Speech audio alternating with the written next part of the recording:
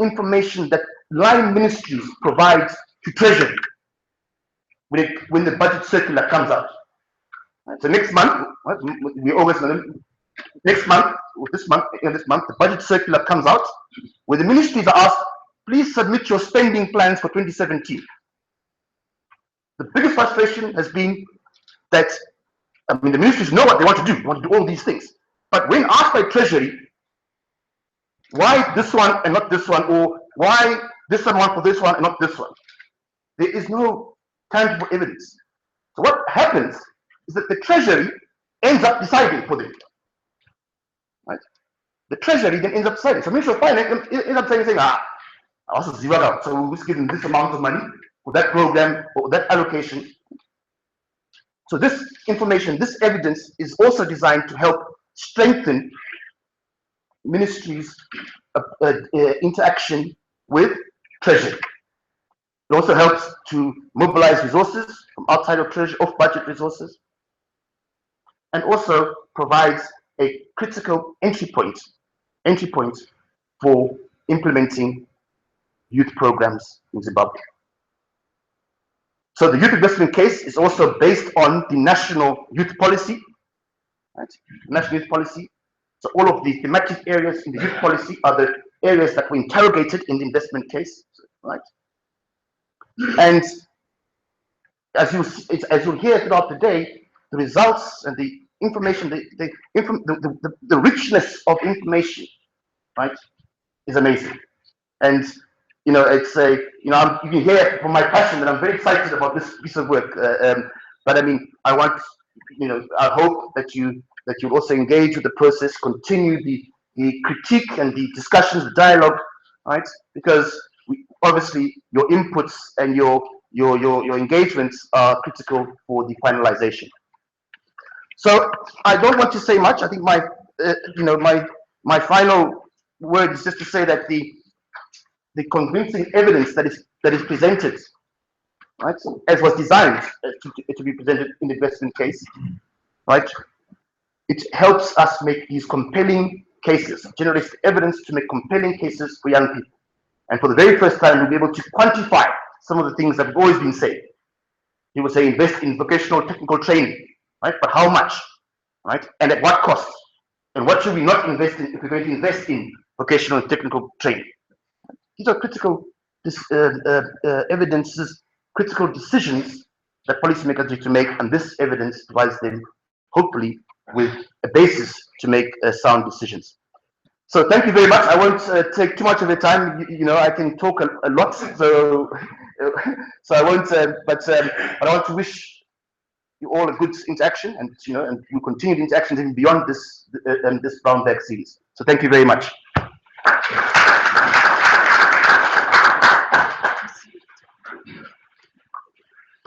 Let me give it a go. Can you hear me at the back? I think I need the aid of this device. Just to highlight 2 or 3 things that Sam has touched on before I go there.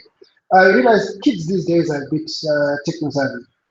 And each time you go home, maybe the kids play with your phone and they change the ringtone, and then it rings. Then you don't realize that it's your phone that's ringing. So, in order not to disturb the proceedings, please can we either put our phones on silent or vibrate or switch them off if you're not expecting anything important to come through. 60% of the world's youth population will be in Africa at the end of 2030. That is shocking. Shocking statistic, definitely. And what then that entails is that we need to lay the groundwork now for us to be able to reap now and continuously going forwards, so that at least you're able to maximize on this. Because I think at the end of the day, if you've got 60% of the world's youth population residing in Africa at some particular point in time, you'll probably realize that means that 60% of the world's most active labor force will be in Africa at some particular point in time. And it will mean that, or it should translate into Africa becoming one of the most productive continents going forward. Sam brought up a concept, cost of doing nothing. I own a 1997 jalopy, And my jalopy, if it starts making funny noises, I don't know, if it stops making funny noises, and I choose to ignore it, and it keeps on making noise, and I ignore it, keeps on making noise, and I ignore it. At some point it will grind to a halt. And at the back of our minds, we need to think of what is the cost of not doing nothing with our youth population. Going forward, we will have three presentations, as was highlighted that the youth investment case is based on thematic areas or strategic areas which are derived from the national youth policy. So we will have a presentation on health, we'll have a presentation on education, and we will have a presentation on education and skills development. So what I'll do is I'll allocate 10 minutes to each of the presenters. And if you have any questions that you have, I suggest that write them down, take note of them, and we'll have a series of questions at the end of the third presentation, which we will take. So what I'll do is I'll invite the first presenter, Mr. Batasara, and then once Mr. Batasara is done, the next presenter can come through, and then I'll pick it up at the end of the third presentation. So, Mr. Batasara, the floor is yours, sir.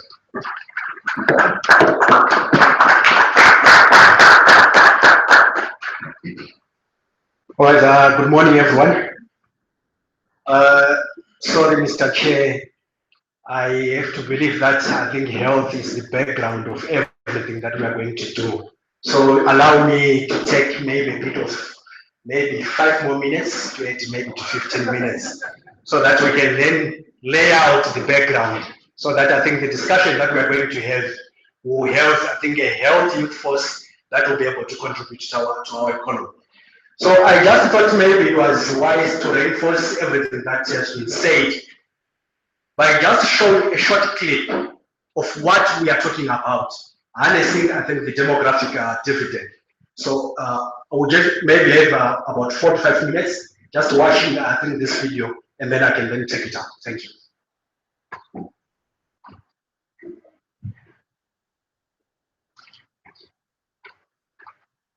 Policymakers are talking excitedly about harnessing the demographic dividend for economic growth in their nation. With so much positive development underway, such as increases in education, improvements in health, and reduced poverty, many people believe that accelerated economic gains are right around the corner. But with almost 2 out of 3 Africans still living on less than $2 per day, much remains to be done. The demographic dividend is the accelerated economic growth that can happen as the population age structure changes, together with strategic investments in health, education, economic policy, and governance. But by no means is a demographic dividend automatic. The starting point is the population structure and how many dependent children there are in relation to the older working age population. As the number of births each year declines, the young dependent population grows smaller in relation to the working age population. With more workers and fewer young people to support, our country has a window of opportunity for accelerated economic growth known as the demographic dividend. Let's take a closer look at changing population structures in 2 countries, Thailand and Rwanda. We are going to start with Thailand's population pyramid in 1960. Each layer of this diagram is an age group, and the width of each layer represents the proportion of the population in that age group.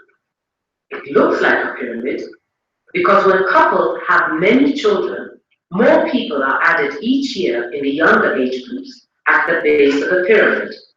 In 1960, more than 40% of Thailand's population was under the age of 15, and women had an average of 6 children. During the 1960s and the decades that followed, mortality rates declined, desire for smaller families increased, and investments in family planning enabled rapid decline in fertility.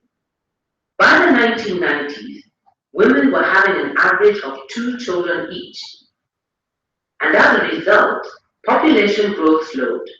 By 2010, Thailand's population was larger, and the age structure was transformed with a smaller population of young people. This change in the age structure helped accelerate economic growth. Today, Thailand's population is dominated by working-age adults who will be part of a productive labor force for many years. Let's now turn to Rwanda, a country that has made great progress over the last decade in improving health, lowering fertility, and increasing economic growth. Like much of Africa today, Rwanda's age structure is young, with 40% of the population under the age of 15 and an average of 4 to 5 children per woman. Even with Rwanda's progress, the age structure will stay young for several decades. In 2030, if fertility continues to decline to close to 3 children per woman, 35% of Rwanda's population will be under the age of 15, a higher percentage than in any country, including Thailand, that has realized a demographic dividend. In Rwanda and in many African countries that have not made similar progress, getting from here to here required 3 key investments. First, improved child survival. In many African countries, more than 1 of every 10 children dies before they turn 5. Improving child health services allows more children to survive and leads to couples desiring smaller families. Second, space births and prevent unintended pregnancy. Currently, more than 50% of African women who don't want to become pregnant are not using a modern method of contraception. Increased investments in family planning will prevent unintended pregnancy, leading to fewer births per woman. Third, educate girls. Throughout Africa, only 1 out of 3 girls of secondary school age is enrolled in school. But when girls stay in school, particularly through secondary level, they are more likely to delay early marriage and childbearing and have healthier families. Together, these investments lead to lower fertility and mortality and enable the population structure to change, opening a window of opportunity for accelerated economic growth. We can see how declining fertility is related to economic growth in countries around the world on our Trendalizer graph. On the left axis, we have the average number of births per woman, which we call the fertility rate, going from 0 up to about 8. On the bottom, we have the gross national income, or GNI per person, ranging from 0 over to about 40,000 US dollars. This is standardized for what a dollar can buy today in each country. The color of each bubble indicates the region. Starting with the red, we have East Asia and the Pacific. Orange is Central Asia and Europe. Yellow is for North and South America. Green is the Middle East. Light blue is for South Asia. And the dark blue is for Africa. The size of each bubble represents the population size of that country. So, bigger bubbles have bigger population. The year is 1980, and through the middle you can see a trend. As the average births per woman declines, the income per person rises. But we see that the dark blue African countries are clustered toward the back of this trend, with higher levels of fertility and lower levels of income. Let's look at a few of these countries. In 1980, fertility in these countries ranged between about 5 and 8 children per woman. Income was between 200 and 2,000 US dollars per person. Although we are only focusing on a few countries, This represents the range of the majority of African countries in terms of fertility and income in 1980. Let's bring back the rest of the countries and see what has happened since 1980. You can see the trend over time, that countries are lowering in fertility as they move down on the graph, and at the same time, income per person is increasing toward the right. When we come to 2010, the world is a very different place. We see that the African countries have made a lot of progress, though many are still clustered toward the back of this pack. But a few African countries have made. Okay, thank you very much.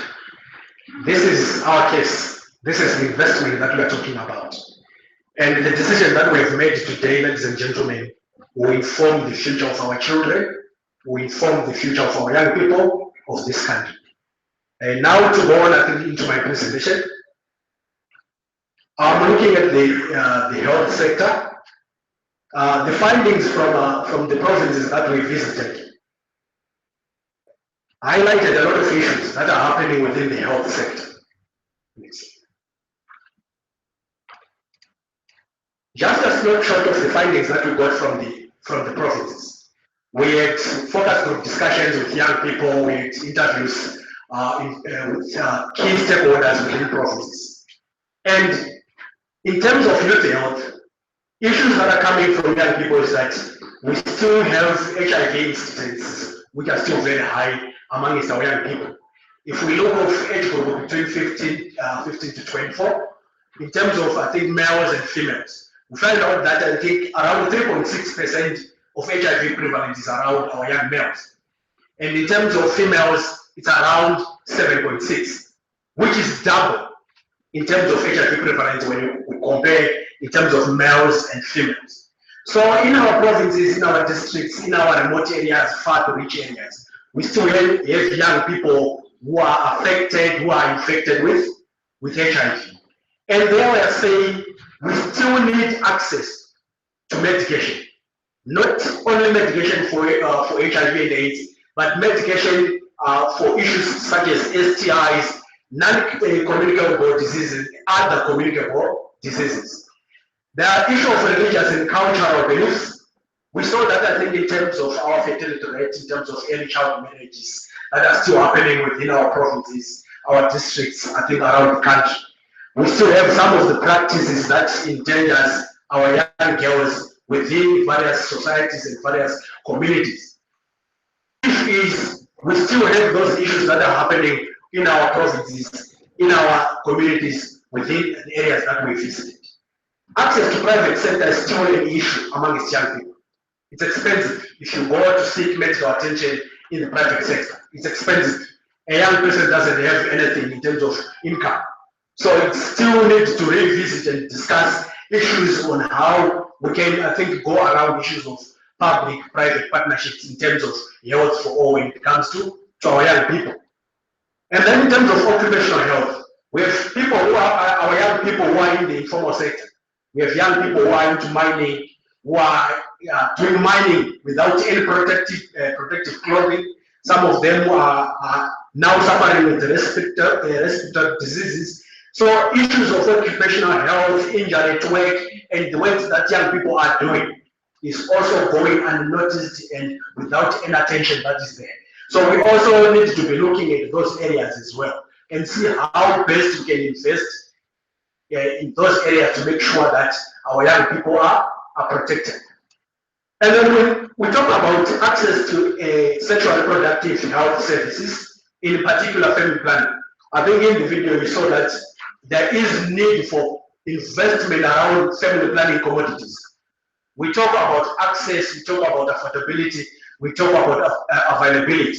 Some of the issues that were coming out from young people is that we still have our public health institutions, our private health institutions, charging user fees for young people to get commodities for family planning. So it's an issue that we need to be discussing to say, are we doing ourselves any good by putting any user fees around family planning commodities for our young people? The good thing is that in terms of unmet need of young people, which was very high, I think, for the past years, The preliminary, I think the report from the ZDHS, that is 2015-2016, is showing signs of decline, which is very good for us as a country. And it shows that I think we have done a bit of investment when it comes to health issues of our young people. We talk of water sanitation in IG. We still have our young people failing to access clean water, waterborne diseases. We still have diseases such as cholera. We need to invest, I think, in those areas to make sure that our young girls do not walk kilometers to go and access water. And then also attend school afterwards. So these are the issues that young people were saying, to say we need clean, safer water close to our areas. When it comes to our young women, we also need sanitary, which is easily accessible, available, and affordable. These are some of the issues that are coming out from our young people. But the good thing is that we are not, we have a background to it. We have organizations that are working around very much, I think, in the health sector. A lot of organizations that are working around sexual and reproductive health for our young people, which is very good. At least we have got a starting point. But these are just a snapshot of the findings that were coming from the provinces to say, I think HIV and AIDS is still an issue. Issues of religious and cultural practices. We have access to private sector health, and then occupational health, family planning, and youth-friendly services for our young people. These, I think, came out, I think, most in terms of attitudes of our service providers within our health facilities. To say when young people, they go to access a certain service within a health facility, they meet health service providers who are judgmental. Maybe someone goes looking for a family planning commodity. They look at you and start wondering, really? Are you sexually active? If you started engaging in sexual activity so early? So those kind of attitudes and judgmental coming from our healthcare service providers need to be dealt with if we want our young people to access these services without any judgment and without any fear. Right. I think we talked about the cost of doing nothing about health issues. Ladies and gentlemen, if we don't do anything about the health issues that we've talked about previously, we'll see an increase in terms of the health bill of our government, whereby we have government, I think, spending more and more financial resources on our health sector. We'll see an increase in teenage pregnancies because we are doing nothing about it. We are not giving our young people knowledge in terms of correct and consistent use of condoms, access to contraceptive pills, access to contraceptive commodities. We are also not giving an opportunity to our young girls to stay in school. Hence, we will have or we will see a continuous increase in terms of teenage pregnancies. Another issue that is also coming out is the issue of drug abuse. Mainly, I think maybe those who will talk about employment and skills development will also concur that maybe because our young people are not doing anything, they're idle, they're ending up abusing drugs. So if we don't do anything, substance abuse amongst our young people will continuously increase. And it will then eventually always go back to the health sector, where we need rehabilitation, where we need to make sure that our young people are taken care of as far as health is concerned. HIV and AIDS will increase amongst the age group of 15 to 24, 25 to 29. And in terms of crime, we'll continuously see an increase in terms of crimes committed by our young people because they have nothing to do. In terms of population will continuously increase. Because remember, we talked about access to family planning commodities, access to healthcare services. So if we do nothing completely about it, it means our fertility rate, instead of it going down, it will increase because we are not doing anything about it. So this is just a snapshot of what will happen in the event that we do nothing and we decide to watch and just fold our heads. Right, in terms of interventions, after looking at, I think, discussing with young people and hearing out what they will say, there are three broad areas that they say that in terms of intervention that we would want to see happening as far as health is concerned, where we are talking about youth social and behavior change communication, which is SBCC, for demand generation by 2025. And then we talked about integrated youth health care service delivery, where we are saying, let's have a one-stop shop, where we can have a comprehensive service delivery, health service delivery for our young people. And then youth community participation in public health care. So we want to talk about involvement of our young people in policy formulation, program implementation, in evaluation, where they can take ownership of the programs that we will be doing. So in terms of investment, we are looking at around 44,702,975 from 2016 to 2025. And this is broken down as follows. Right, in terms of social behavior change, we are saying that the goal of this investment option is to promote positive behavior change amongst the youth in relation to sexual and reproductive health, WASH, drug abuse, and primary issues of health care.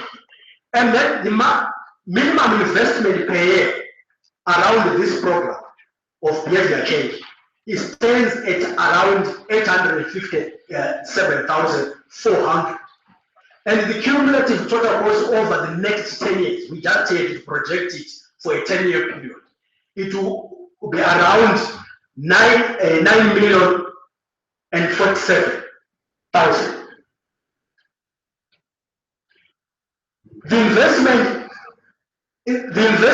is expected to reach approximately 7.6 million youths by 2025 at an estimated average total investment of $24 per youth for over a period of 10 years. I did the Zimbabwe. All right, next slide. Right, in terms of integrated youth healthcare services delivered, we are talking of comprehensive healthcare service for young people that is including youth health friendly service provision. And in terms of investment, we are saying we will then be able to train 69,100 healthcare workers who will then link out and reach out to our young people in terms of various services. So in terms of, I think, unit cost investment, that the cost of training one young person will be around $24.75. And that investment that we are putting per worker, it will then be able to say in terms of youth-friendly service provision that we are talking about. Remember, we said we need to make sure our health institutions are friendly for our young people so that young people can then come in and seek health care services. And then an estimated annual cost ranges between 1.32 million and 1.92 million, resulting in a cumulative cost, I think, of around 16.32 million over the next 10 years. So in terms of integrated youth care, we are saying around 16 million. That is the figure that we're talking about. That we need to invest over a period of 10 years in order to reap the rewards and the dividend amongst our young people. And then in terms of youth community participation in public health care, the figure that we are looking at, about 470,000 will be required per year to support youth participation in policy discourse and programming in public health care. And with this, we are talking about reaching to, I think, around 1,000 representatives of youth, maybe 20 youth celebrities with this particular model, where we are saying, I think our investment in terms of monetary value is around 470,000. Next. And then, in terms of just general benefits, if we invest fully in terms of health care for our young people, these are some of the benefits, the main benefits that we'll get. Sexual abuse will go down. Teenage pregnancy will also go down. We will see, I think, a decline or an eradication in terms of child marriages. In terms of hygiene, availability of sanitary ware, clean water in our suburbs will then see an improvement.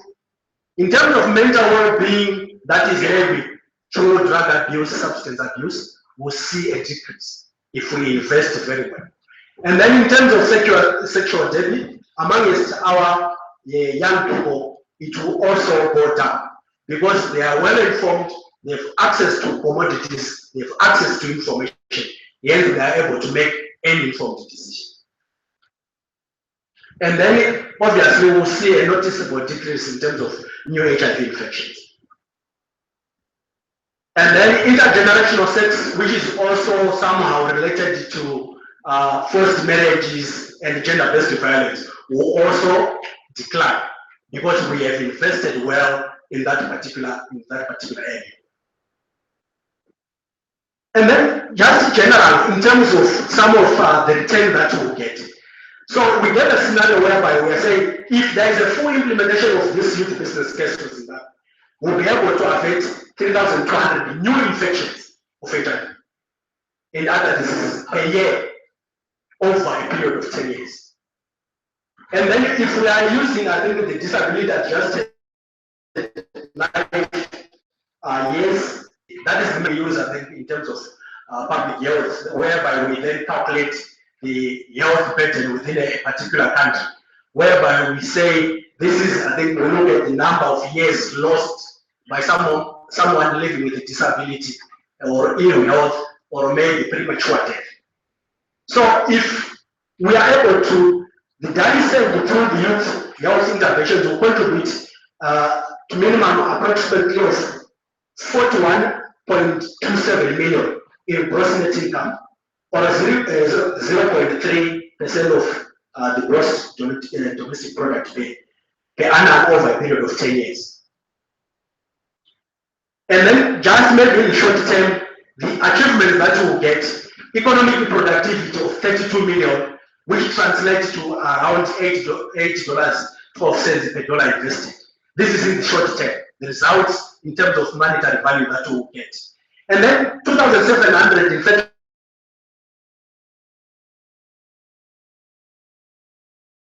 $1,500. And then in the long term, it will come down to 1,300. And then in terms of just general GDP contribution, we are saying in the short term, with the full investment in health, we'll see an increase in GDP of 0.23 in short term, medium term 0.25, and in the long term 0.3. And then we have indicated, I think, a ratio of 1:8, where we say, I think, $8.12 per dollar invested. In the event that we put, I think, a sensitivity analysis, and for example, the number of infections averted in youth are reduced by 25%. The investment will still remain the same, will still remain high, around $6. And if benefits are increased by 25%, we'll be able to also increase investment to $10.50 and $11.54. And then in terms of recommendations, I think these are the recommendations that we then came up with. Review of legislation, policies and strategies pertaining to youth, focusing on strengthening the policy and the institutional environment for service delivery to the youth. And we are also to see promoting social behavior change and stimulating demand for health services by the youth, to widen and deepen the provision of integrated youth health care services. And I think finally to promote youth participation in public health care. And then this is just a simple scenario where if we invest very well in our education system, in our health, we'll then be able to see improved cognitive abilities, reduction in HIV and AIDS, drug abuse, teenage pregnancies, more girls completing schools, improved intellectual and physically fit workforce will be able to contribute to our economy and generally increase the productivity and improve the development. In conclusion, I think the analysis shows that a reduction in the burden of disease, crime, and gender-based violence is evidently possible and will have the desired effect of lowering the government health bill, justice and security budgets, which will also then help in releasing the resources that can be channeled to other sectors of the economy. Thank you very much.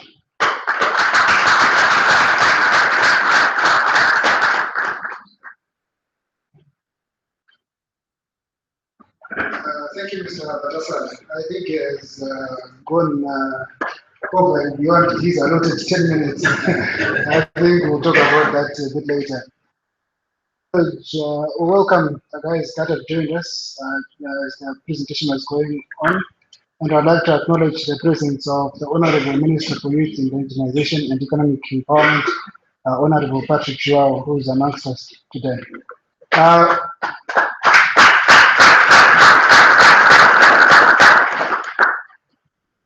Without further ado, Mr. Jira will proceed to do a presentation on education.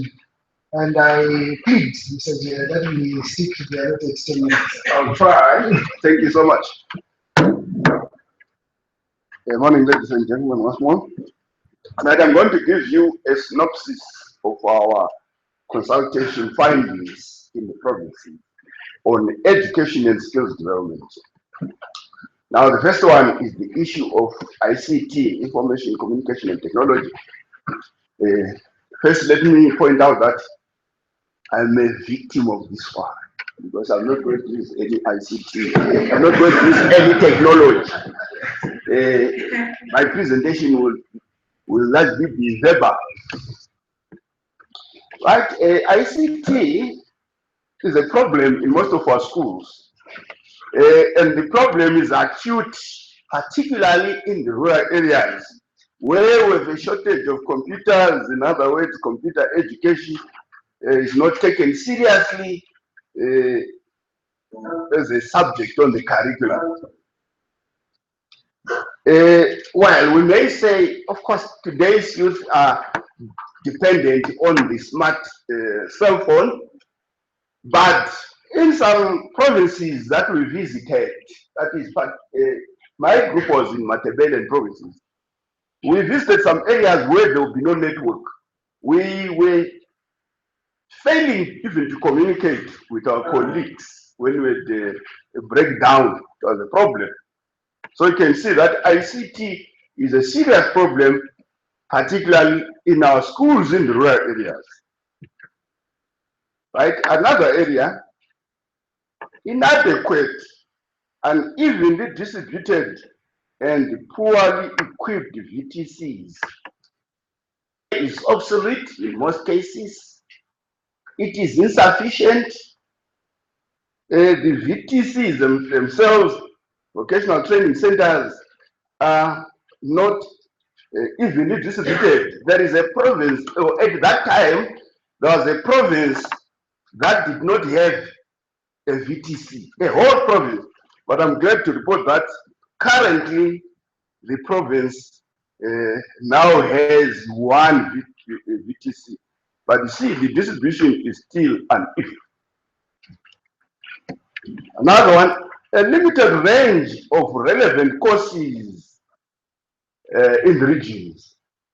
Yes, when our learners are pursuing various programs in these VTCs, they should be linking these with the world of work.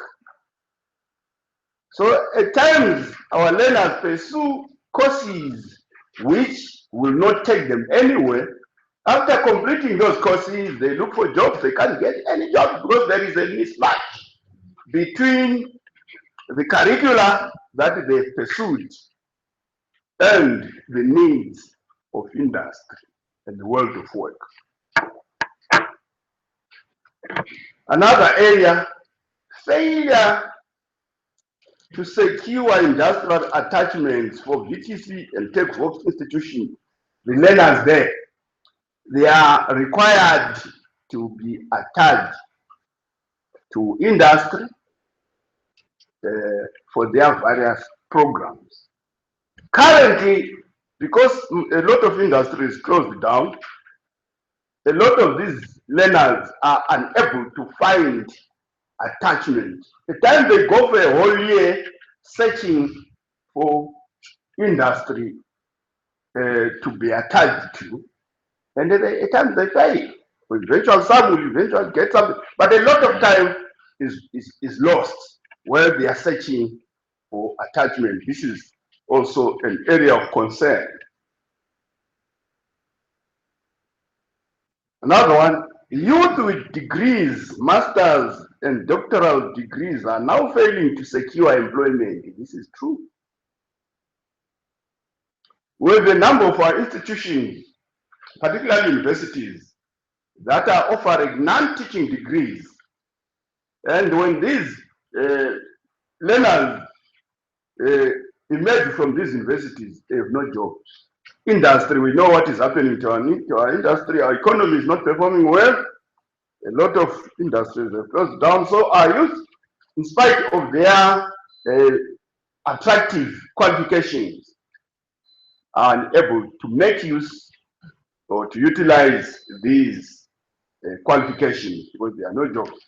And they are also unable to create employment for themselves and for others because they lack skills. I still remember the Minister of Higher and Tertiary Education recently was saying, I think, yes, he was officiating at some ceremony at a college. I think they were, yes, graduation ceremony at a college, and they were saying, yes, you might think you are educated with these qualifications, but what do you know? What do you have? What skills do you have to assist this country? Because we are now focusing on the reindustrialization of Zimbabwe, and the skills, the relevant skills in various fields are required for us to succeed. Let us not pursue an education system that will not take us anywhere, that will not be able to contribute towards the industrialization of our country. In America, they would say, how many degrees do you have? In what area? But in Germany, they will say, what can you do? So this is a very important thing.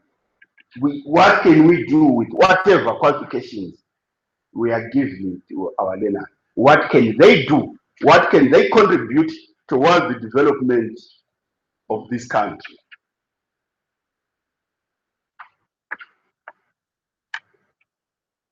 Lack of career guidance. We expect our schools to have a career guidance teacher and also to hold regular career guidance meetings with the surrounding schools, surrounding companies, so that there is dialogue between the industry and our institutions of learning, so that our learners pursue those programs that are required by the world of work, by those companies. So it is important for children or learners to be guided as far as their careers are concerned. Another one is the lack of knowledge. Lack of knowledge, and I've already touched on this one, the lack of knowledge and skills to be employed or to create employment for others. I've already commented on this one. There is also lack of school fees, uniforms, textbooks, and the welfare of our learners, particularly in our poor rural areas. Of late, even in urban schools, parents are reluctant to meet their obligations, like paying school fees. This is because of they are taking advantage of the new policy, which bars them from sending children home for non-payment of fees. We think they are abusing this policy. And as a result, schools are struggling to offer quality education, to source materials, textbooks, and so on, or even to build infrastructure, because parents are reneging on their obligations.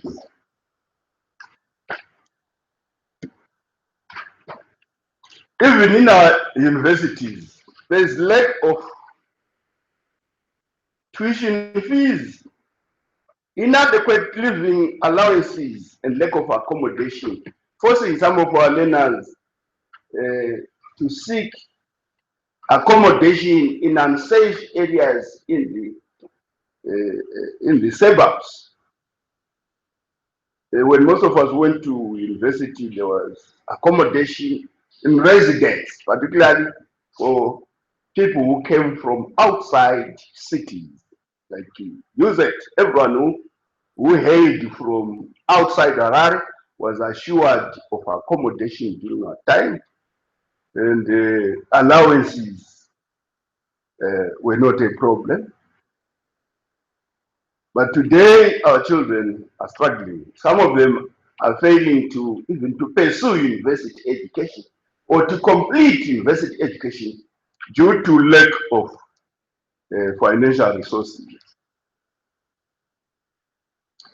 There is also low and declining pass rates, especially in our rural schools, as well as our resettlement areas. The pass rates there are very, very low. But I'm glad to say, of late, these schools are registering some improvement.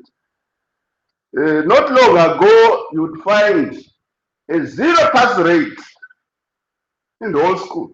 It's at grade 7, at O level in particular. But today, the situation is improving, but still not good enough because of constraints, resource constraints affecting the schools. There's also inadequate schools. Right, we are aware probably of the shortfall in the number of schools that are required in the country, and the figure is 2,056. A survey was carried out by the Ministry of Primary and Secondary Education, and they came out with that figure. So if you look at our urban schools, they resorted to what we call a double sessioning decades ago, and this problem is still with us, where some classes come in the morning and dismiss mid-morning, while when the other classes come in. So they are sharing, and as a result of sharing, the resources like furniture do not last long because of overuse. The pressure is too much on the use of resources. So we have insufficient number of schools throughout the country, both in the urban and rural areas. There is also lack of facilities for our disabled learners. Now, many of our schools, particularly out there in rural areas, have ramps for our disabled children. We require an inclusive education. We require a child-friendly school system where all learners are welcome and all learners are catered for. Currently, this is not the situation. So this leads to dropout by disabled children because they feel they are being excluded from the learning process. Lack of furniture, I remember, I think it was last month on TV, I was watching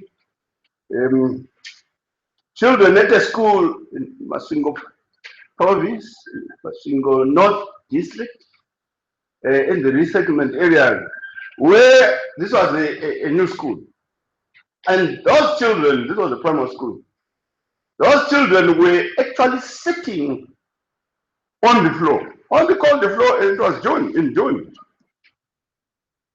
And when it came to writing, they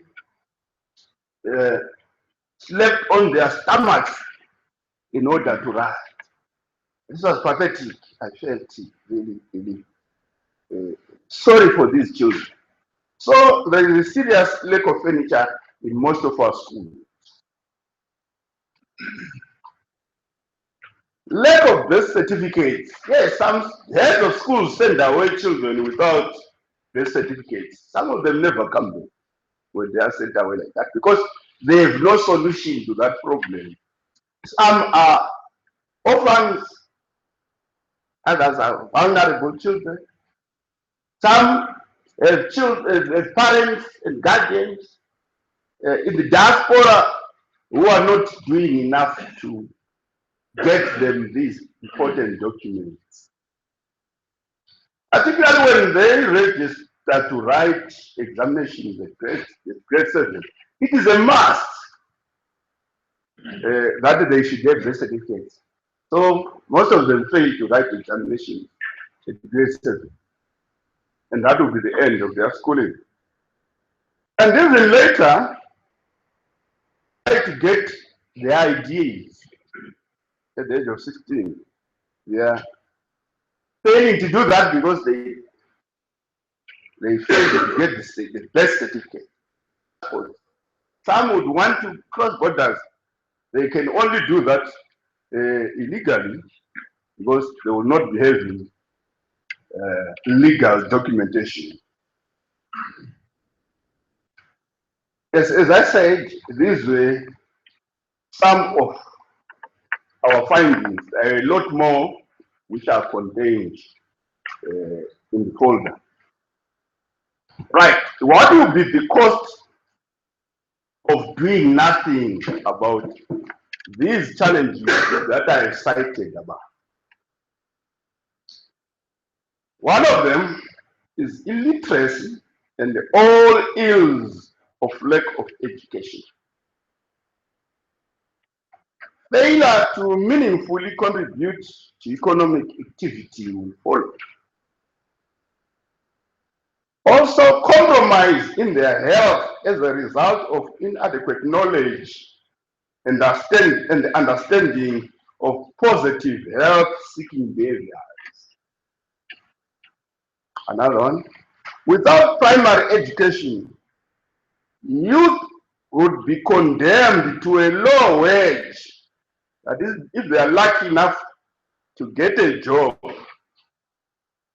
be as low as $100 for the whole of their lives.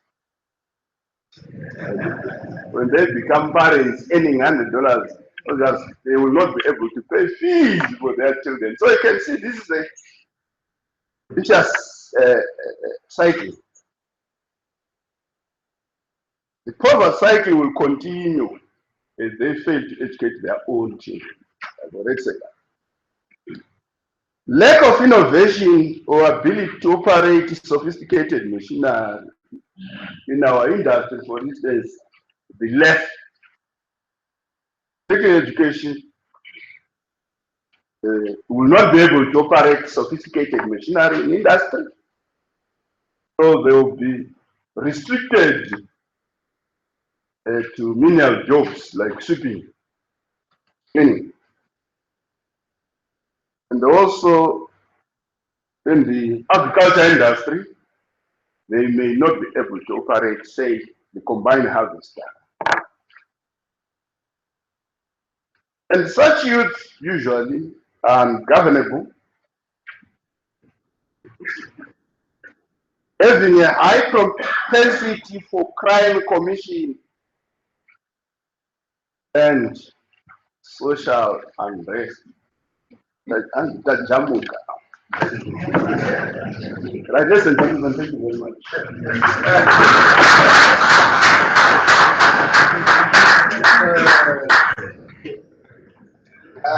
The chairman was about to Jamuka. I think the last presentation for this session is coming from Ms. Maharada. We'll be doing a session on employment and skills.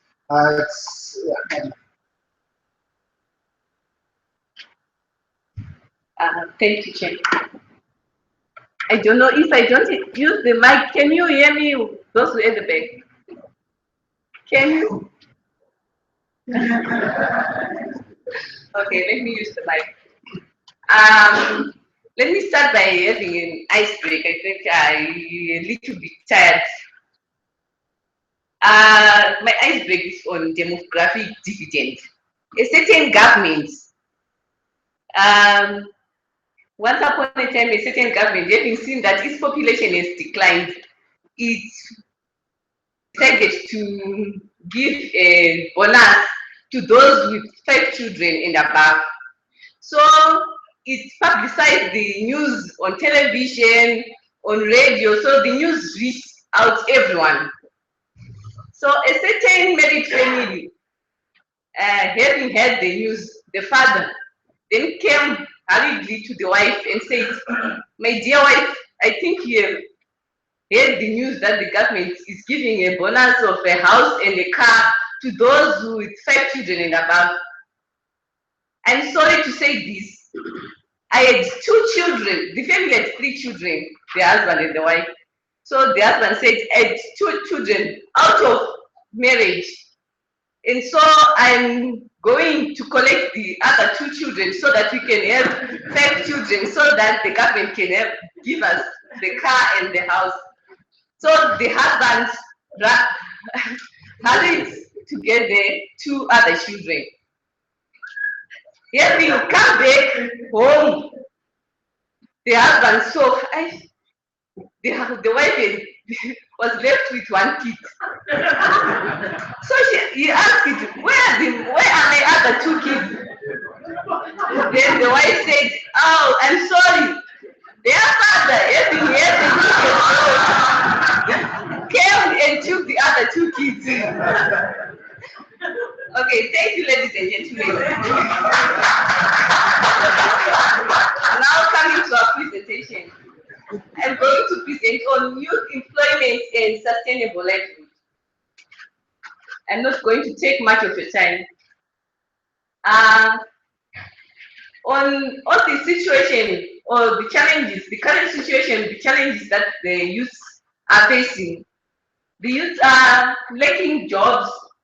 There is corruption and nepotism. I'm not dwelling much on this. I'll dwell much when I'm talking on the key findings. There is child labor. There is inadequate physical and economic access to infrastructure and equipment. There is lack of work experience among the youth, and there is inadequate access to land, property, capital, or collateral for loans. Next slide. On the key findings. On inadequate access to land, property, capital, or collateral for loans. Estimates from the youths that were interviewed said that less than 20% of the youth who own lands or properties. And they said that in rural areas, the youth who own land or properties, these they inherited from their parents. And yet, as a result, youth led collateral to banks would require collateral so that youth could get loan or capital. And because they don't have the land and they don't own the land, the youth would find it so difficult to gain loans from the bank. Next slide. On lack of work experience, generally, with the economic privilege, the youth are lacking opportunities to get a job and to build up experience. So they don't have even the experience to start with. And most of the jobs, especially the private sector, they would require that the youth have experience. On inadequate physical and economic access to infrastructure and equipment, the youth, both in the rural and in the urban areas, they are lacking access to infrastructure, proper infrastructure. You see that the youth who are in business, they are operating at backyards. And normally, there's no one who will see you when you're operating at the backyards. And also, there's no one who will be willing to do business with someone who's operating at a backyard. It's so informal. There's no security there. Next slide. On child labor, in Lower Gueru, the youth who were interviewed say that the youth below at the age of 10 to 15 were being in committing to vending of fruits and vegetables and airtime. And also in the rural areas, like for example, it was given an example of Choloto, where they said some youths are being employed as farm laborers, but they are not paid just to earn food. And as well, in areas such as Masvingo, youths were being allocated household chores, which were much than what they can carry. As a result, child labor hinders effective learning, as a youth will be already exhausted when arriving at school. He has been carried upon all such kind of duties. On corruption and nepotism, the youth were saying that for you to get a job, you should either pay or you should know someone for you to get a job. So consider me coming from my down there in Chipinge, I don't know anyone. It would be probably very difficult for me to get a job. They also stated that programs that are targeted on youth are being hijacked by officials for personal gain. I think that's my last slide on key findings. On lack of jobs, according to the Zimbabwe Poverty, Income, Consumption and Expenditure Survey report of 2011, it said that about 85% of the economically active persons permanent jobs, about 9% have paid casual jobs, about 2 out of every 5 unpaid family workers are in the age group of 15 to 19 years, while 36% of the unemployed persons are in the age group of 20 to 24. Paid permanent employees account for only 50% of all economically active persons in Zimbabwe. On-account workers account for 8.5% only of the economically active persons. About 43.6% are communal and settlement farmers.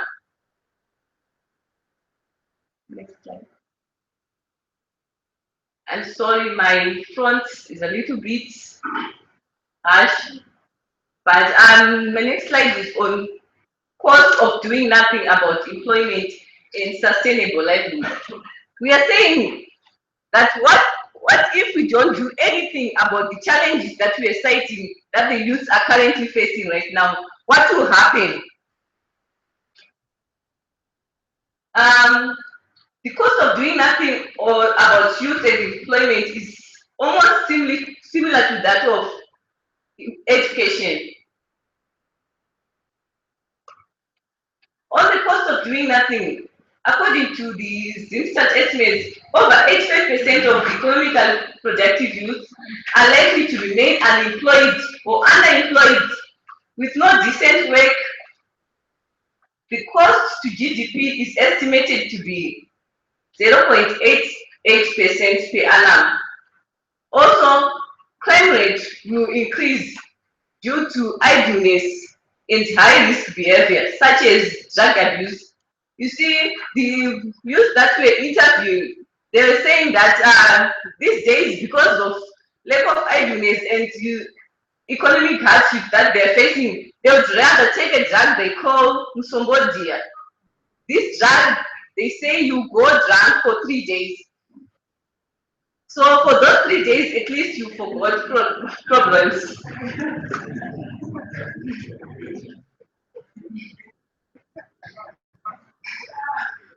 Uneducated youths are also prone to political manipulations, and these manipulations are of no use, because these uneducated youth, their debate will be of no it will be of no use again.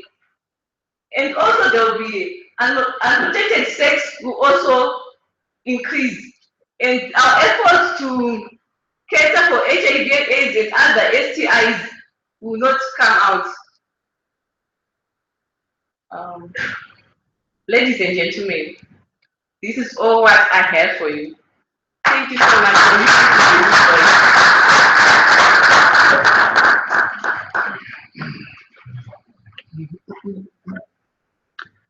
There's a popular saying, show me your friends and I'll tell you your character, which is quite interesting. Those are the 3 presentations that we had for this particular session. What I'd like to do at this particular point in time is open up to the floor for any questions. If any questions pertaining to health, skills development, or education, I've got 3 of my panelists here who are ready to take your questions. What I'll do is I'll take a round of 5 questions, answer those, then take another 5, then we'll break, we'll do a health break. If I can have a roving mic, I already see hands going up at the back. When you just stand up, please can you just state who you are, the organization that you're representing, and who your question is directed towards, so that at least we are clear. My name is Dominic.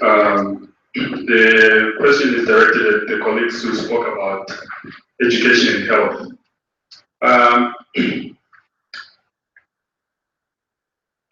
I'm interested in knowing what is the cost of doing something and what it will actually cost us to do something.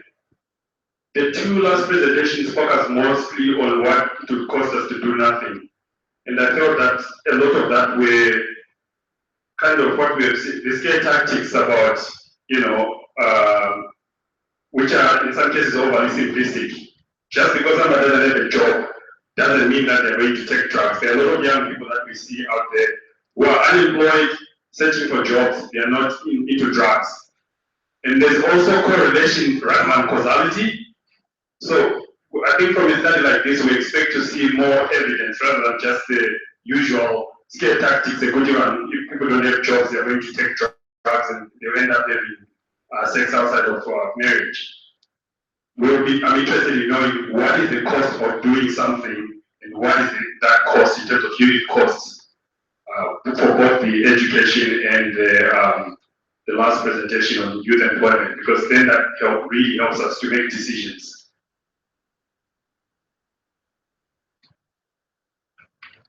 Any other questions? I'm taking a round of 5.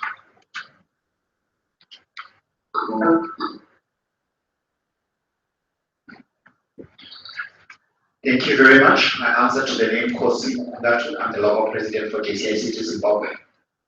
As JCI, we do believe that education is the foundation of economic opportunity. So my questions are going to be based or focused mainly on those 2 issues. Dr. Jira, you talked at length about our education system, the vocational training centers, and everything else. You talked about the uneven distribution of VTCs in the nation, the mismatch of the curriculum and the needs of industry. My questions to you are, what are we doing about this mismatch? Number 1. Number 2, who is designing the curriculum? Number 3, how involved is industry in the development of this curriculum? Do we have, or are we actually any research and development for the development of our industry and what these graduates can do? You talked about relevant skills that the people don't have. My question is, what are the relevant skills and how will these guys get it if our education system is not giving the relevant skills?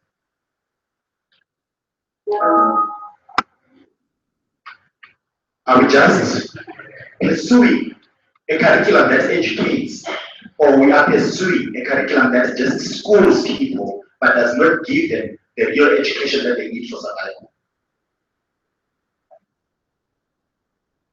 You talked about low pass rates in the schools. What exactly are we testing? Are we testing memory or are we testing knowledge?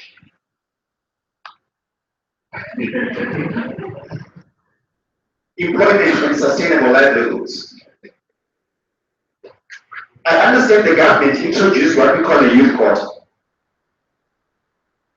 How is this benefiting the youth, or is it benefiting the youth at all? Recently, there was a $200 and something million dollar, almost a $3 billion road tender that was given to Chinese and Russians, if I'm not mistaken. I didn't see a benefit of that tender to local industries, youth involved.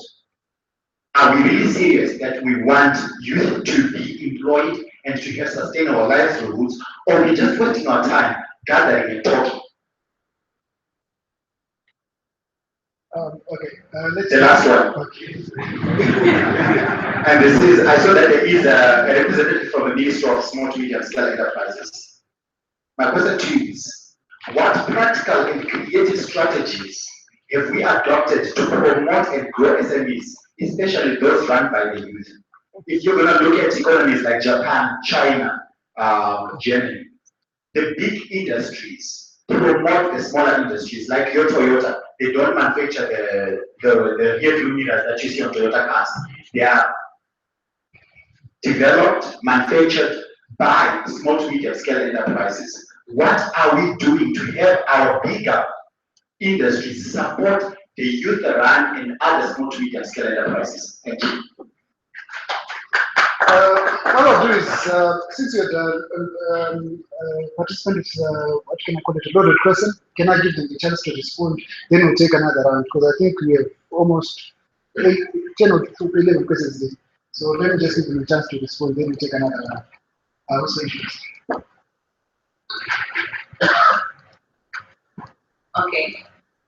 Response is on the person who asked it why I didn't talk about the actual unit cost on employment and sustainable livelihood.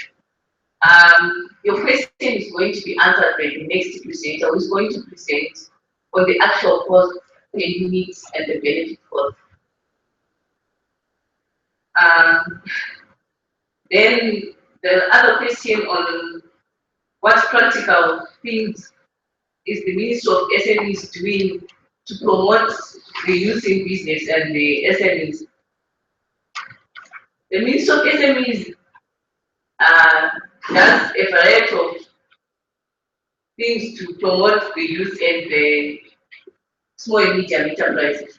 For instance, there is what we call business management skills training, where SMEs are trained on various courses that include marketing, pricing, costing, how to generate good business ideas, how to write business proposals, standards, quality management, and so forth. As well, we expose these businesses to markets both here in Zimbabwe, regionally and internationally, by attending expos, trade fairs, and as well organizing expos here in Zimbabwe. Recently, in October, there's going to be an SME International Expo. As well, we do link them to big businesses, and also to supermarkets. That's business linkages. To say a few, that's what I can say. Thank you. Was there a question else?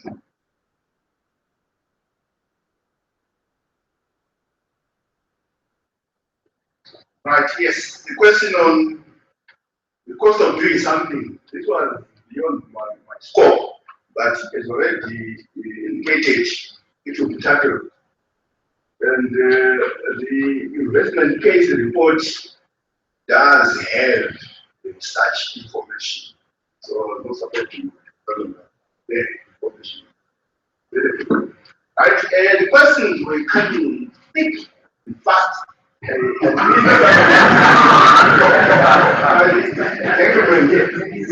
think the chairman was right to say, could we have them retained so that I could tackle them one by one? I could not cope with the speech. I'll try to answer those that I managed to get. Right? What are we doing about the mismatch between the curricula offered in our various institutions at various levels? We're looking at the primary and secondary, we're looking at the PTCs, we're looking at university colleges and universities. And then industry. Yes, I'm sure you are aware that we now have a ministry in the making called Psychomotor, which was created by the head of state in 2013. And at that time, the Minister of State was appointed to spearhead the formation of that department in the Office of the President of the Cabinet. Now we are working on transforming that department into a full-fledged ministry. Yes, a lot is happening, but I will not preempt that. I will not give much information, but because I'm not authorized to do so. But suffice to say, we are already working with captains of industry. We formed, at first we started with forming what we called an interministerial committee that will work with as a psychomotor, so that we get the views of the other ministries, particularly those ministries that are into education and training, skills development. We are working together already. We've formed an interministerial committee. We are looking into these problems and trying to find solutions to the problems. What about industry? Yes, we are also in the process of forming what we call a think tank. Some might want to call it an advisor board that consists of ourselves, psychomotor, as well as captains of industry. We've brought them in. We're saying, yes, there's a lot of ideas. What kind of skills do they want?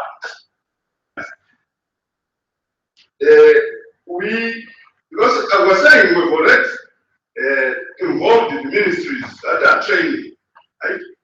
And other organizations, their curricula are being revised in line with the requirements of industry. I said in my presentation, we are focusing on reindustrializing Zimbabwe. And for us to succeed, we have to work with a variety of stakeholders, all the relevant stakeholders, including churches. We have to work with them so that we're a win-win situation. So quite a lot is happening, although it's not publicized at the moment. So industry, as you can see, is involved. By relevant skills, we're talking of those skills that will improve the lot of our people, including value addition, infrastructure development. We want our children to have those skills so that they can go in there and get jobs, not only to get jobs, but to create employment for themselves as well as for other people, because they will have acquired the right and relevant skills that are required by our nation.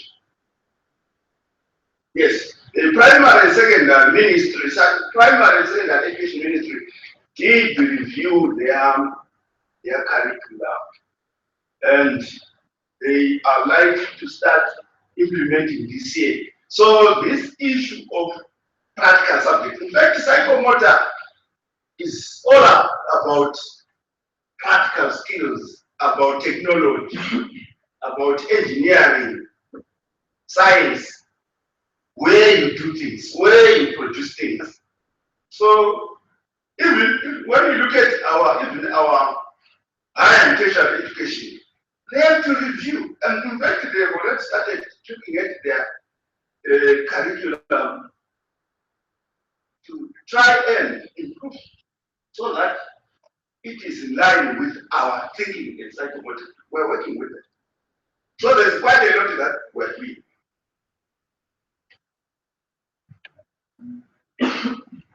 Okay, there are quite a number of things I need to balance as chair. So I'll take 2 quick questions so that I can release you for your health break. So just 2 quick questions. Well, 2 quick responses from the panel as well. Thank you.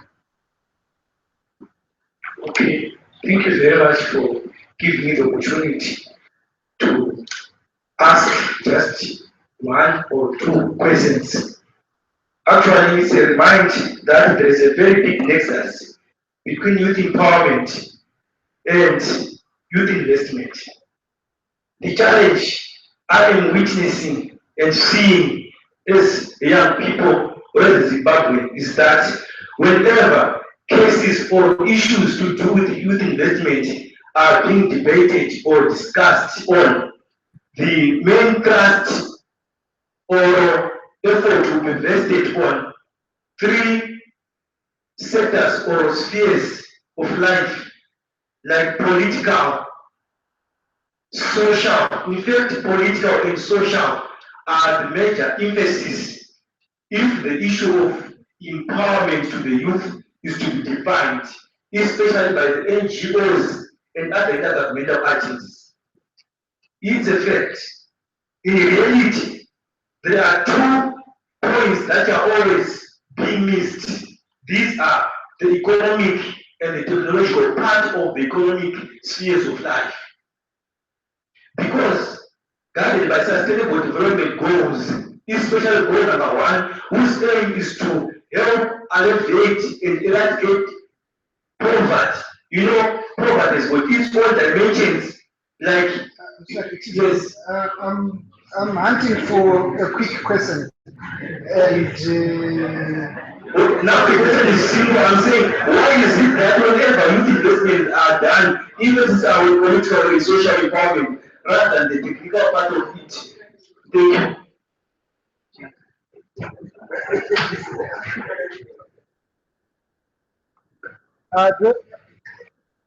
is there another question? Sorry, sir. Before we run away from you, who is your question directed towards, so that I get someone to answer your question? It's a general question. Okay, that's a general question. That's fine, no problem. We have another one. Okay, that's fine. Okay, thank you. My name is Oberson from Cheshire Young Voices. My question is directed to both youth education and youth health. Given that youth are diverse emotionally, physically, socially, and economically, how representative were your consultation processes so as to come up with a universal and representative synopsis of the youth health and education? Thank you. Thank you. Do you have any takers on the panel for those 2 questions?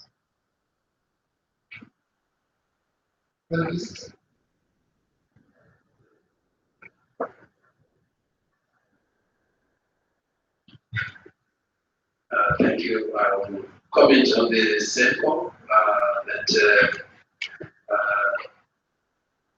we went to every province in Zimbabwe, and in every province we also reached out to at least 2 districts to consult. And we consulted youth at different levels in terms of age and also in terms of education. Some in school, others out of school, in primary, in tertiary, So we believe that from the methodology which we have written in the report, a wide enough cross-section of Zimbabwe's youth to bring out the key issues. In addition to the visits we did on the ground, we also drew from existing literature. There's a lot of work done on statistics for health, for education, for employment. We looked, for example, at the PICES report, Simstat produces, we looked at the mix, the ZDHS, the National Nutrition Surveys, the ZIMVAX, which go even beyond what we did ourselves as a team. Thank you. Any takers for the first question? Okay, let me create a special parking break for questions that are a bit complex and require people to think about them a little bit longer. But say your question is important and hopefully we'll get someone to take it later on. Now it's 11 o'clock. I would like to for us to take a health break for the next 30 minutes, 11 to 11:30. Tea is being served outside. For those who joined us a bit late in the program, our restrooms, if you go around this way and come back through there, that's where the restrooms are situated. Otherwise, let's meet at 11:30 so that we can wind up, we can do the other presentations. Thank you.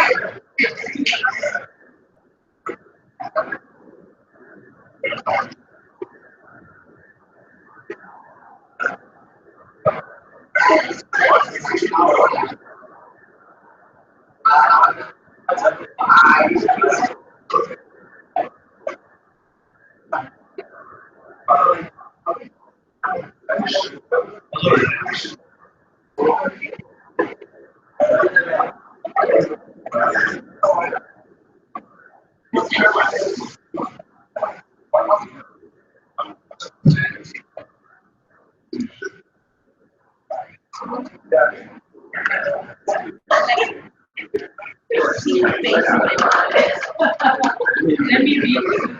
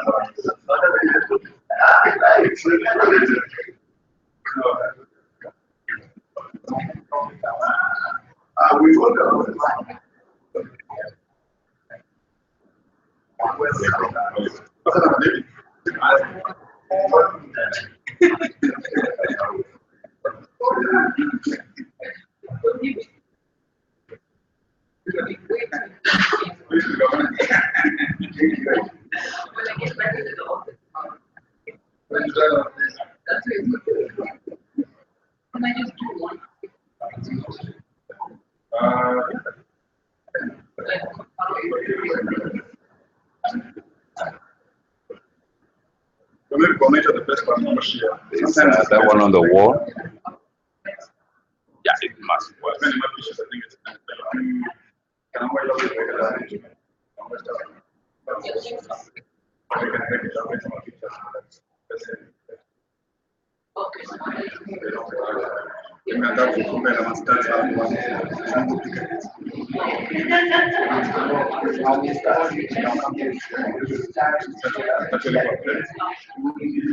Where you can just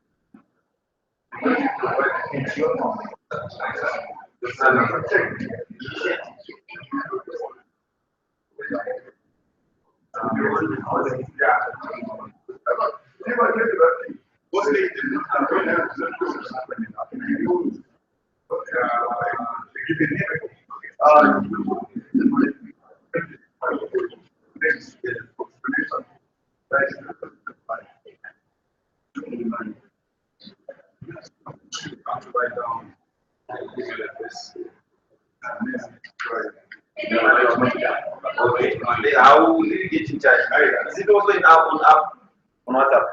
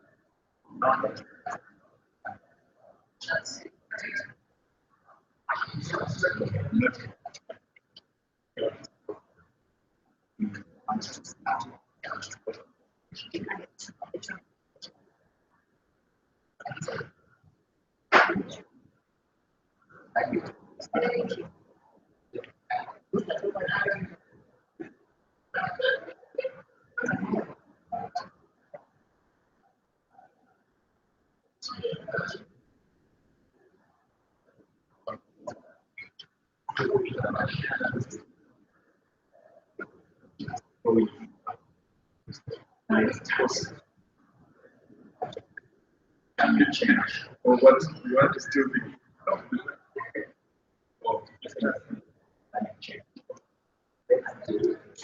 What are we going to do? When are we going to do? Yes, that's right. Because it's very important.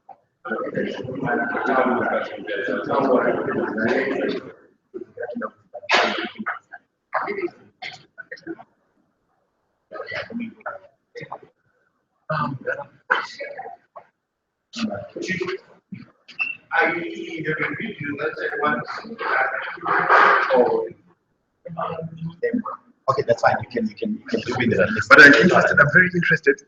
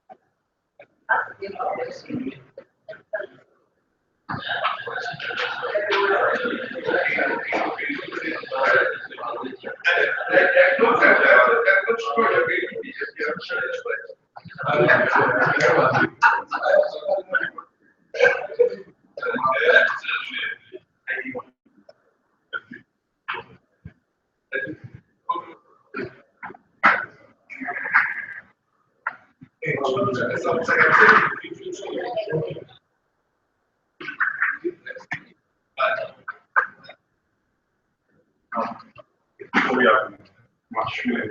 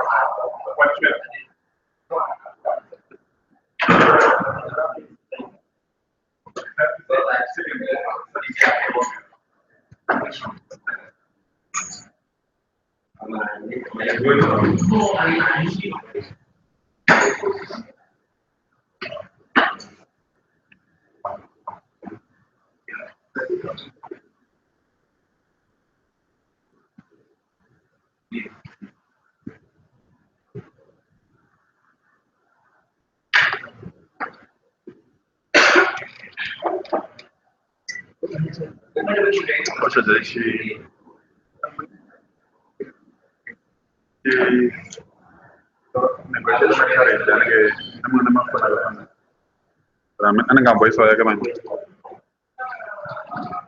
this kind of if you don't mind you see about this one Go you Iran, you do not at least can be doing that we are shit.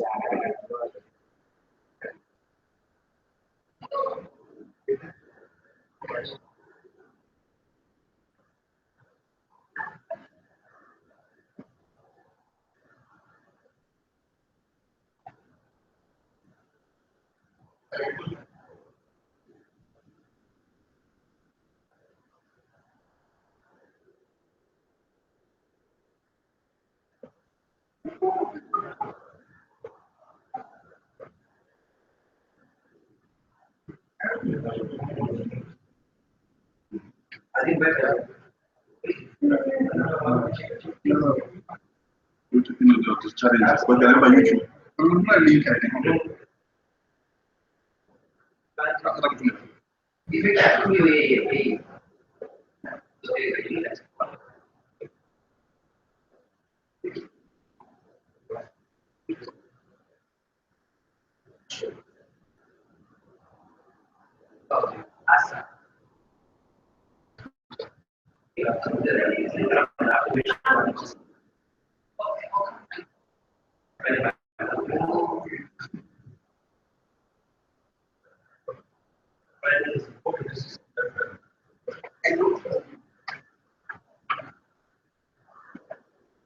Ayo, ada stop. Mama nama cek. Kan tidak disuruh dia roy. Cek.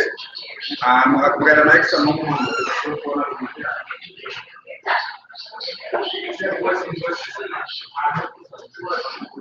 Betul tidak ada.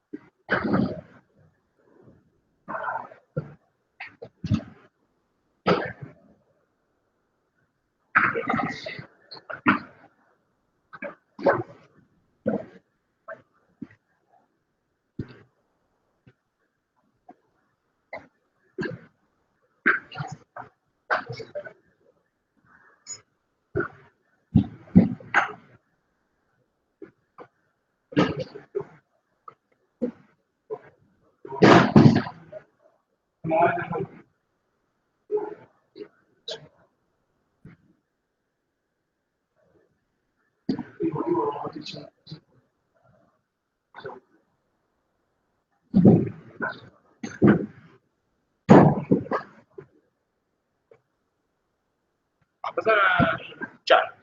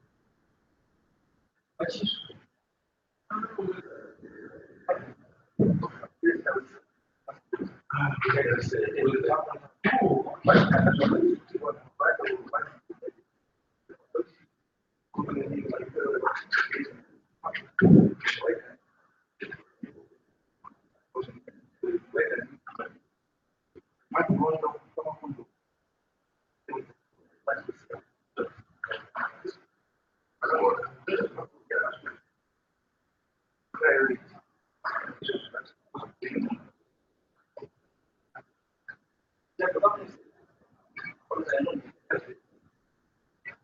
Thank you.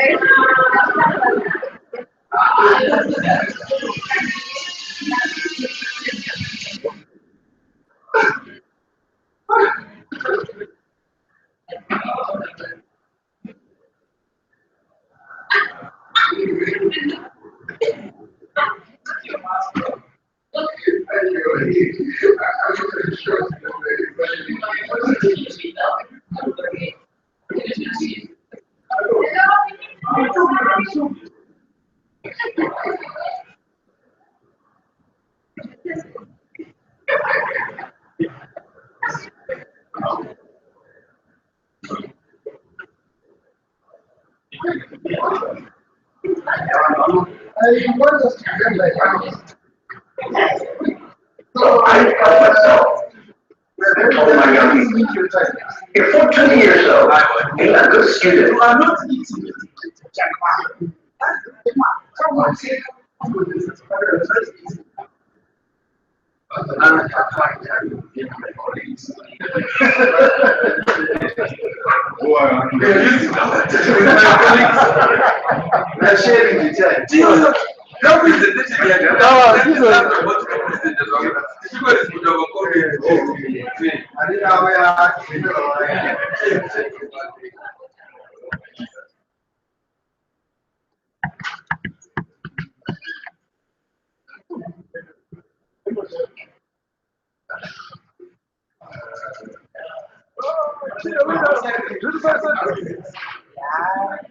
Not as much as I expected.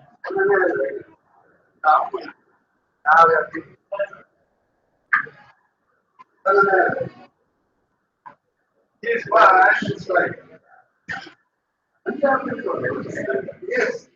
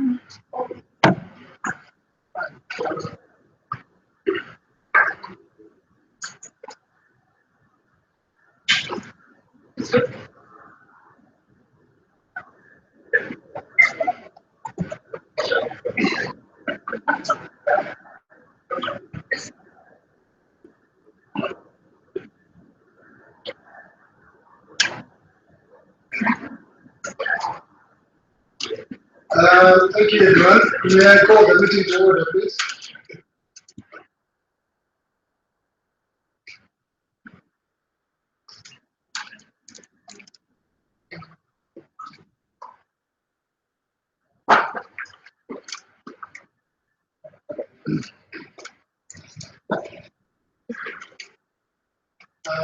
Just for the benefit of those who are joining us, today's meeting is aimed at sharing the findings on the youth investment case. A study team was constituted that went to the various provinces to find out what key investments young people were particularly interested in. And the study team was guided by 6 thematic areas which are derived from the National Youth Policy, which include youth health, education and skills development, employment and sustainable livelihoods, participation, culture, arts, recreation and sport. And I think there was one more cross-cutting issue, which was gender equality and equity, which is not articulated here, but it was one of the also looked at. So prior to our health break, we had presentations on health, education, as well as employment and skills. In our second session, we will proceed to look at 2 more thematic areas which were covered, which are empowerment and participation, then culture, arts, recreation, and sport. Then we'll get an indication of the investment that is needed in order to capitalize on our demographic dividend. I think Dr. Muita in her opening remarks spoke of Africa having a demographic dividend, which it has an opportunity to capitalize on. So without further ado, I'll call upon Mr. Sungano Chisina, who's the Deputy Operations Director with the Zimbabwe Youth Council, to come and give us a presentation on empowerment and participation. Mr. Chisina. Thank you, Chair. Good morning, everyone. I see we are behind time. I will do my presentation on youth empowerment and participation. You also know that from the health presentation, the education presentation, and the skills and livelihoods presentation, most of the issues were to do with empowerment, participation. So it's an overarching thematic area. Okay, by structure of the presentation, I will just look at key definitions that we were using in the research, and then the key challenges that faced by youth under the thematic area of youth empowerment and participation, then the cost of doing nothing to address the identified challenges and the key recommendations made for this thematic area.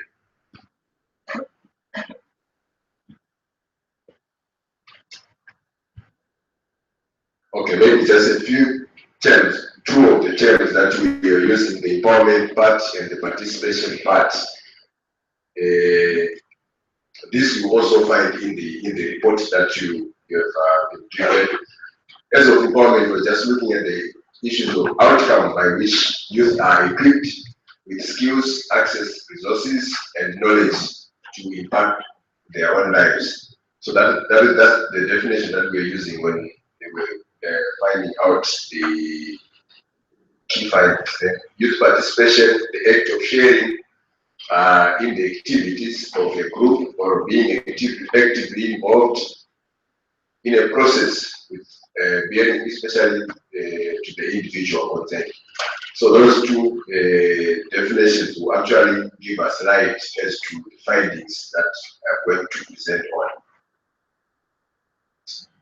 Okay, the structure of this survey, I'm sure the first question that was being asked was, what are the challenges that the youth are facing in the thematic area? That's why you're seeing most of the presentation starting off with the challenges, starting off with. So in the situation analysis, we identified the challenges that are specifically for this empowerment and participation thematic area. You see that also some of the challenges have also been talked about under health, under livelihoods, and under education. So forgive me if there are repetitions that are there, but it also shows that they are very important challenges that we need to address. Issues of self-confidence, the youth, in most cases where they were interviewed, they indicated that they lack self-confidence. And I'm sure it's linked to issues of education, access to information. You may not confidently say what you want to say because you don't have the information. And because you are not involved or you don't participate in national development issues, you may not have confidence to say out what you think is very important. Again, so it's linked to the second one, the lack of information and lack of interest in the marginalized communities due to remoteness. Mr. Tira talked about the issue of access to ICT. It's also linked to that. So if you have no access to information, you don't access ICT services, then you may not be able to articulate issues. Lack of clarity on policy documents. The specific mention to the Zim asset, most of the youth that we interfaced with were highlighting that they have heard about it, but they do not have sufficient information of what it entails and what the government wants to achieve under the Zim asset. Lack of access to resources, financial, material, and human capital. I think my sister also talked about the issue of collateral security in terms of accessing financial resources. Limited decision making in community and national issues. So in most cases, they highlighted that the top-down approach in terms of making policies, making decisions, you to only access information as to the government is now doing this, but in terms of consultation processes, to beginning with the ward level, the district level, in terms of coming up with policies, they say we are not very much involved in the process. So we cannot then say we are participating in decision making. Political manipulation, I'm sure it has also been talked about by previous speakers, where young people are saying where politicians are taking advantage of us in terms of what they want to achieve, but that's what they say. So also lack of transparency and rampant corruption, it has also been talked about in the previous sessions. Yes, again, I think the second question in the second or third question in the survey was then to say, what will be the result if we don't articulate these challenges, or if we don't address these challenges? That is the cost of doing nothing. And I'm sure the cost of doing something, which are the benefits, will be articulated by our lead consultant. So if we do not involve young people, we do not empower young people, we do not help them participate in national development issues, these are the costs that will then entail. Say they will be totally excluded from the discourse of policy making, and if they are excluded, then they will not be able to, policies will not be in their favor.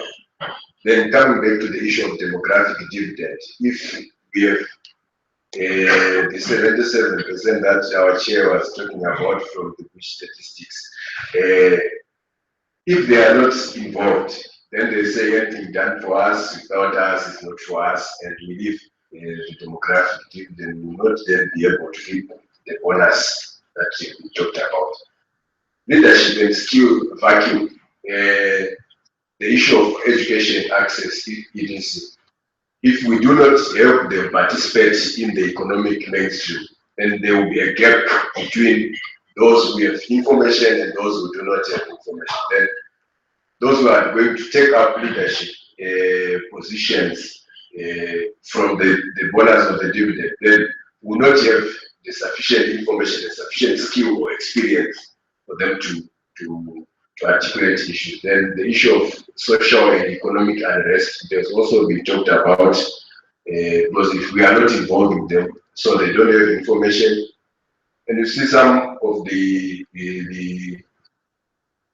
issues, it's just because they don't have information. That's why they are saying you are not involving us. If they have information, they'll be able to see how the government is doing it. Diversity in the youth will also be overlooked. I think it has been talked about more.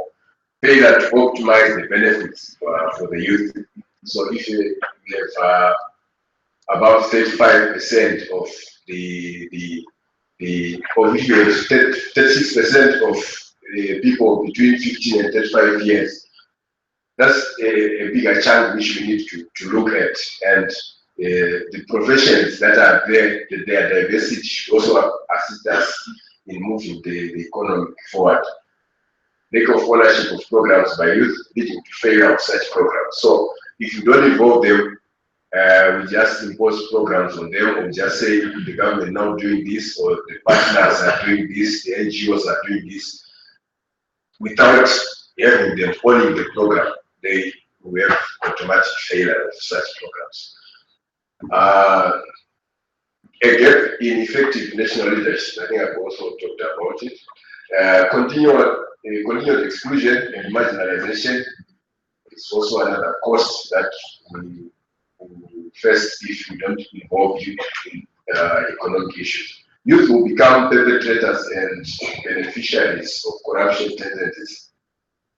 And widespread corruption, bribery, nepotism prevent the youth from benefiting equal opportunities.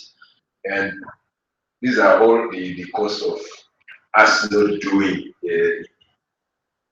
sufficient in terms of empowering the youth and having them participate. Next slide.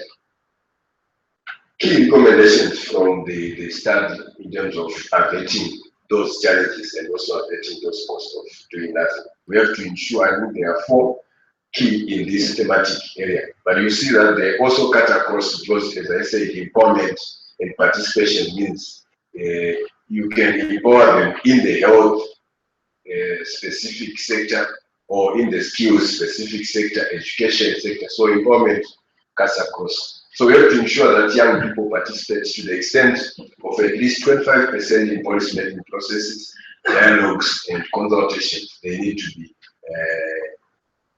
adopted. Support at least 5% of youth to establish entrepreneurial ventures by 2025. So this is also linked to what Violet was presenting, to say if young people cannot access services or support services for them to establish businesses, then why can't then we intervene, starting with at least 5% of them establishing business ventures? And I'm sure it also goes well with the question from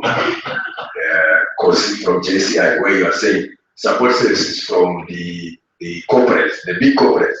We can then put together the required 11.7 million to ensure that that 5% is done, either through support services, having them providing or giving sort of the smaller enterprises contributing to what bigger enterprises are doing. Establish a fully equipped one youth center per district. This will also ensure that we have participation of the young people at district level, and this can be achieved by establishing and equipping the youth centers of national youth policy through publicity, campaign, monitoring, and evaluation. So the issue of participation, information. If they have information, then you know people are participating because they have they are fully equipped and they know what they are talking about. This is the end of my presentation. Thank you very much.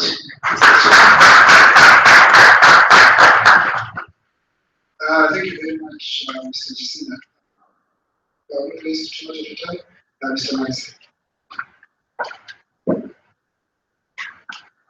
Thank you very much.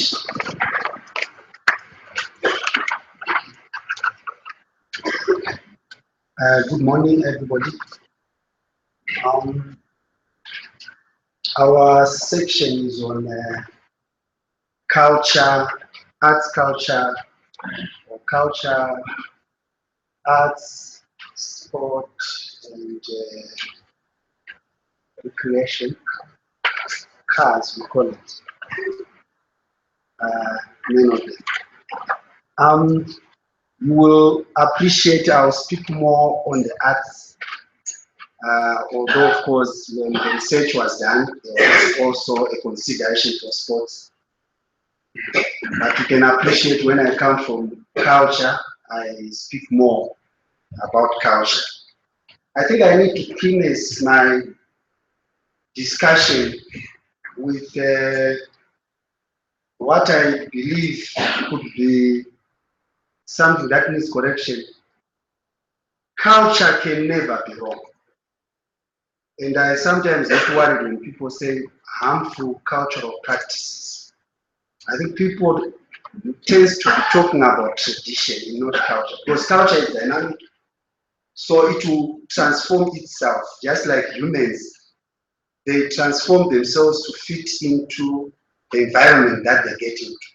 So culture can never be wrong, can never be something that is bad.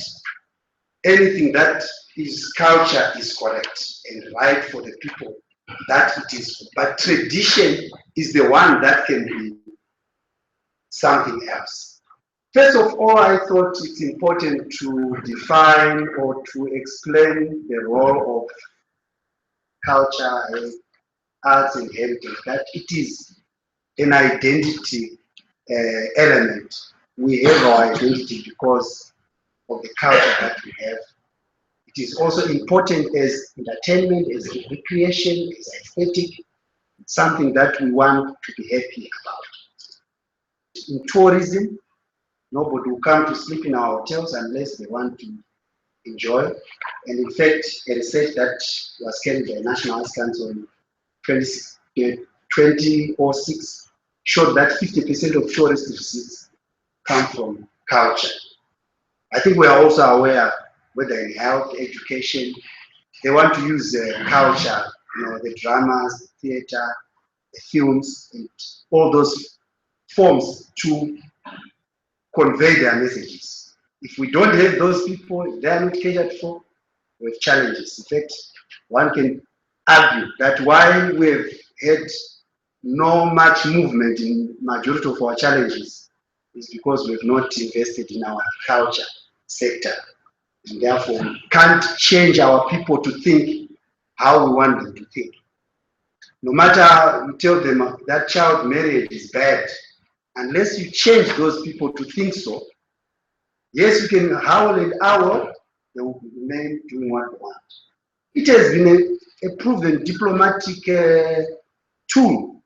When our people are outside the country, they want to market Zimbabwe, they want to say Zimbabwe is good.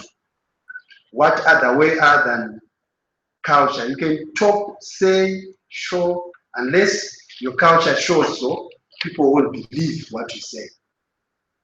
It should also be realized that in performing arts, we have about 60% of the artists and sports people being the youth. Our youth are the majority in the arts, especially in performing arts. When you talk of dance, probably not many of our ages would be able to dance for an hour there, but our youth are the ones. So when we talk of culture, arts, and sport, I think we are talking of the youth, by and large. The current situation is that I think the major need for the sector is really facilities, infrastructure.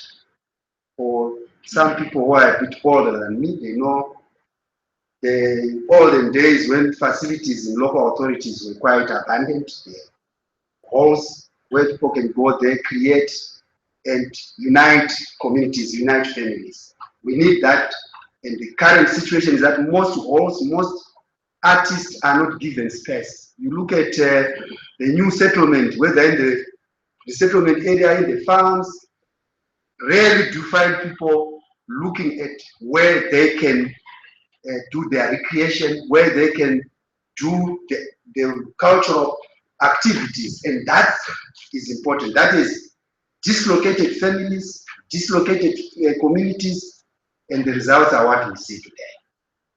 Lack of friendly policies at local, provincial, and national level. If you go to local authorities, both district councils, urban councils, if you talk culture, if you talk arts, they think you are talking about the archaic things. You know, people when they say culture, they think of the dancers that perform Jerusalem and that's what they call culture. That's only but a component of it. It's not culture. Culture, even here at UNESCO, there's a culture here. I believe there's a culture of doing things here. And that's what we call culture. The way you shape your people to behave in a particular acceptable manner is what we call culture. So when we don't have those policies within our local and provincial and national, then we have lack of markets and skill in marketing products. Now culture, you also have products. You have a social side to culture, arts, and sport, where it is able to shape the way we think, the way we do things. But there are also products that can actually bring economic value. And that is what we are now talking about, market and skills to do those things and be able to get revenue from it. There's lack of market, there's lack of skill, sometimes because of the way we think. Lack of viable structure within the arts, within sport. I think for sport, I think we've heard about ZIFA and all those things. I think the structural issues need to be addressed, governance and issues like that. And we go on. When we come to arts, I think we've talked about piracy. It has killed the need to create, the desire to be innovative when people can take ideas and be able to benefit from them. Issue of piracy, I hope in this room there are not so many pirates or accessories to pirates. Then lack of support from funding agents. I remember one of our icons, Oliver, saying, I used to go when I was trying to build Bakare, to go and ask for money from banks. They ask you, what is your profession? He says, I'm an artist. They can't understand how an artist can be given money. I think we need to have that mindset change to know that arts is also business and you can actually be able to get money that can be able to be paid. So lack of that support financially, where people can go and get supported. More so when they are youth, we've already got, from previous presenters, the challenges of a young person going into a bank and getting support, let alone when that young person is an artist. It becomes even double trouble. The research findings also showed the same what we already knew, that the lack of sporting facilities, most in rural areas, I think people were crying because they are not there and nobody seems to be interested in providing those facilities. You go everywhere, Karoi, Mat South, they were complaining about that. The issue of identity, they have lost who they are. They don't even know who they are. And yet when you really want to do programs, whether in education, first of all, you need to know who are you. Before you can start accepting being directed in a particular manner. So when we have those problems for acculturation, we have a serious problem. Insufficient funds for talent identification. If you go anywhere to say I have a talent in music or I have a talent in filmmaking, can I be supported? Both at family, community, and national level, it has always been a challenge that people don't think it's worth it to invest in culture because there are more pressing issues. Yet those are the issues that will ensure that people remain healthy, people remain relevant and avoid destructive tendencies. Parents' negative attitudes towards culture, arts, and sport. If someone goes to school, the education minister here and says, "No, I want to do a degree in music." Parents normally start looking aside and say, "What are you talking about? We want you to do STEM." And even government is reinforcing that. They say STEM is the way to go. I'm not sure, as an arts person, I'm not sure what new things our scientists have been able to create, but artists have created new things. Low income and undervaluing of art products. I once even mentioned the other time that if you want a dance production of 5 minutes, it's more expensive than a dance production for an hour. And someone didn't understand that. It's more difficult to make one product that is 5 minutes and makes sense to an audience than making something for. That's why you find people it was difficult for them to do it in 10 minutes here. It's because it's art. They want to talk and talk and talk and talk. Next slide. There's also that abusive. People tend to like arts, but they want to exploit the artist. They want to get things for cheap. We're talking about piracy, where people want to get $1 for $2. Yet investment in that product is much more than $1 for $2. Lack of appreciation for local art. Yes, you need to come from some other country for people to believe in you, but yet the foreigners are coming to Zimbabwe to watch that which we think is not valuable. Piracy, I've already spoken about it. Our local languages not adequately recognized. So you find people now singing, doing art, doing film in English, which doesn't come out well. In fact, majority of our celebrated artists internationally do it in their own local languages. Think about anybody, especially in music, and say who has done successfully in someone's language. I'll bet you with a ticket to Jack Prison. Lack of business management, marketing, financial literacy, and professionalism. I think these are issues that we need the sector to be developed in, so that we are able to accrue benefits from heavy tax. You know, arts is perceived to be something not considered for some of those tax rebates, you know, tax concessions. When we talk of investment, we need to be looking at some of those areas so that we encourage the who we are to grow. Next slide. Then we talk about cost of doing nothing. Obviously, we can go back to the first slide. Can we go back to the first slide before we go there? In other words, the cost of doing nothing means when you talk of our identity, we are a lost nation. We don't know who we are.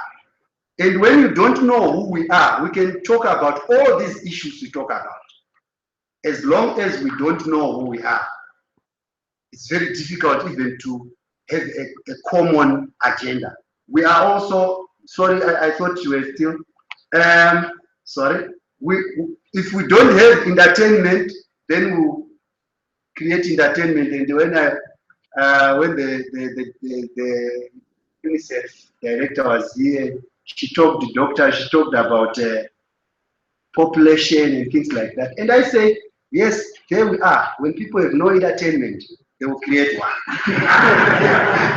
And tourism we need to bring, and when we say bring, it doesn't necessarily mean from outside the borders. If I am doing something in Mtoko, it means I need to bring people to Mtoko, whether from Chipinge, they need to, that's tourism. And unless we create that, then we will not go far. So we are saying, we can go to the next slide. We are saying the opposite of not doing something has ramifications that are negative.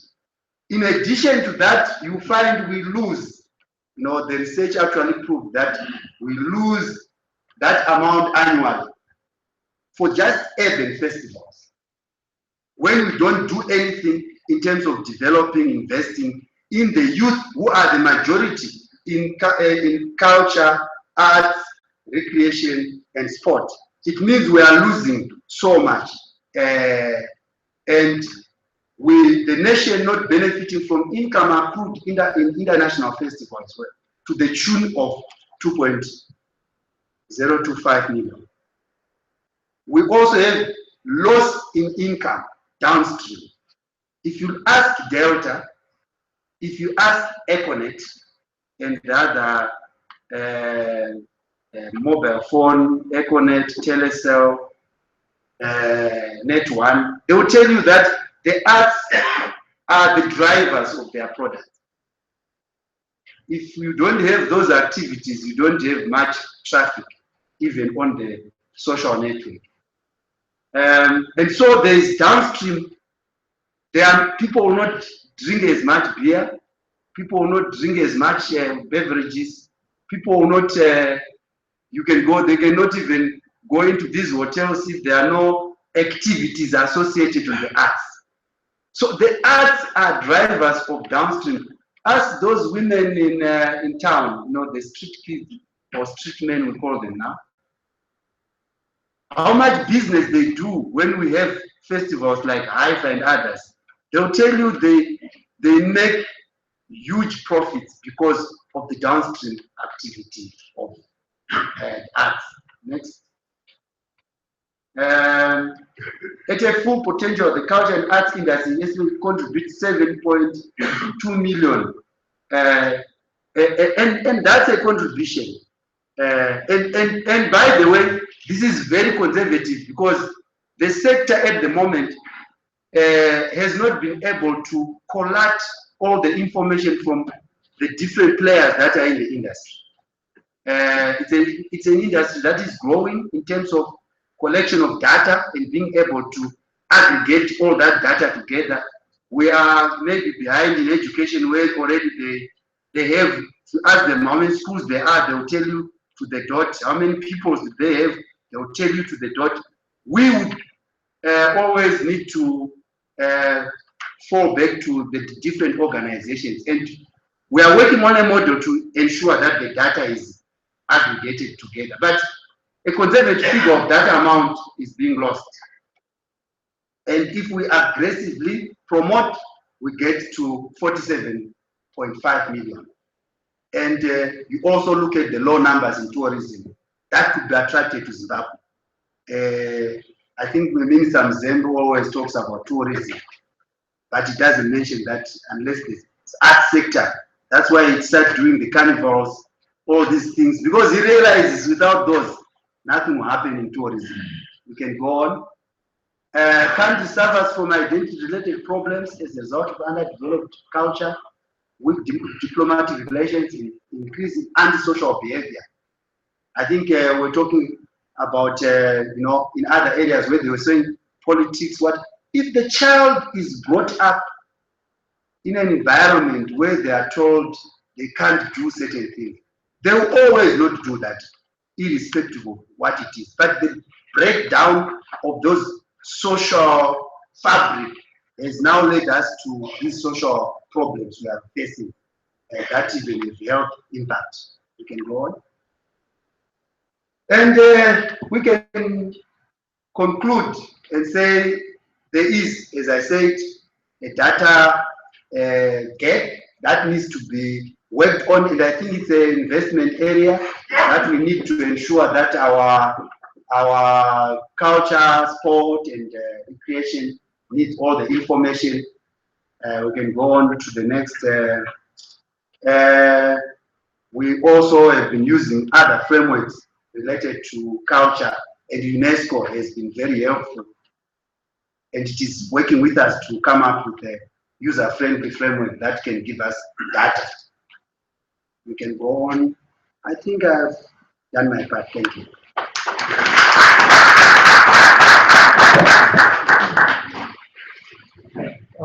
Thank you very much to the two presenters.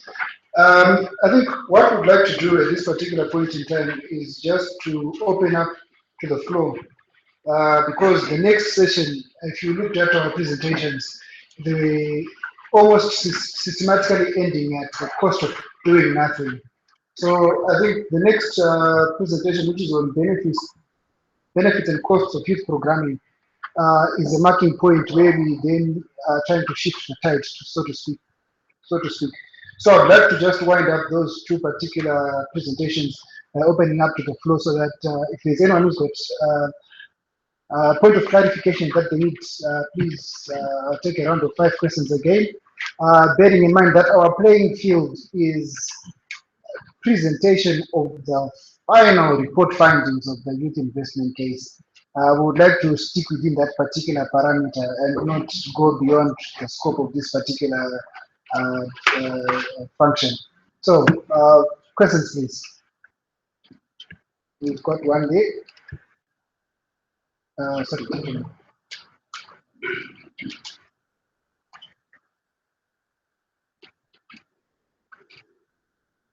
Questions?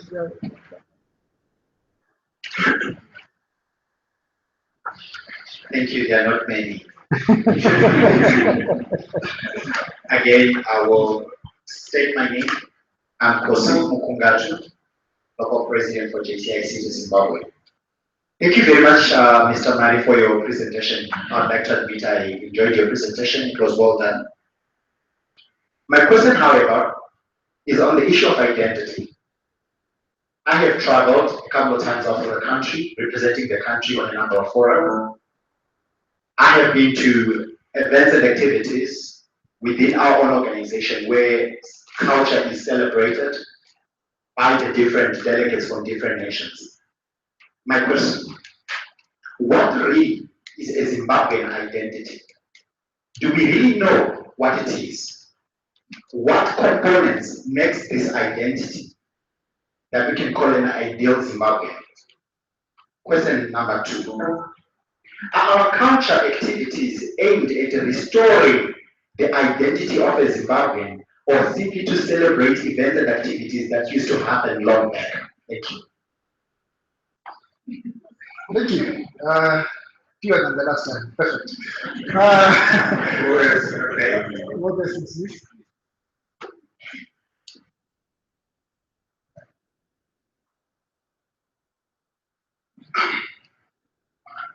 Thank you very much. My name is Chinashe from the National Disability Trust and Voices Name. I just want to ask you, is there any policy or a law that says people with disability should sow the disc which are pirates? Because if you look right now, most people in the streets, they are selling disc, people with disability. It's our right to sell disc in the streets. And other people bring acts, we say this is pirate. Guys, stop doing this. We say no. We don't, the police car, nothing will do for us because we have disability. So I'm honoring you to educate people with disability, to stop doing pirates.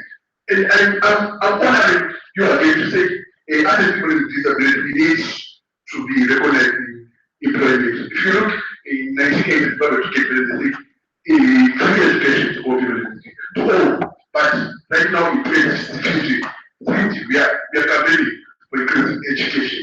So guys, I think in everything that we do, don't say people with disability because they do this. If you are saying no parents to everyone, whether you have disability or you don't have, no parents. So all of those with Darawa CD before it has been released, please. I don't know to that. Any more questions, guys? If there are no takers, I'll give the mic to the panel to respond to those questions. Thank you very much. There was people with disability. I think the answer was given. A crime is a crime. Doesn't really matter whether you are able or disabled. The law says it is a crime to take someone's property. This one happens to be in the arts, happens to be intellectual, in the mind. Someone has created a song, so if you steal it, you will suffer the same as anybody else. So I'm sure I totally agree with you. But then maybe the issues are to do with other challenges within the economy. That has nothing to do with committing of a crime. Then the issue from my friend who has traveled to many countries. What is the Zimbabwean identity? I must admit it, I can't define it myself, but I can live it. I think what we need to do as Zimbabweans is really to enhance, to reinforce that which is good in our traditions. That which is good, we reinforce it, and that is what our culture is all about. Obviously, it's dynamic, so we borrow from others that we've lived with. I grew up in Masvingo myself. As I grew up, we never had the practice of Vakuasha bringing grocery, which I think was practiced elsewhere. But now it's also there in Masvingo. If you are remain there, you bring grocery. Because they've looked at it, you know, the society has looked at it, seen the benefits, and they now practice it. And that's what it is there. So we are saying those behaviors and activities that we do, practices that we do, that are positive, that make us better human beings, are the things that we must reinforce. And those things that are negative are the things that we must leave behind and move with the positives that will be able to make us a better people. You talked of whether we celebrate or, of course, there are activities that are celebrated, that are supposed to celebrate the good aspect of our culture. But there are also others that are supposed to shape the way our youth, our young, our children, as adults would want them to be. And I think these things happen side by side. But at the end of the day, I think what we need to realize is that the issue of culture is not monopolized by a particular community or a particular group. It's really something that belongs to all of us. And unless we invest in it, through those ambassadors who have been able to come out either through playing music or playing drama or the buttons and these or whatever. Those are the things that will carry certain behaviors, certain values, on and on and on, through music, through sculpture, through paintings, through books, and through all. Those are the media of our cultural practice. What we value is what will be carried in those media. So one hopes we'll be able to continue putting value and investing in those, especially for our young to also grow and participate in all these activities.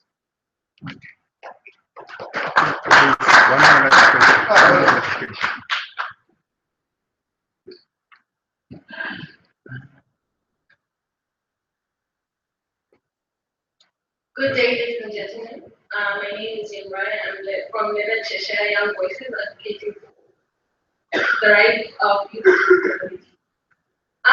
As mentioned before, I think what we were talking about sports. You also mentioned about the curriculum being changed. Is there something that is being done for youth with disabilities to take part in sport? Because as we all know, sport has a great investment, and we're all looking forward to getting, getting investments from sport. As youth with disabilities, are you doing something about it? Because if you're going to change the curriculum should also include encouraging people with disabilities to take part in sport, in mainstream sports. Is there something that is being done about that? Thank you. Mr. Mari, I think the road is yours. I think I will get help from the education people, but from sport, arts, recreation, it should, the whole idea, it should cover everybody, whether disabled, old or young. All people should be involved because these activities are identity issues as well. So obviously, even people with disability are part of the community and they need also to carry their identity information. So they can't be left out. But as well, how far education has embraced those things into the curriculum, I think I'll ask my colleague who presented earlier to help. I need to point out that I no longer represent that ministry. I left the ministry 2 years ago, right? I'm in a new ministry. But before I left, what I recall is that we were promoting the concept of inclusivity, the concept of child-friendly schools, where we're saying everyone must be catered for. In other words, our children living with disabilities, I'm not saying disabled children, but children living with disabilities, there is a difference. I'm being child-friendly. We were already catering for them, there was no discrimination. There were various sporting activities where they were competing. I remember, yes, attending one competition where they brought together from the community, not only school-going children, but these youth from the communities who were competing in athletics, in jumps, and so on. They are doing it. They were doing it. Although this Department of Sports, Art and Culture moved away from Ministry of Primary Sector, they still retained those activities because they have to cater for the children. A new ministry was created, but the children are still there who require those sporting activities. They're still there. So this is the little I can say about that question.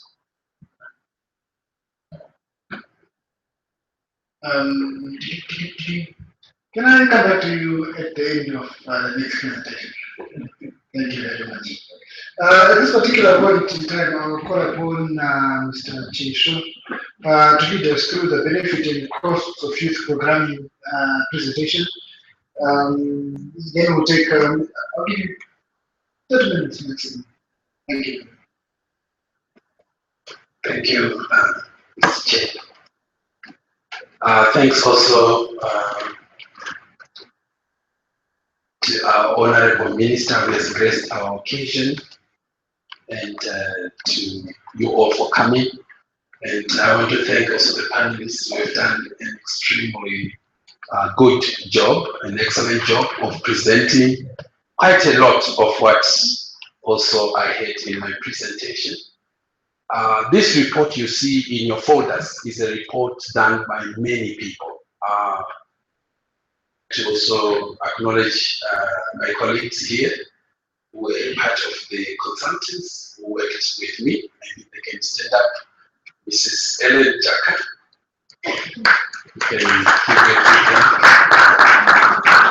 She is also with GMAT. She's a full-time associate consultant with GMAT. And Mrs. Dorothy Kazikano. She was also part of the team. She's also an associate partner with GMAT. And Mrs. Jaka was working much more on the education and skills development aspect of the study. And Dorothy was working on the culture, arts, sport and recreation component. Our chair, who has been chairing here, chaired the whole research process from beginning to dissemination. So I think he deserves a special thank you as well. And our colleagues from ZYC, I think you have seen them. I think let's see them. Let's see them. You can stand up. The whole ZYC team, they were part of the technical team that took us through. We went everywhere. Please stand up. Yes.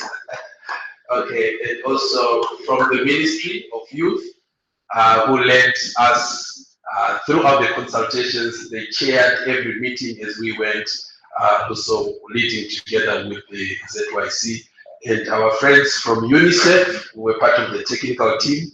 I don't know if they are here. I'm sure some of them have already given their intros.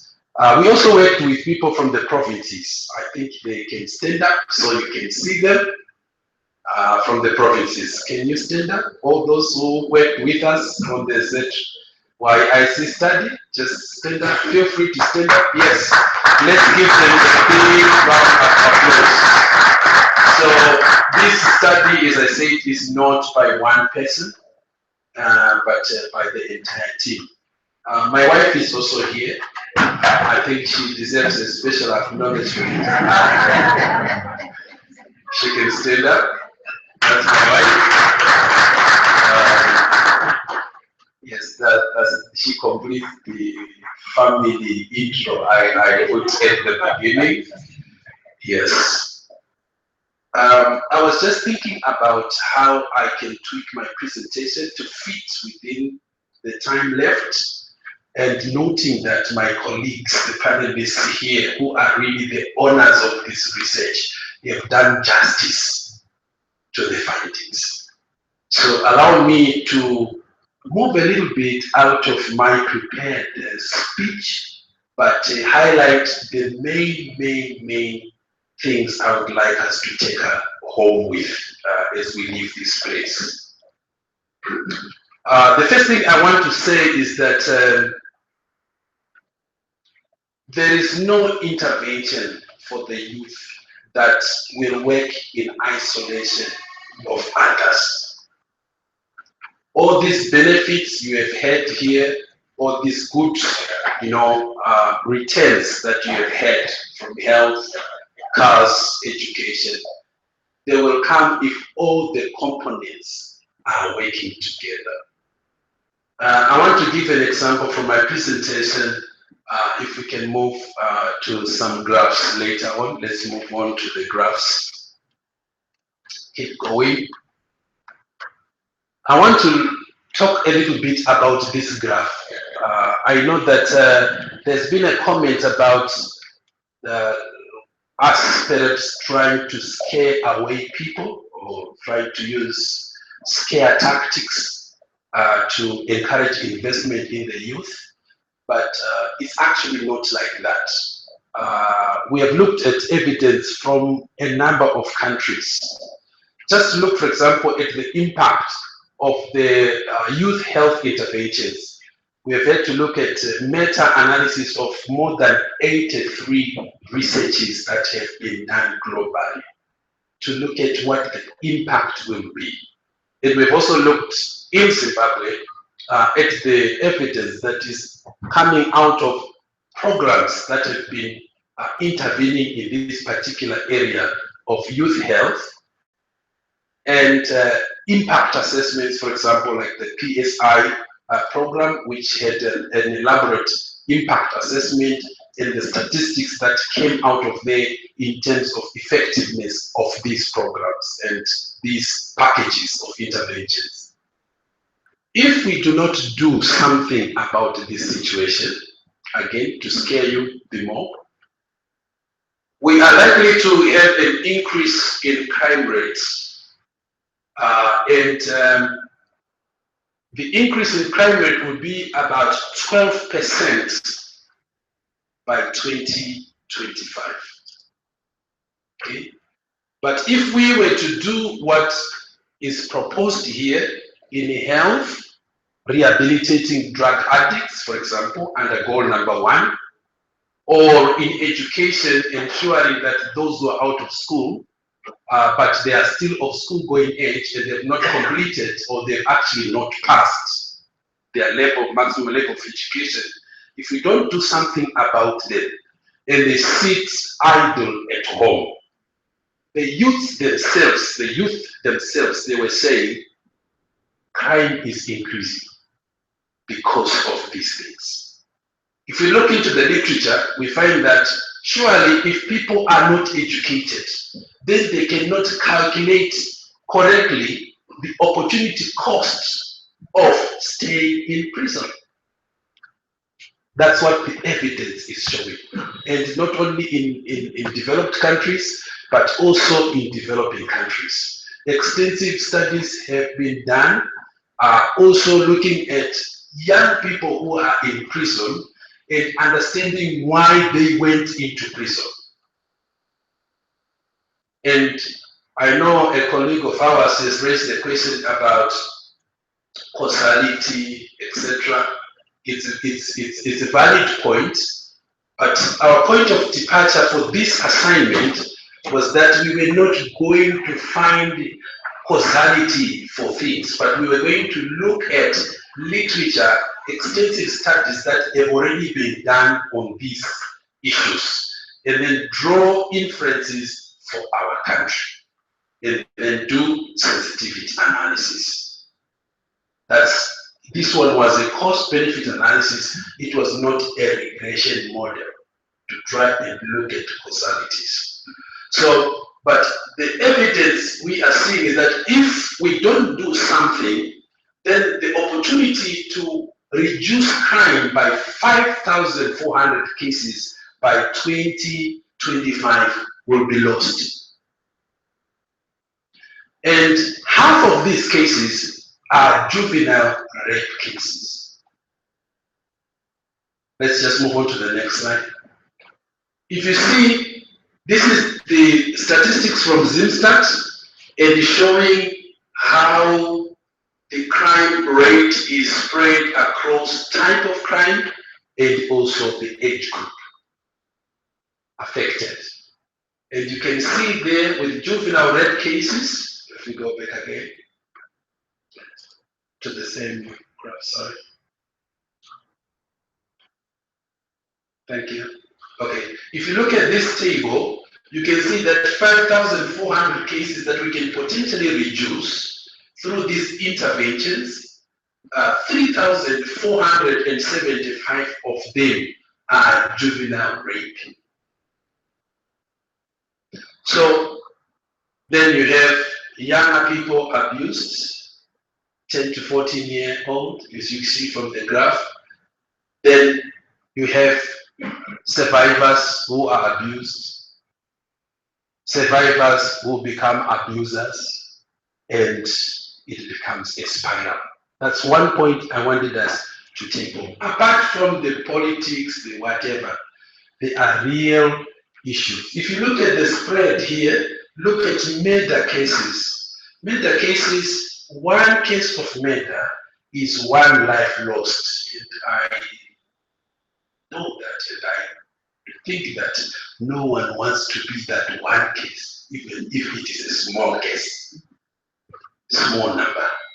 And if we are talking about 635 cases of murder committed between now and 2025, it's a big issue.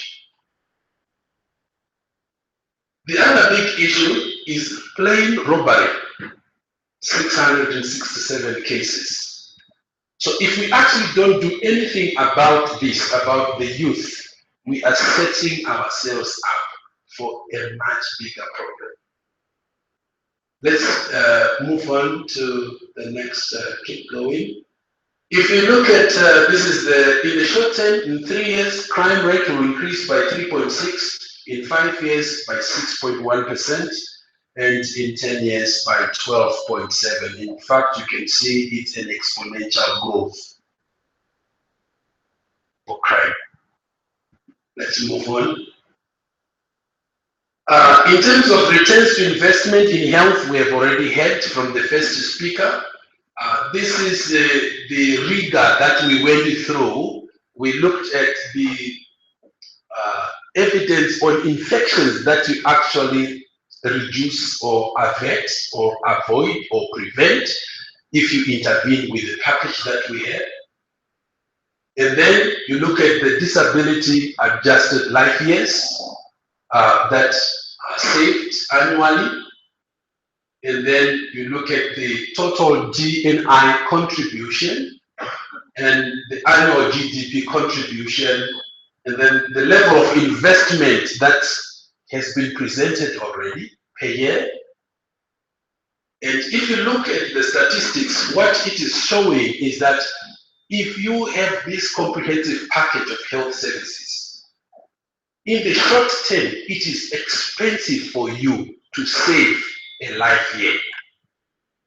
But in the long run, it becomes cheaper for you as your messaging, multiplier effects begin to kick in. And the cost per youth in US dollars, someone was saying, what is the level of investment cost? The level of investment cost per youth is $1.70 in the short term, $2.83 for 5 years, instead of $3.40 is less, is $2.83, okay? And then in the 10 years, it is actually even down to 5.87 cumulatively. In terms of the returns to investment, in the short term, you have a very high investment return of 8.1 US dollars per dollar invested in the health package that one of the panelists, the first speaker, presented. And it increases as you get multiplier effects up to 9.23 per dollar invested in health. It's actually a good investment. Let's move on to, even if you do sensitivity analysis, you reduce the benefits by 20%, you still find that the return to investment is still $6 US per dollar invested in health interventions. Let's move on to the next one. Keep moving. Keep moving. In education, the point I also wanted to mention here and emphasize is the fact that we have a lot of children who are being denied access to education because of the cost and non-ability to pay. And these children are condemned to poorly paying jobs later on in life. They become adults. They will not be able to identify or quantify the importance of education for their children. They will give their children an excuse and say, I also am not educated. I'm living, I'm married, I have children, you are my child, but I'm not educated. What is the point of sending you to school? So you end up with a generation that is of parents that are not educated. Themselves, they are not educated. Their children are not educated. And there are a number of consequences that you will find without education. Industry will not be able to employ someone who has no education, who cannot understand even how to operate a basic piece of machinery, which means that person will not be able to use machinery, which means that person will, or her production potential limited to what they can only do with their hands. In other words, their productivity will be low, and therefore a person earns what they produce. So if they don't produce much, they will not earn much because there's nothing to pay that person with. So we looked at the Zinstat statistics on the poverty, income, expenditure, and consumption, and we found that a person who is not educated earns actually barely 100. 100 is actually an overestimation. Most of them are below 100, in fact around $50 per month. If their income is not stable, it's not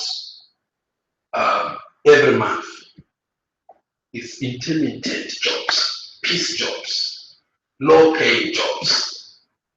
And we also employ some of those people, and we see their productivity even in our gardens or in our kitchens. I'm sure mothers who employ here, they know productivity.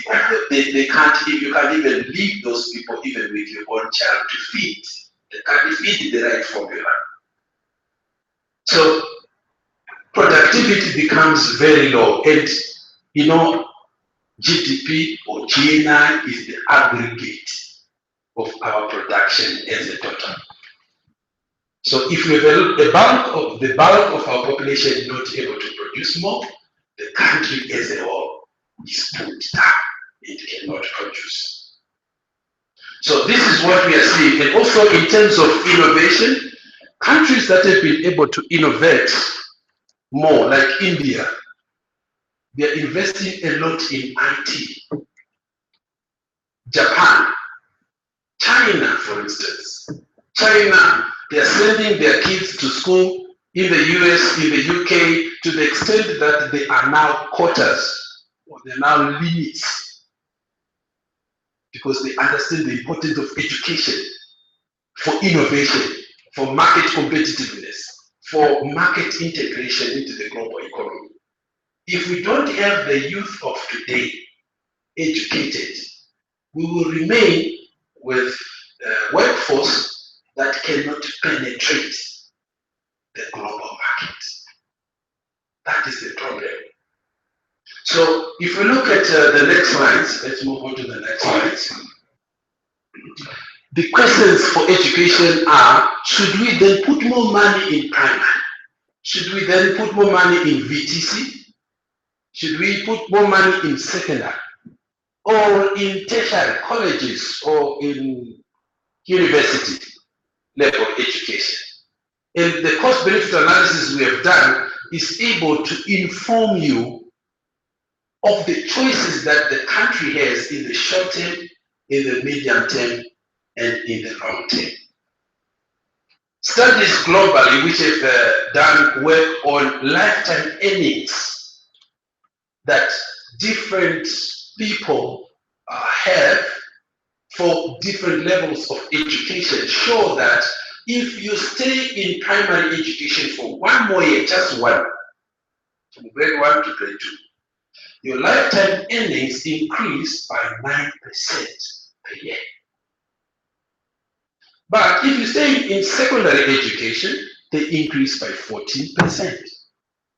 And if you happen to be fortunate enough to stay one more year in college education, they grow up to 15%.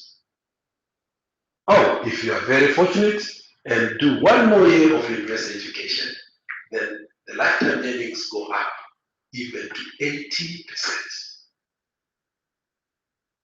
Now, the question from our cost-benefit analysis was, therefore, what does it cost to stay one more year in primary school? What does it cost to stay one more year in secondary school?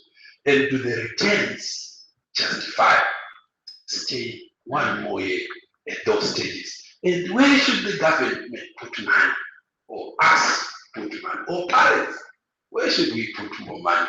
We have kids, one is supposed to go to university, another one is still in primary. Who do we pay fees for? It's a question that everybody is asking. Should I send my daughter to South Africa whilst the other one stays at home, or what should I do? So let's move on to this is the cost structure for education at different levels. And this cost structure is for an investment package that actually delivers on pass rates. Some people say, why invest $100 in primary education when the tuition is only $10? Okay, but we also look at what that $10 is able to do. What type of graduates that $10 is producing. So looking at the needs of primary education, secondary education, tertiary education, we estimated the cost per annum per student. And we estimated the number of pupils or students who can be targeted for the next 10 years and the total cost over the life of this program. The total investment for education is about 5.6 billion. The numbers also are quite large of the student population. And what was very interesting when we did this study was that you have, in education, you have a moving cohort. So if you take the 10 to 14 year age group this year, next year, it will now be the 11 to 15 year age group. And you now have a new age group coming into 10 years. And that one which was 14 is moved out of the 10 to 14 age group. Okay, so we try to simplify the analysis. For some, we kept the cohort and we followed it up to the end. In others, it was important for us because, for example, for health benefits, for example, for messaging, let's say ASRH, HIV/AIDS prevention, you have broadcast messages. That will continue maybe for the next 3 years. So an age group that was 9 years yesterday or last year, next year when that same messaging happens is now in the age group and it is being targeted. Yeah, but we tried from cost benefit analysis, the rule is always be very, very conservative. So don't overestimate the numbers, the reach. So we always respected that rule, even though we tried to flex the analysis. Let's move on. Let's keep going. Let's keep going to the tables. So this is the scenario that you find in education. Education really pays. If a child stays and completes primary school, their lifetime earnings in Zimbabwean context will increase by $83 per year.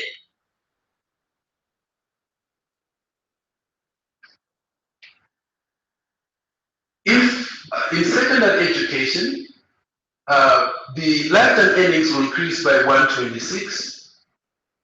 By the way, it's not the total earning, it is the increase in lifetime earnings per year. So 83 is the increase. Yeah. So because it's not the wage rate, it is the increase, yeah, in the wage. And university education gives the highest amount. But it is also the most expensive if you are going to do it properly. Like in the context we have in Zimbabwe, where we've had a mass rollout of universities, but some of them lack the basic facilities for accommodation, etc., and they are needed. And in our program, when we were costing, we also included the provision for accommodation facilities. And also many of these universities lack just basic resources for research. And we also included research in our calculations.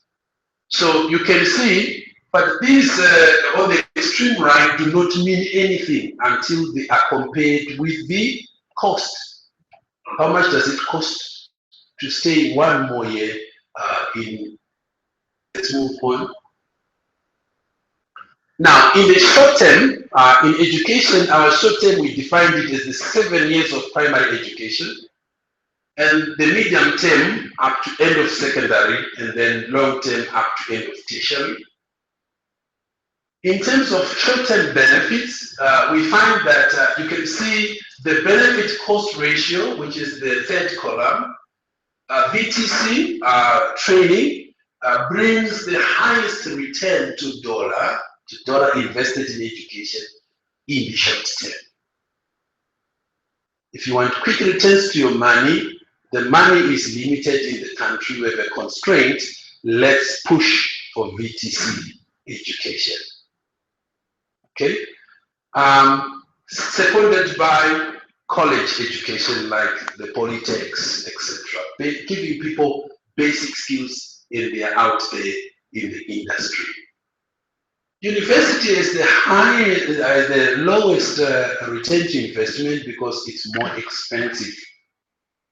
And for a graduate to be employed, they also take maybe one more year looking for a job in our context. So that high cost and one additional year of non-employment, it's even a bigger cost to the parents. By the time they get jobs, maybe they get jobs that are not really fit for their qualifications, so they are underemployed rather than unemployed.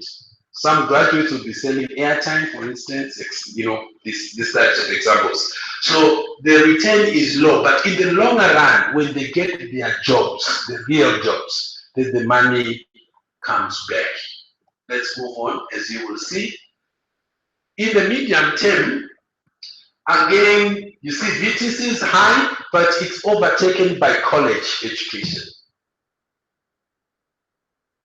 And you can see also university education is picking up. Let's move on to the next. In the next one, again, VTC and college, same trend. University is even higher. And the last one is, we did a calculation up to the end of 35 years. For example, a child who is 10 now, by the time they get to 35 years, what will be the return on that investment?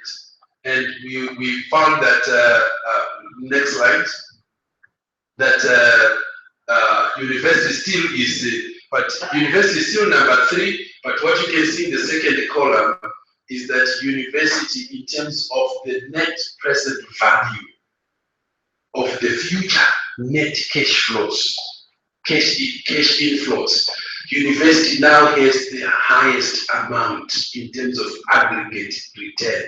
But in terms of return per dollar, still university is number 3. And college is now number 1.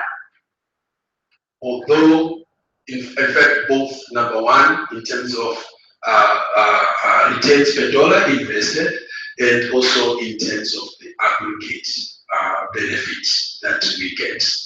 So if we are talking about short-term planning, let's move on with the VTC. Fairly less expensive to do. There are many options that we give. In fact, in the paper that was done by Ellen, together with me on the policy brief for revitalizing education and skills development, we give options for how we can scale up VTC education without necessarily moving too much into construction of buildings.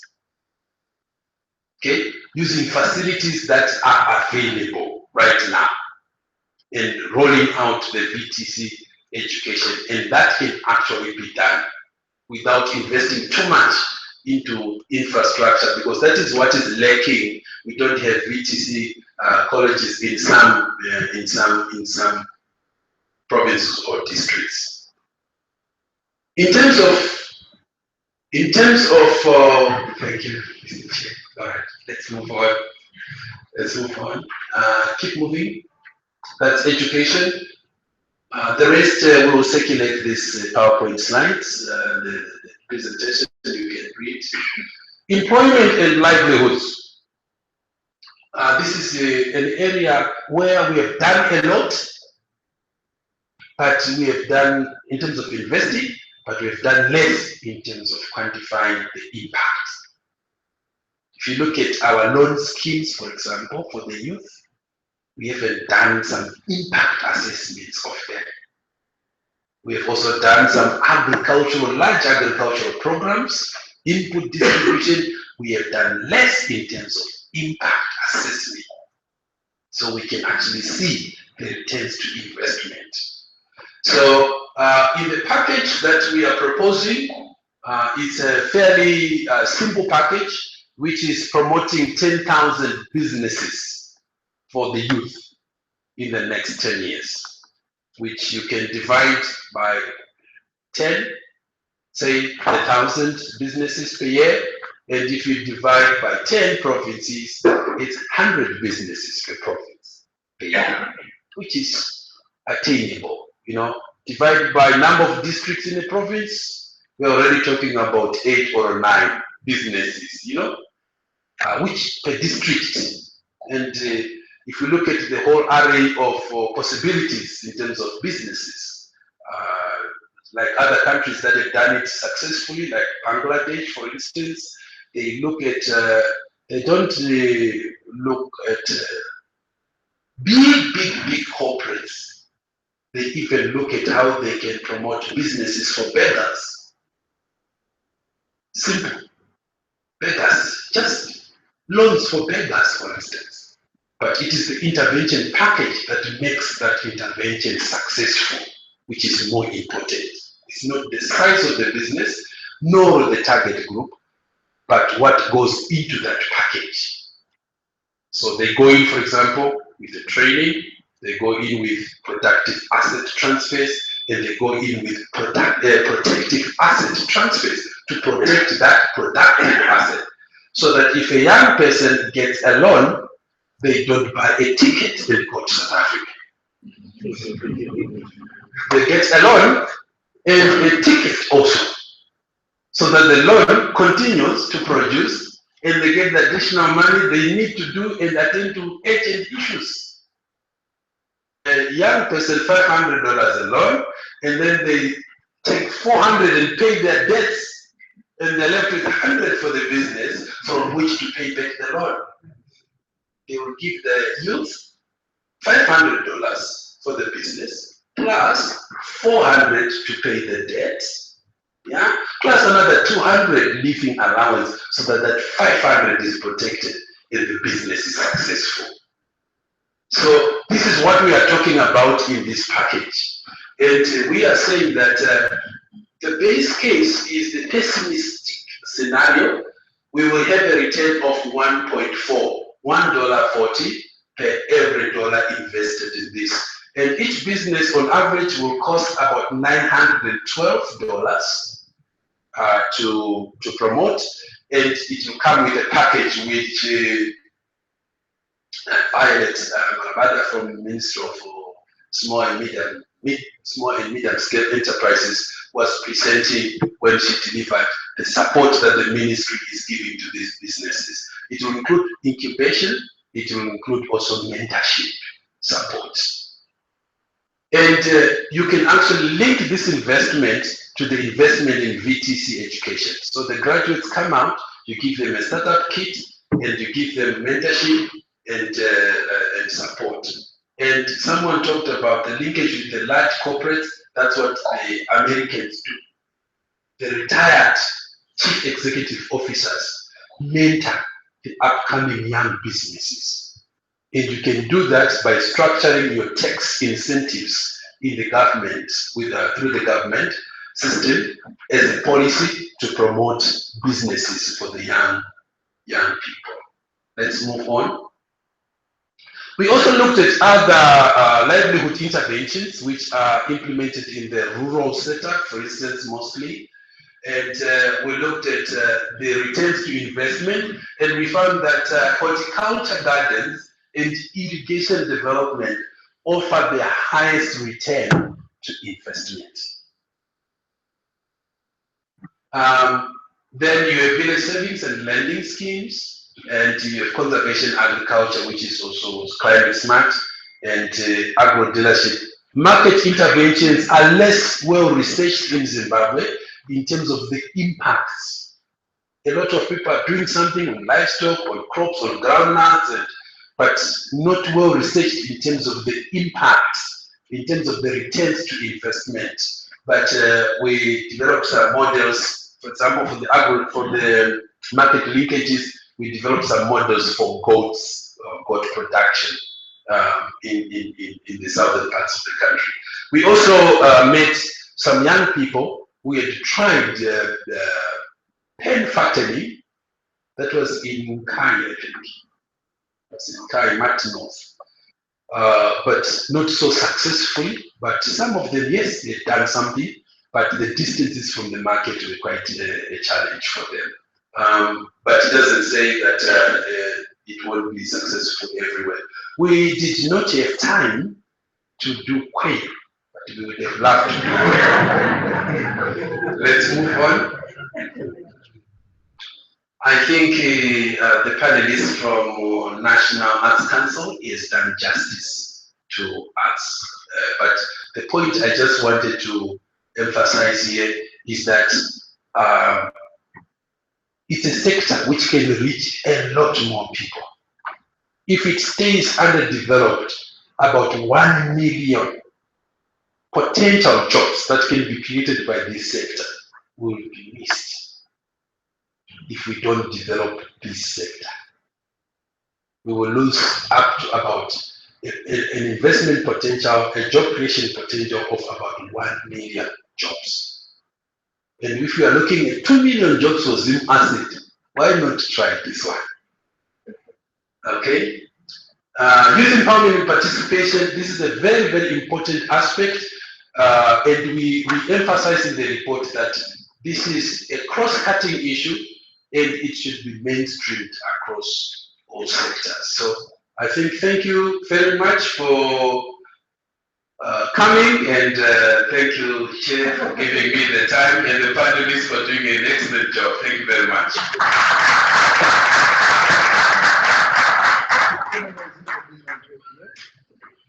I think Mr. Ajisho needs to be penalized. He's already thanking the visitors for coming. But anyway, I have a confession.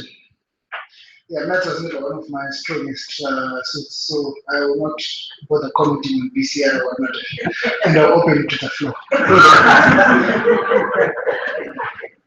Can we have the roving mic, please?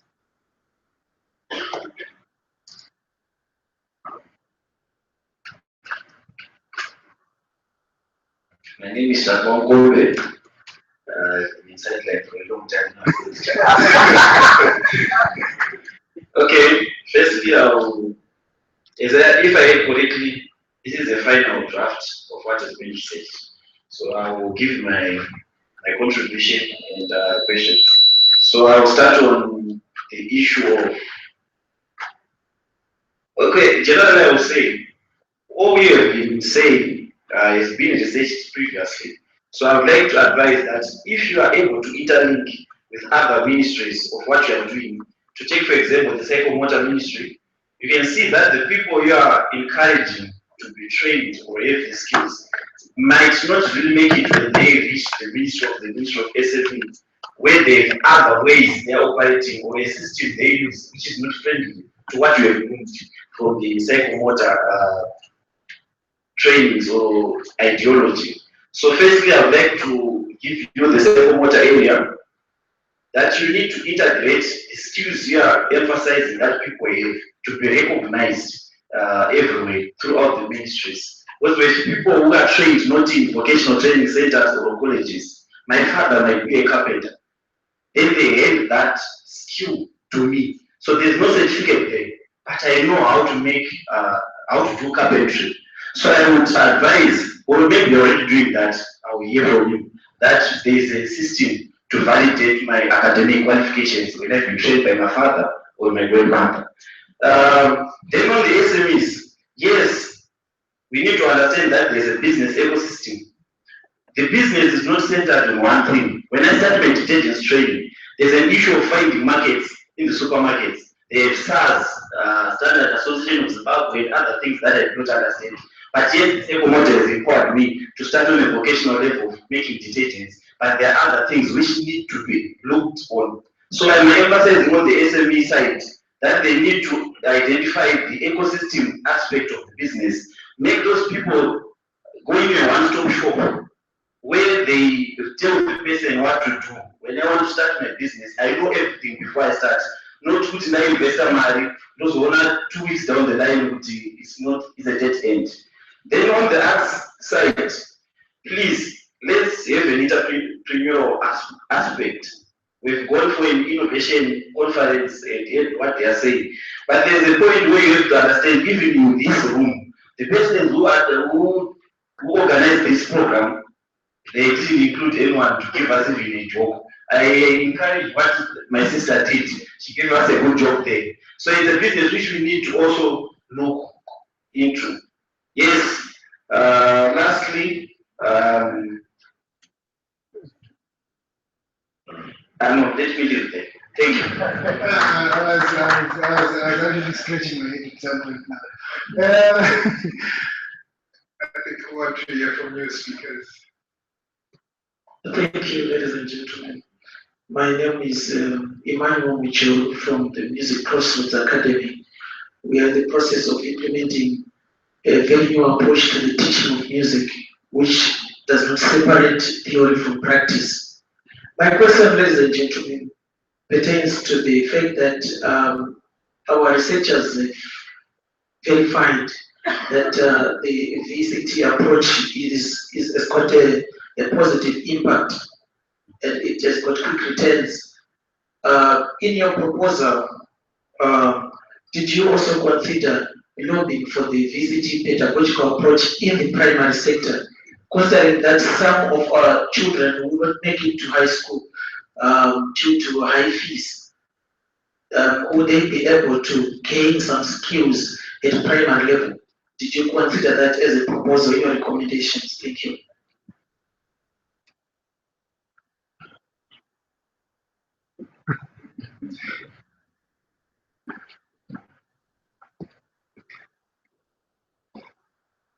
Thank you very much for the presentations. I just wanted to add one more thing or two. Firstly, it's the modern way of doing things. The young people would like to employ new modern ways of doing things. So maybe those who are into youth serving organizations need to uplift their new methods of doing things, like computer appreciation, like new technology appreciation, so that they can easily deliver the services in the way the youth would appreciate. That's the first thing. And then on the vocational training centers, I have always felt that when we give skills and leave young people to go away from vocational skills, they are half-baked, they are half-empowered. Is there anything that can be considered to make sure that when the young person is coming out of the vocational training center, goes out to do something very meaningful, or goes out to do some business? Then lastly, a certain presenter presented on backyard, operating from a backyard location. I think that is not bad, provided the young man who is operating from a backyard knows where he or she is going. I think there is something that needs to be done in terms of progressive levels of businesses within a organizational perspective. That if someone starts a business today, does that person know the next level that he or she should be? And what are the advantages in that particular level? So that we employ a progressive strategy in terms of how we should look at the development of young people. Thank you.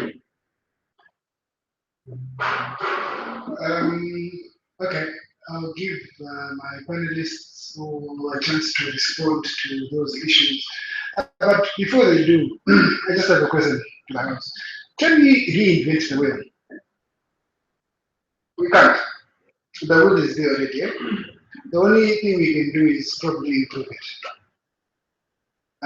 If you're going to be traveling on snow, you've got snow chains. If you're going to be off-road, you've got off-road tires. And if you're going to be doing Formula 1 racing, you've got what they call street tires. But in terms of reinventing the wheel, really, I don't think we can reinvent the wheel per se. Just in case you're wondering, I wanted to give you a mind-provoking scenario where you just wonder what is the chairman talking about.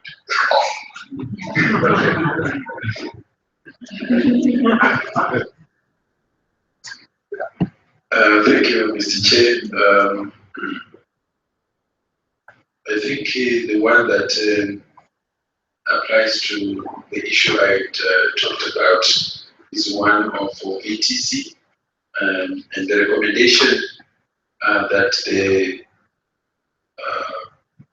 Speaker actually proposed, which is to lobby for VTC pedagogical approach at the primary level. I think it sits very well in the recommendations that we are coming up with. When I talked about using available infrastructure, we are saying that we don't have money to invest in new infrastructure.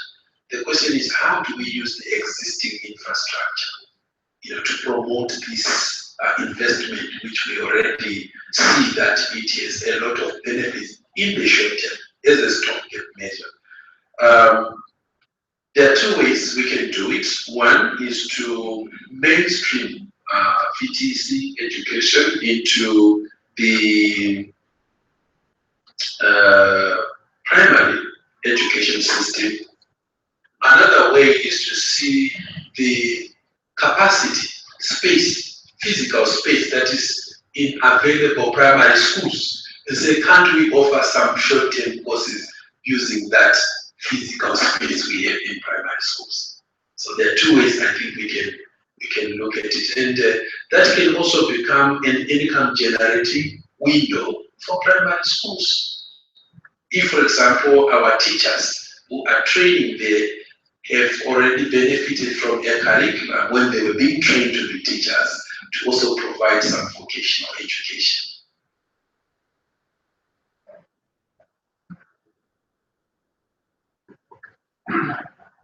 Yes, I am a psychomotor.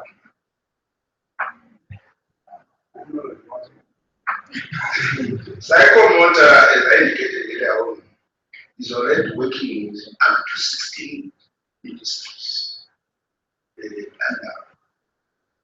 interministerial committee arrangement. Of the 16, there are a few which will work more closely because they are already running programs that we are supporting, and they are also already into training of these skills.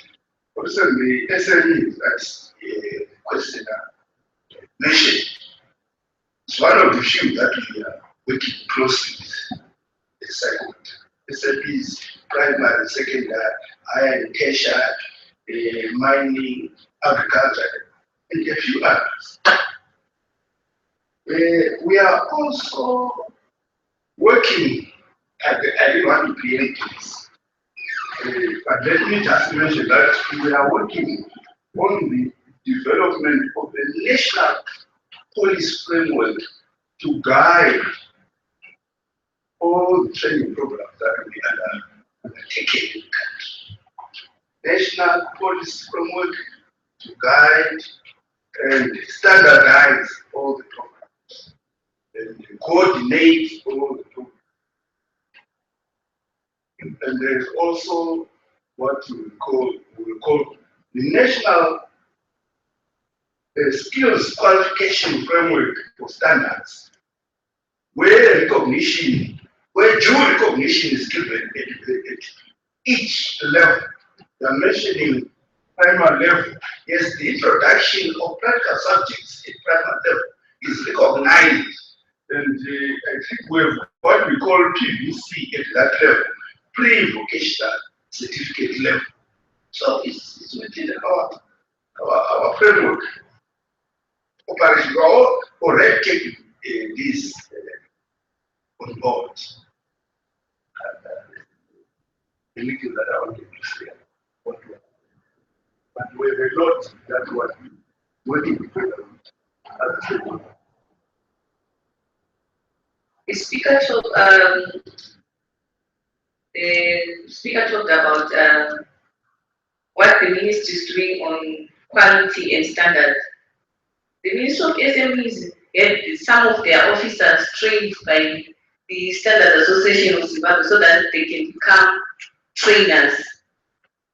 As government to provide training for free. So it would be rather cheaper for SMEs to be trained by government officials rather than them securing training from the private sector. Thank you.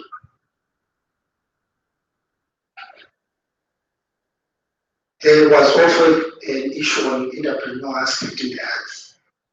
Of course, it's already, the arts by their nature, they are businesses, small businesses. And a lot has been happening. I think most of our artists are entrepreneurs, their nature. Oliver is already running a business, although he performs. And you look at even the way our artists are now running their activities. You used to have these album launches that are just bringing people, and they are putting business in the way they do things, so that it's no longer just entertaining people. And I think a lot of work has been happening through the other ministries, SMEs, Ministry of Youth, Ministry of Women. A lot has been going into the training, awareness of the artists so that they look at what they are doing as business. But I need to also mention, just in addition to what Mr. Sho mentioned, related to using the existing facilities. I think what we want to see in the sector is reflected by the observation that found is there are certain facilities, especially local authorities, which are no longer in use. Beer halls, most local authorities even used to have beer manufacturing entities that would then have those opaque beer selling points. And most of these facilities are no longer useful now. And a lot of our agencies are looking at those facilities.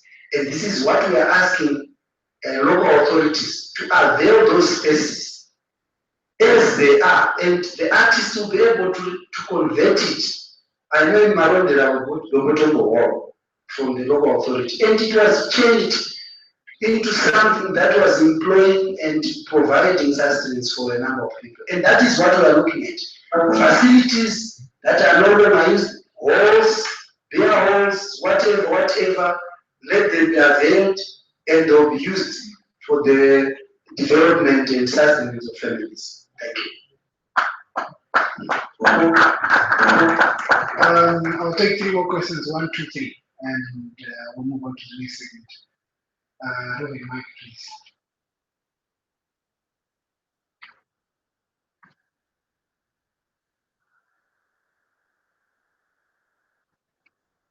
That's 1, 2, 3. I'm not being selective in terms of what I did.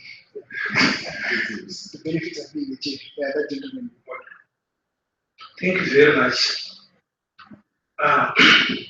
It's very pleasing to note that youth investment case is now on the top of the chart. Now, my suggestion is just simple or in few words. Mindset change. I think mindset change should not only be targeted to the youth, but also to other partners, global, regional, and even national partners. Actually, if you see the necessity or the chances of eradicating poverty as far as youth are concerned from the case that has been put across by Mr. Shisho, you will see that investment in youth, actually in economic sectors is very crucial. But what matters, what surprises us as youth is that actually most of these recommendations, especially if they are related to other sectors, take for instance, male circumcision and condoms, they get a lot of funding. So we are saying the same funding or priority that is specifically given to circumcision, to condoms, should also be given to vocational training centers, should also be given to colleges and tertiary institutions. So we are tired of people who actually invest a lot on circumcision and condoms. Thank you.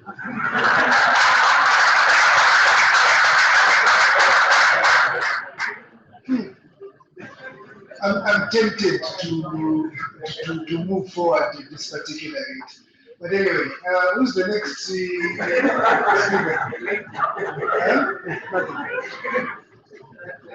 Thank you very much, Mr. Chair. That is just a comment. I want to really thank this final report and findings. And I'm sure we are quite a mixed bag here. These findings will actually help us to do our programming in an informed manner, other than maybe just saying, oh, youth needs to meet this. But I think this is evidence-based. Maybe from all our sectors or whatever we are doing, these findings will actually help us to do our programs and do our programming in a meaningful way, other than just shooting in the darkness. I'd like to thank the team for the report. Thank you, Madam. On that positive note, I'd like to call upon Mr. Nani, Deputy Director with the Ministry of Youth Digitization and Economic Empowerment, to come and present the Minister to us, so that we give the Minister a chance to give a few remarks, and then we can pick it up from there. Mr. Minister.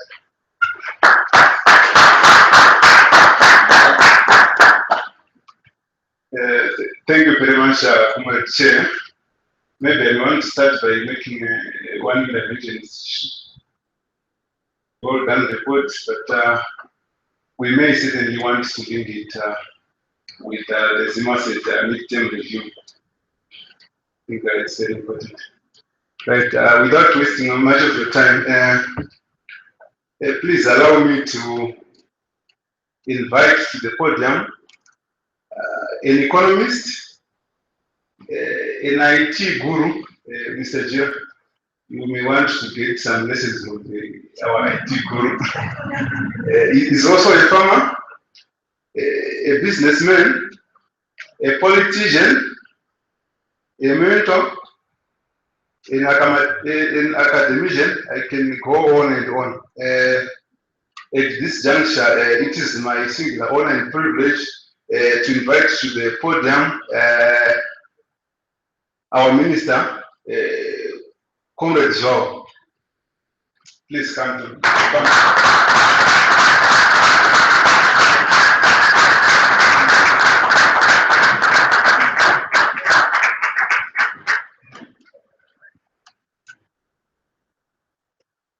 Thank you. Good afternoon, ladies and gentlemen.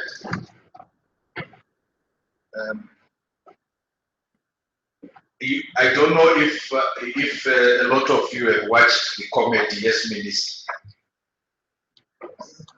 Some of you that would have watched that comedy will know that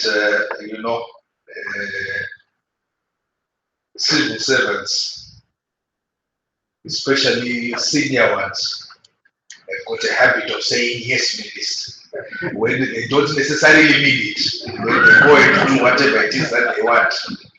So when you get introduced by a senior civil servant, you also need to be very clear on what is the meaning behind the words. So when he gives you a whole plethora of things about what this minister is, he's actually trying to tell you that you are about to listen to somebody who's a confused cockroach. And the insult doesn't end there. He goes on to call me an IT guru. I graduated in computer systems engineering 25 years ago. So that technically makes me obsolete, and which really is what he wants to be able to talk about. But ladies and gentlemen, maybe I would like you to watch this video. And so I tell myself and tell my young people, before 20 years old, being a good student, when you're entrepreneur, just to learn some experience. Before 40 years old, follow somebody, go to a small company. Not only a big company is good to learn processing, you are part of a big machine. But when you go to a small company, you learn the passion, you learn the dreams. You learn how to do a lot of things at one time. So before 30 years old, it's not which company you go, it's which boss you follow. It's very important. A good boss teaches you differently. And from 30 to 40 years old, you have to think very clearly when you're working for yourself. If you really want to be an entrepreneur. When you're 40 to 50 years old, you have to do all the things that you are good at. Don't try to jump into the new area. It's too late. You may be successful, but the rate of dying is too big. So 40 to 50, think about how to focus on things that you are good at. But when you're 50 to 60 years old, work for young people. Because young people can do better than you. So rely on them, invest on them, making sure they're good. So when you're over 60 years old, spend time for yourself. On the beach, sunshine. But this is my advice to the young people. 25 years old, make enough mistakes. Don't worry. You fall, you stand up. You fall, you stand up. Enjoy it. I'm 25 years old. Enjoy the show, enjoy the show.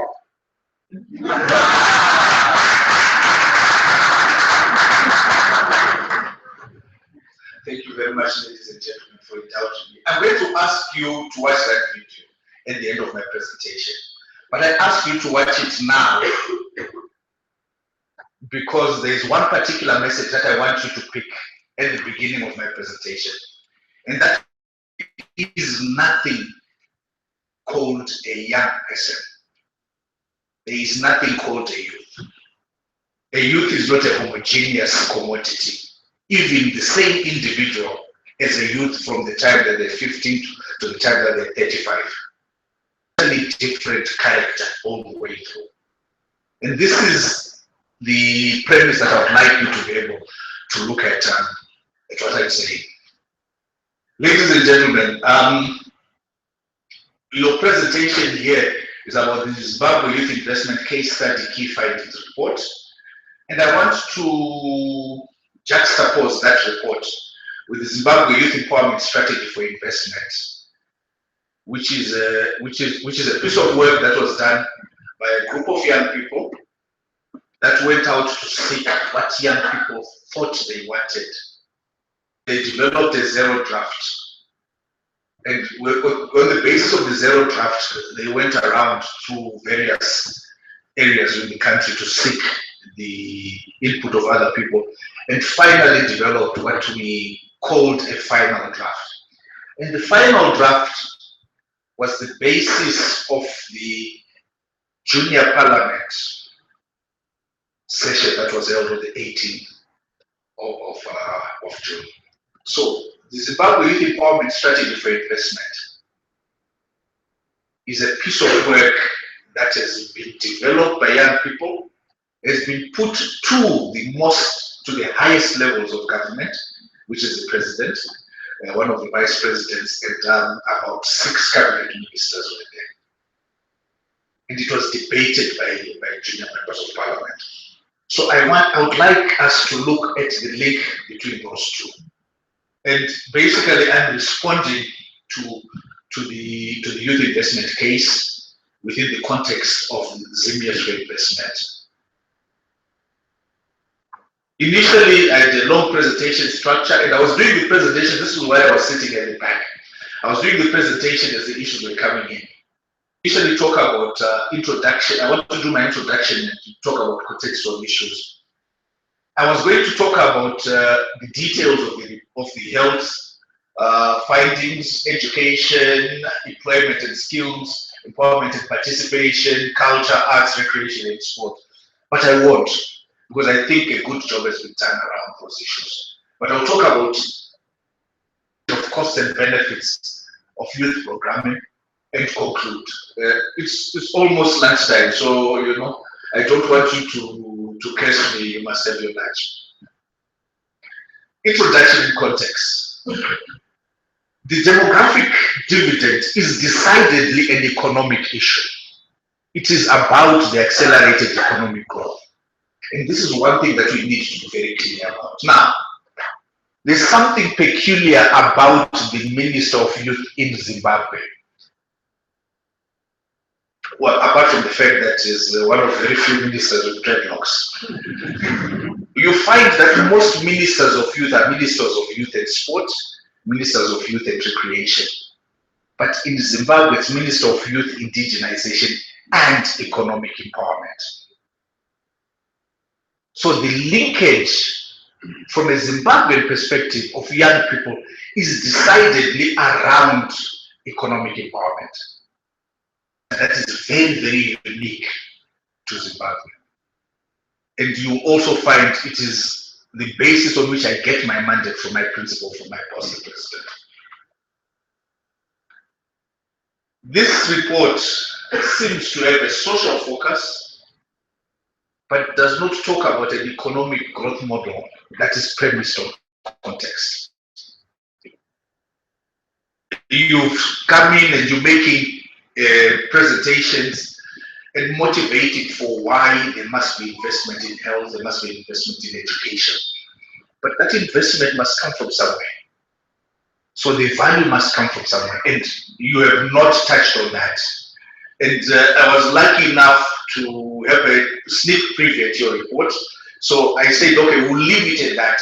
And then the focus of the Zimbabwe Youth Empowerment Strategy on investment then looks at that gap. So what you have done is decidedly very, very good. But I think what the young people have done, the junior members of parliament have done, what you have done. I also noticed that you have not reported on the environmental assessment. What is the political environment? What is the economic environment? What is the social environment? Technological environment, legislative, issues of climate change, issues of governance. Maybe you consider those, but those are issues that I think we also need to be able to look at so that we make this piece of work as useful and as comprehensive as it should be. And I just want to say something, ladies and gentlemen. The report that you've put together, by the way, is going to be the report that's going to inform the rest of Africa for 2017. And I can assure you of that because of the quality of the work that is there.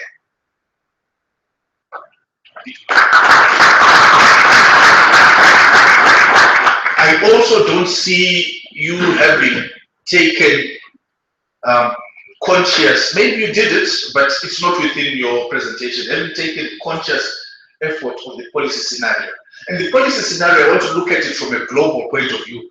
The Sustainable Development Goals 2030, there's something called WAY, Chisina, WAY, something, World Action Program for Youth or something. The global level, I don't see that. Maybe it is there, but if it is not there, then we need to incorporate that. Agenda 2063, the African Union Agenda 2063, at the continental level. At the continental level. And very, very importantly, the African Union Summit, the theme for the African Union Summit for 2017 is harnessing the demographic dividend through investment in youth. Now, that is the theme. And I don't think that you can take anything from there. But I believe the work that you have done can actually contribute to that. And the processes that I would want us to be able to engage in are processes that when President Mugabe goes to the African Union at the end of January 2017, every head of state will be coming to Zimbabwe to say, how have the Zimbabweans done it? We have, as a country, geopolitical leadership within Africa. We have President Mugabe, who's well respected within Africa. But also very, very important is the SADC, what is it called? Regional Integration Development Strategy, or whatever it is. Right. There's a SADC blueprint for the development of SADC. And there's a youth strategy and business case within SADC. Again, I'm not sure whether this will take it on board. We also have Zimbabwe, and Mr. Nyoni has talked about it. He has talked about the midterm review of Zimbabwe and the national youth policy. So that is the policy scenario that should also be informing this. Wow, this is the difficult bit now. What are the paradigms that have informed this piece of work and the methodological issues around that? In each one of your sections, you talked about the challenges. So it's all problem centered. Whereas I come from a perspective, I believe in a paradigm known as appreciative inquiry. Perspective of appreciating what has been done well as the basis of addressing the challenges. So if you know what you're able to do well, and you apply those same concepts to something that is not going as well as you would like it to go, you have a better chance than looking at the problems. So that's a paradigm that I would like us to have a conversation around so that we address that. Again, the most important thing, and this is why I started with that clip from that gentleman. And I'll ask who that gentleman is, but youth is not a homogeneous entity.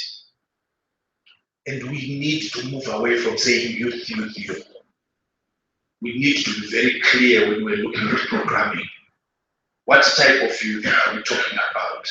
Even at an individual level, a young person who's within the youth bracket at 15 is totally different from a young person who's within the youth bracket at 35.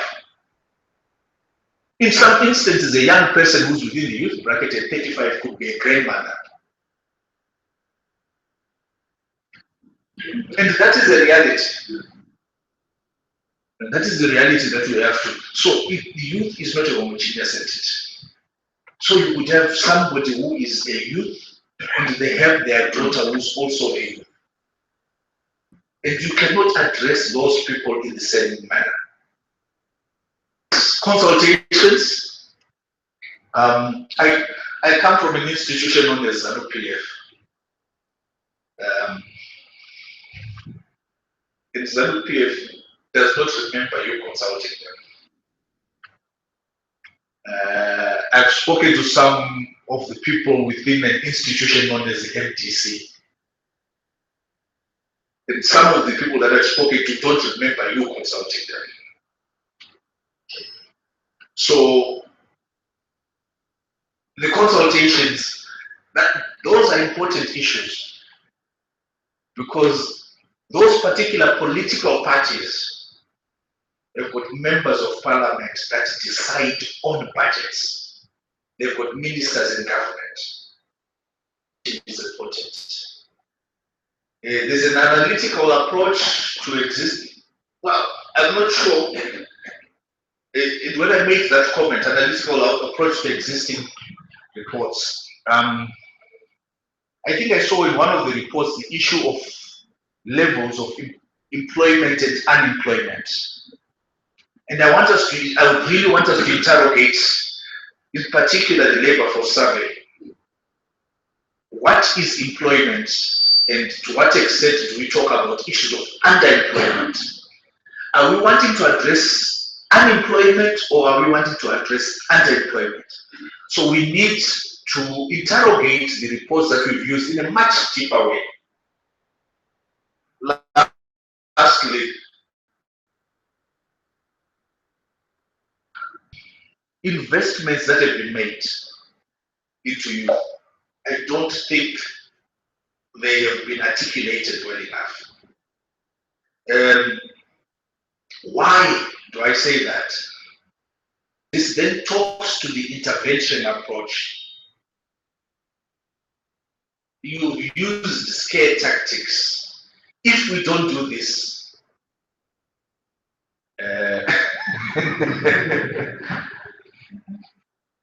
I think the youth sector can get a better deal by negotiating as opposed to threatening. Because the youth investment case is a strong business case. It is a case that can be made in a very, very compelling and persuasive manner. And I think this is a tool that I would like you to look at. So these are the issues that I thought I would talk about in context. I've said, look, I'm not going to say anything about that, about education, about employment and skills, about empowerment and participation. I'm not going to say anything about cars. I'll come quickly to your last presentation on the benefits and costs of youth programming. I like your report. It's based on economic concepts such as sensitivity analysis. You're now looking at, okay, when we're going to make an investment in education, in the short term, are we investing in vocational training centers or in universities? What are we doing in the medium term? What are we doing in the long term? Brilliant, absolutely wonderful. Again, you focused on social investments and not made enough emphasis on the economic aspects.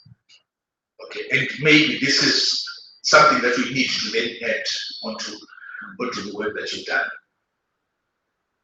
But I believe that is the starting gear. There was a youth dividend diagram, cog of wheels, and so on, that we were shown at some point, and which talks about current scenario and how to reap the dividend. But I believe that the economy is the starting point. If we can get the economy to work, then it will fund education, then it will fund health. Okay. So you don't have to then say, if you don't do this, so that you don't have to threaten. And obviously, you know, at least not so I'm looking from an economic point of view. But I believe the economy is a very, very important starting point. But it has to be the economy with the correct economic model. That's very, very important. We have this conversation that is currently doing the rounds, which says the economy is in bad shape. No, the economy is not in bad shape. The economy is in transition. It is transitioning from being a colonial economy that was based on 4,500 white farmers. We've always known the Zimbabwean economy to be agriculturally based, but it was agriculturally based on 4,500 farmers. Of those 4,500 farmers, 2,000 farmers were involved in, and they were producing 180 to 200 million kgs of tobacco. It's now 80,000 farmers that are involved in tobacco production, producing the same amount of tobacco. It's with a totally different production model. So we need to be able to use the economy as a starting gear, with it being a correct model. But one thing that I think is important is prior investments made have not been articulated, and they must be articulated. I don't know if you remember, on the 25th of May, the ZANU-PF Youth League put together what they called the Million Men March. And at that march, Kudzai Chipanga, who's the head of the ZANU-PF Youth League, got up on stage, thanked the president, said, "President, thank you very much. We want to thank you. You've done this, you've done that, you've done this, you've done that." After I finished thanking the president, he then said, "Your Excellency, dambudziko ratinaro nderekuti maminista enyu vanochinja mota semachinjiro atinoita kuti." That message went in much better than the message that Mawarire did with his flag. It's the same message, but how do you put the message? Something. And it's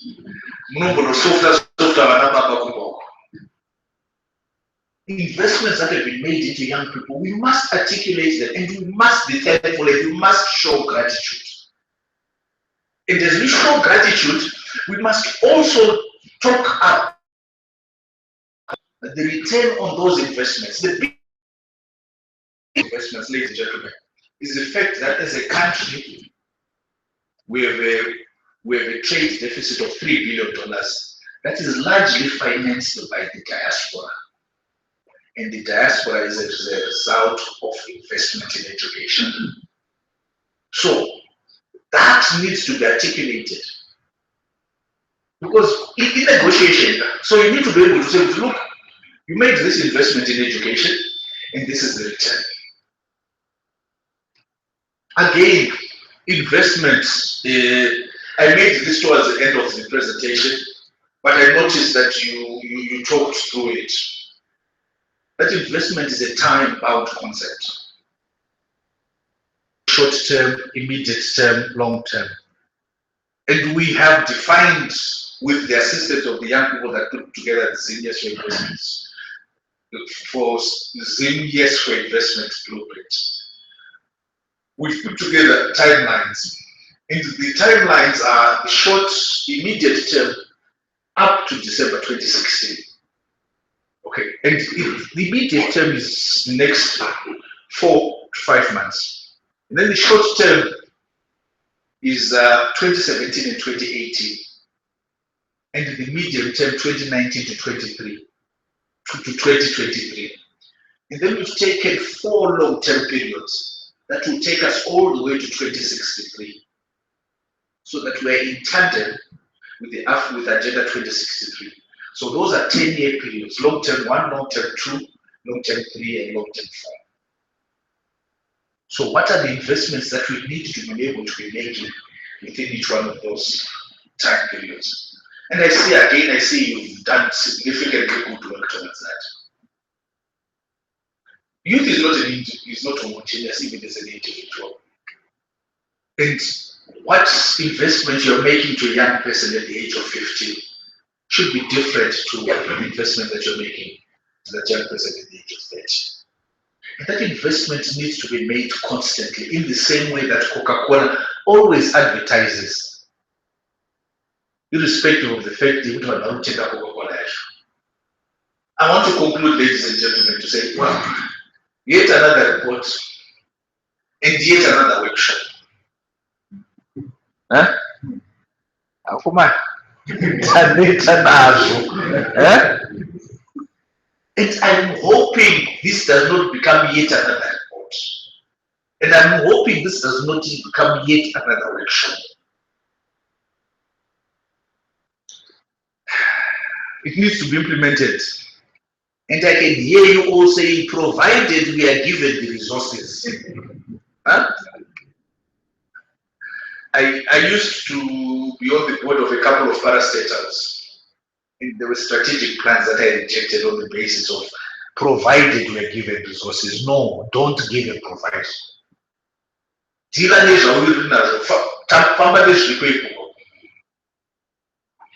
Again, it's almost the same thing as if we don't do this, but it's slightly different. So, we shouldn't have any provisos. We must accept the current reality that we have. we must accept the state of the economy that we currently have. I know Vachinamasa is busy trying to re-engage, but the British ambassador was very clear. No, mukasaita zvatiri kuda. Nothing comes through. I hope he's successful. But I want to be a pragmatist. I want to be practical. I want us to work on the assumption that maybe he may not be successful. Again, this comes from my prior training as an engineer. As an engineer, you're supposed to design for the worst case. So we must acknowledge that current reality. Talk about an investment case, which is how much is needed for this investment case? Slightly more than 6 billion. Slightly more than $6 billion. Right. So let's look at back to the provided we are given resources, and if we don't get 6 billion, and I want us to move away from that and deal that dilemma. And how do we do that? We approach each and every entity and each and every person from the perspective of what's in it for me.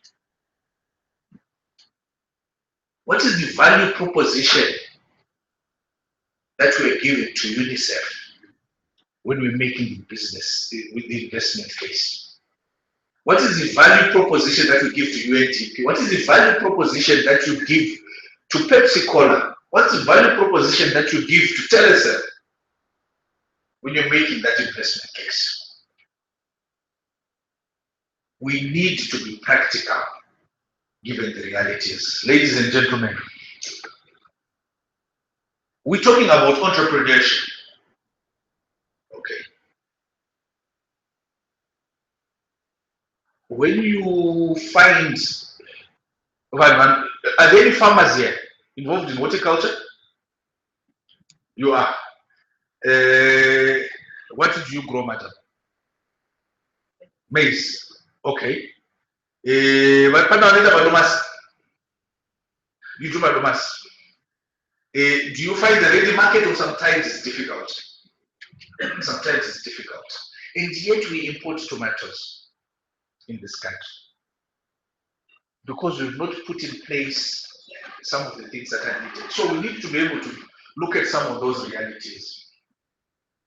We need to look at a concept that we're calling the business ecosystems approach framework. What is involved in the production of tomatoes? When you produce tomatoes, who is going to be transporting your tomatoes to market? What do you do with your top quality tomatoes? What do you do with your low-end tomatoes? What is the value chain all the way through the tomato production value chain, vertically and horizontally?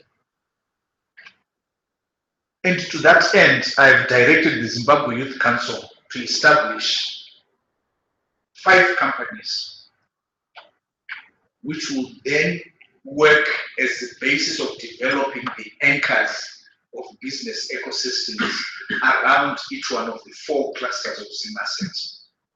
In terms of food production and nutrition, in terms of value addition and industrialization, in terms of infrastructure and construction, and in terms also of services and employment creation. I'm noticing that we've got people from the health sector. There was a time when we were training nurses and government could not absorb them. And I think we're also training teachers, and I'm not sure whether government is able to absorb them. Now, that is a resource, and we know that we're surviving annually to the tune of $3 billion from Zimbabweans that are in the diaspora. Why must an individual nurse or teacher or lawyer have to go through all the hassles of trying to negotiate how they get a work permit, how they get there, How do you get somebody to make sure that if they go and work in another country, they are treated with respect and dignity that befits their training? And that is one of the companies that we're establishing, or that have been established by the Zimbabwe Youth Council as anchors of the business ecosystem. Ladies and gentlemen, the Zimbabwe Youth Empowerment Strategy for Investment, in some instances, attempts to address the issues that we have not addressed. And the Zimbabwe Youth Empowerment Strategy for Investment, in some cases, deliberately does not touch on a significant component of the issues that we've addressed, because we felt that you had done a good enough job. So issues of social engagement that deal with education, training, and human capital development, we've not touched upon. Where do we go to? We need to move the Zimbabwe Youth Empowerment Strategy for Investment, together with the document that you've put together with all the other policy documents, into a document that gets taken through the government processes of policy formulation to make sure that those that are coming from the Ministry of Psychomotor, those that are coming from SMEs are able to say, look, this is what we are able to contribute, and this is what we're going to bring to the party, so that we work in a much more coordinated manner. So, I want to thank you for the work that you've done, because you've given us the building block, one of the critical building blocks for actually making sure that when we get to 2017, as Zimbabwe, we're at the forefront of youth empowerment and development within Africa. Thank you.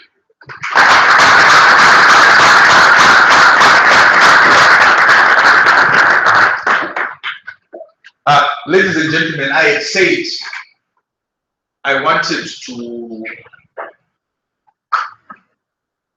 no, take it back to my slides. I think the last one.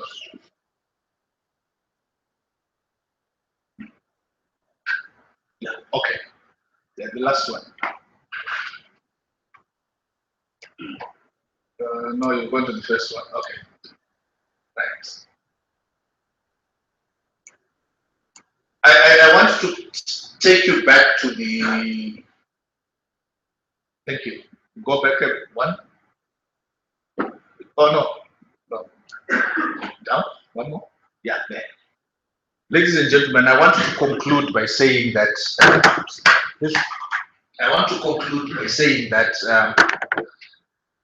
I come from a business background. I come from an economic background, and I would like to also take advantage of the second component of that video, which really talks to what an entrepreneur is. But before I play that video, that's why I need to play it. Does anybody recognize who that is? Huh? Sorry.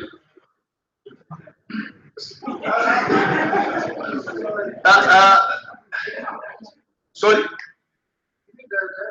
Yes. Please stand up and please tell us who it is. It's Jack Ma, the Chinese billionaire. The Chinese billionaire. So that people can hear you.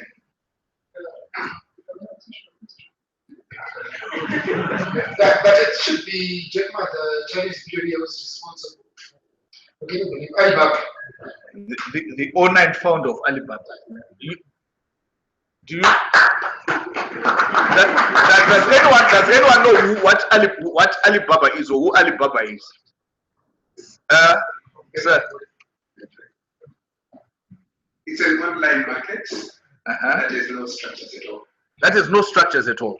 Okay. Can somebody tell me a little bit about Jack Ma, how he started Alibaba? Gino. Sorry. Oh, yeah. So no. Yeah. Just a few that I found out, he started without a single cent. He brought together his workforce and he told them that guys, we're going to build something and we will earn from what we're going to build. We don't have salaries to give at this point. They started working like that. Okay. Madam.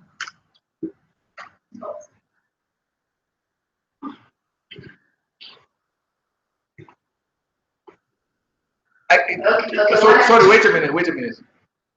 Pick, he said we don't have what? We don't have salaries, we don't have a single cent. And that's the point that I want to highlight. That's one of the points I want to highlight on. What I heard about it, he went to the States, and that's when the time of the internet was just starting, and he discovered the internet in the States. So he wanted to come and introduce it to China. So when he went to China, he gathered about 25 of his friends, and he was trying to explain the whole concept to them that he can link the Chinese industries with the world, that they can sell their products globally through the internet platform. But the thing is, in China, they didn't understand the internet, and when his friends were gathering and he was trying to explain to his friends, all of them thought his idea was absurd and it was not making sense, but only one person stood by him. They pursued by trying to start the first group of Chinese factories or companies and trying to sell their products globally. And it started breaking, and for about 2 or 3 years, there was no revenue in the company until things kicked off and everybody understood what it was trying to do. Before it was listed on the New York Stock Exchange. What's his net worth right now? His net worth? I'm not sure about the figures right now. Does anyone know how much he's worth?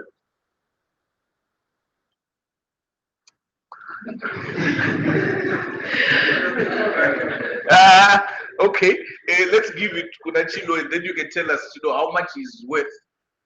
What he started on the internet.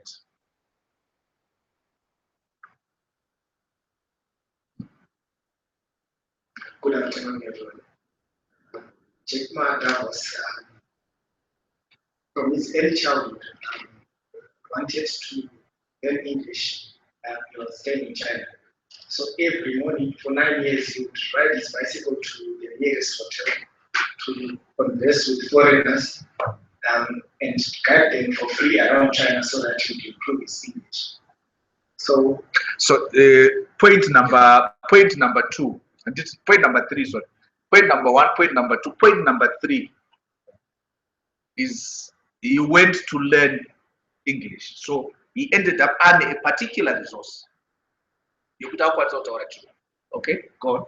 Okay, and after that, he then enrolled at a university where he failed the entrance exam. He failed 3 times to pass the entrance exam for that university. He then later on graduated with a Bachelor of English, and he became a lecturer in English and international trade. So on the advent of the internet, he traveled to USA, and on arriving there, his first encounter with the internet was he typed the word beer. He googled the word beer, and he found information of beer from all over the world except China. And I think that gave him some motivation, and it motivated him to create a rather ugly website of China with information, business information from China. And after publishing that website, within 5 hours, he got about, I'm sure if it's not 80 to 300 calls from business people in China. This is where he realized that there was actually an opportunity or business opportunity on the internet. From then on, that's how he started Alibaba. And I think today its net worth is about 26.1 billion, according to Forbes.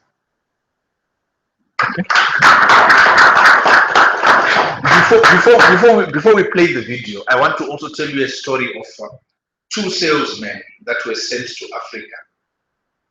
These people sold shoes. One of them returned back to where he had come from, and he said, "Look, there is no market. Those people don't wear shoes." The other one came back and he says, "Wow, there's a magnificent market there. Not a single one of those people has got shoes." So it's how you look at your environment, and I really want us to look at, especially for those that aspire to be entrepreneurs, what it is that being an entrepreneur involves, and his advice to young people. So I tell myself and tell my young people, before 20 years old, be a good student. When you do entrepreneur, just to learn some experience. Before 30 years old, follow somebody. Go to a small company. Not only a big company, it is good to learn processing. You are a part of a big machine. But when you go to a small company, you learn the passion, you learn the dreams. Of course. You learn how to do a lot of things at one time. You learn passion, you learn how to dream. And this is what we really want to have within the investment case. We must have a passion, we must have a dream. Go on. So before 30 years old, it's not which company you go, it's which boss you follow. It's very important. A good boss teaches you differently. And from 30 to 40 years old, you have to think very clearly when you're working for yourself. If you really want to be an entrepreneur. When you're 40 to 50 years old, you have to do all the things that you are good at. Don't try to jump into the new area. It's too late. You may be successful, but the rate of dying is too big. Think about how can you focus on things that you are good at. But when you are 50 to 60 years old, people. Because young people can do better than you. So rely on them, invest on them, making sure they're good. So when you're over 60 years old, go back to that one.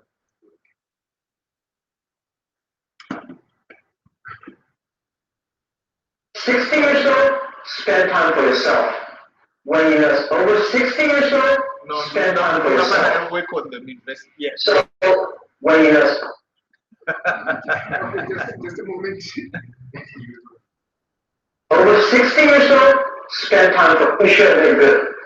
So when you're over 60 years old, so rely on them, invest on them, making sure they're good. So when you're you see, Isusu Nana Sab, Dora Basari, to work on you, invest in you, and make sure that you're good.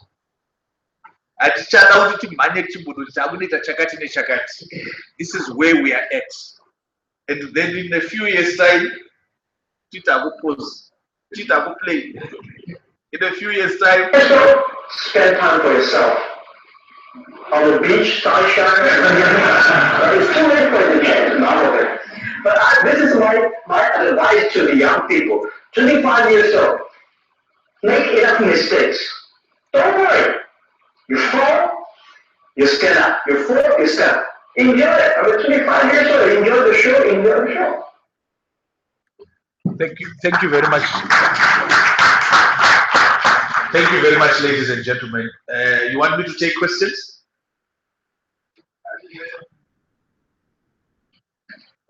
Yes, I'm available for questions. Any questions for the minister?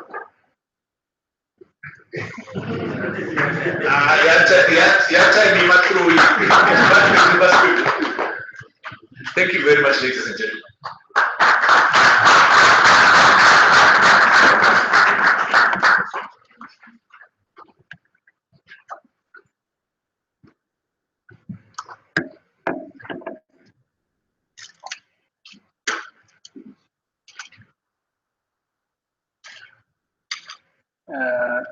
Yes, Minister. I think I'm going to be more touched this time.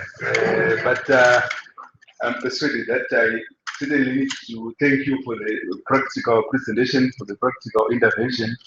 And without any further ado, I hope Mr. Chisho, you were noting some of the things that we need to add into our report. And without wasting much of the time, ladies and gentlemen, let me call upon Mr. Msalira to give us our vote of thanks. Thank you.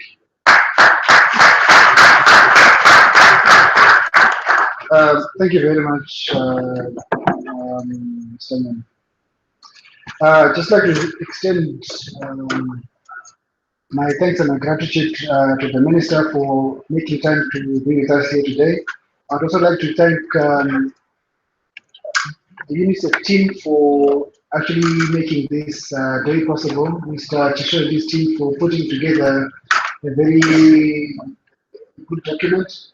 But last but not least, I would like to thank all of you for making time out of your busy schedules to actually come here, give feedback and input into this particular document, which we hope we can improve upon, so that when we do programming going forward, we are making informed programming that delivers or that capitalizes on the youth dividend that we have in the country. In terms of moving forward, lunch will be served outside. If you just go outside, lunch is being served there. I wish you a safe journey back to your respective places of work and residence, and we hope to meet you in the near future. Thank you very much.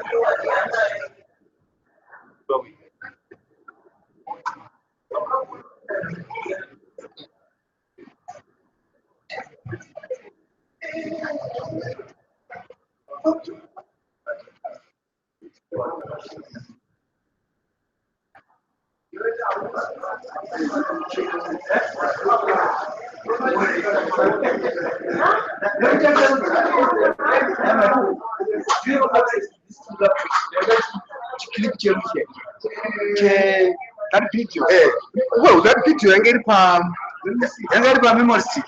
I get it. Let me see, I'm not download.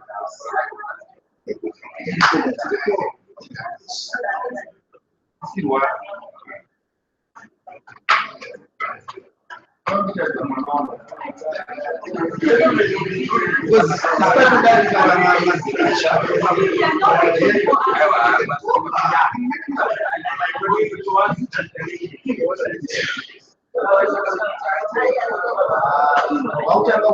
I see your instruction. I see your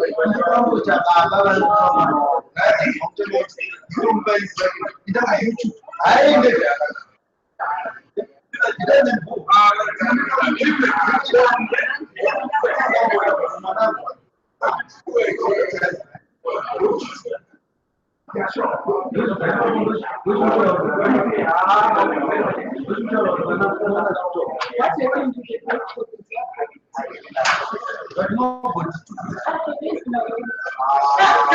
didn't see the end. I think we're too close. I see.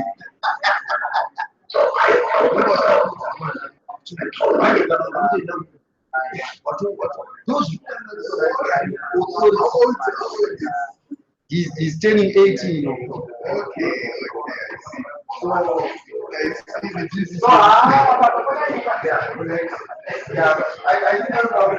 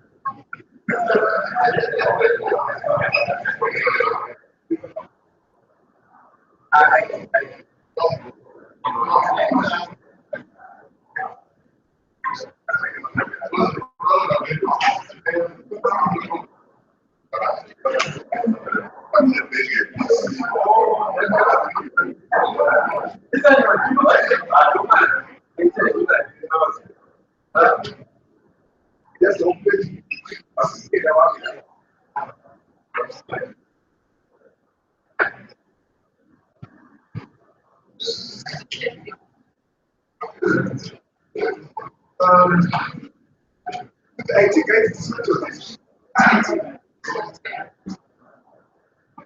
yeah, I think we need to come into the one.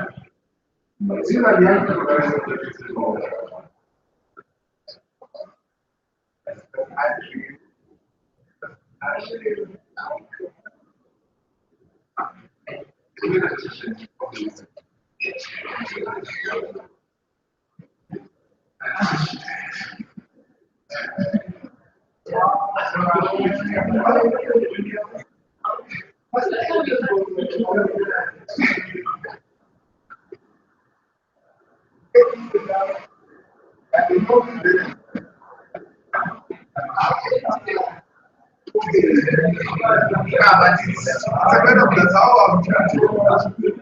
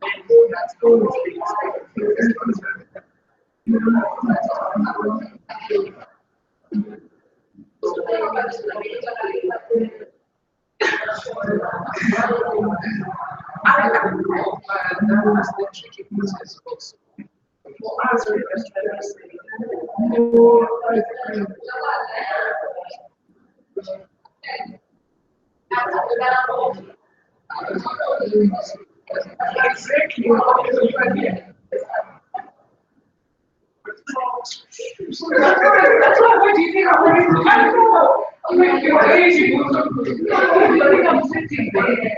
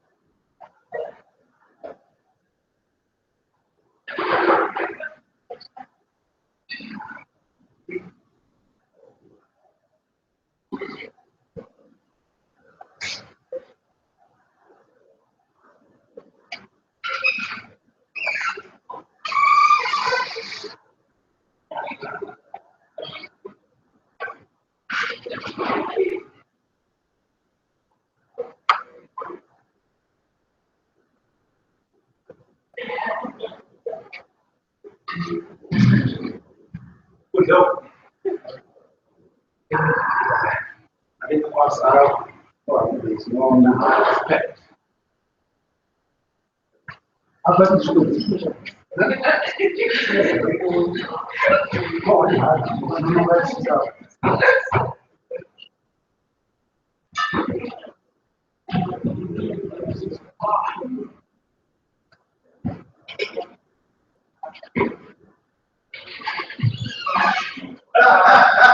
How much?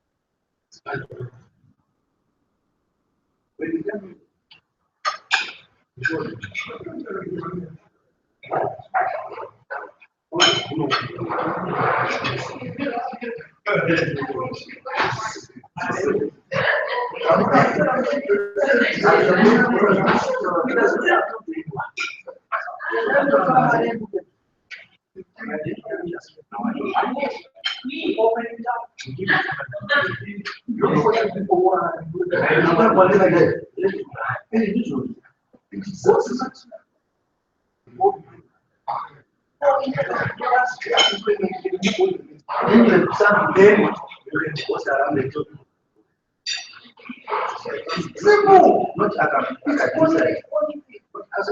You do this it's important.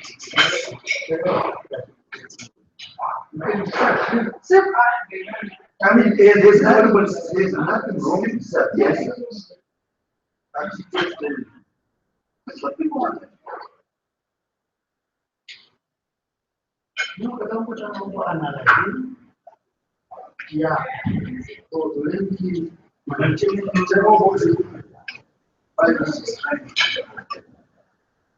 sorry.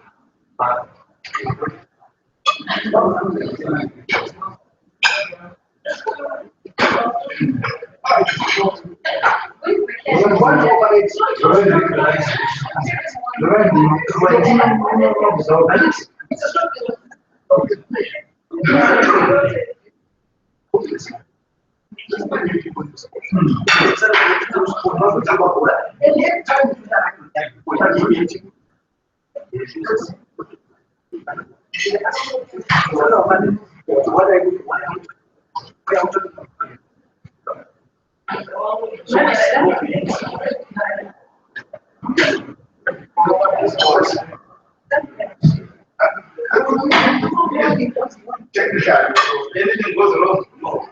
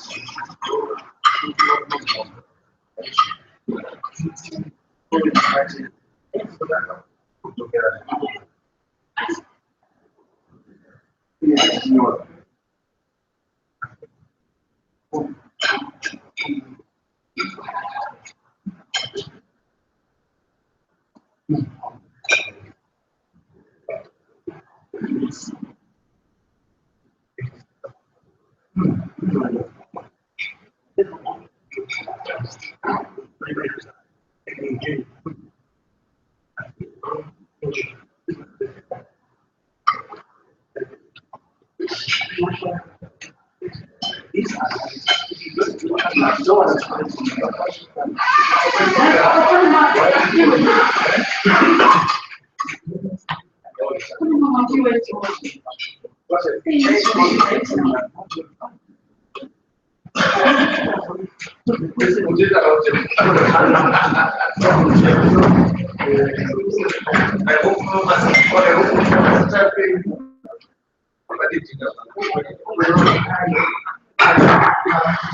no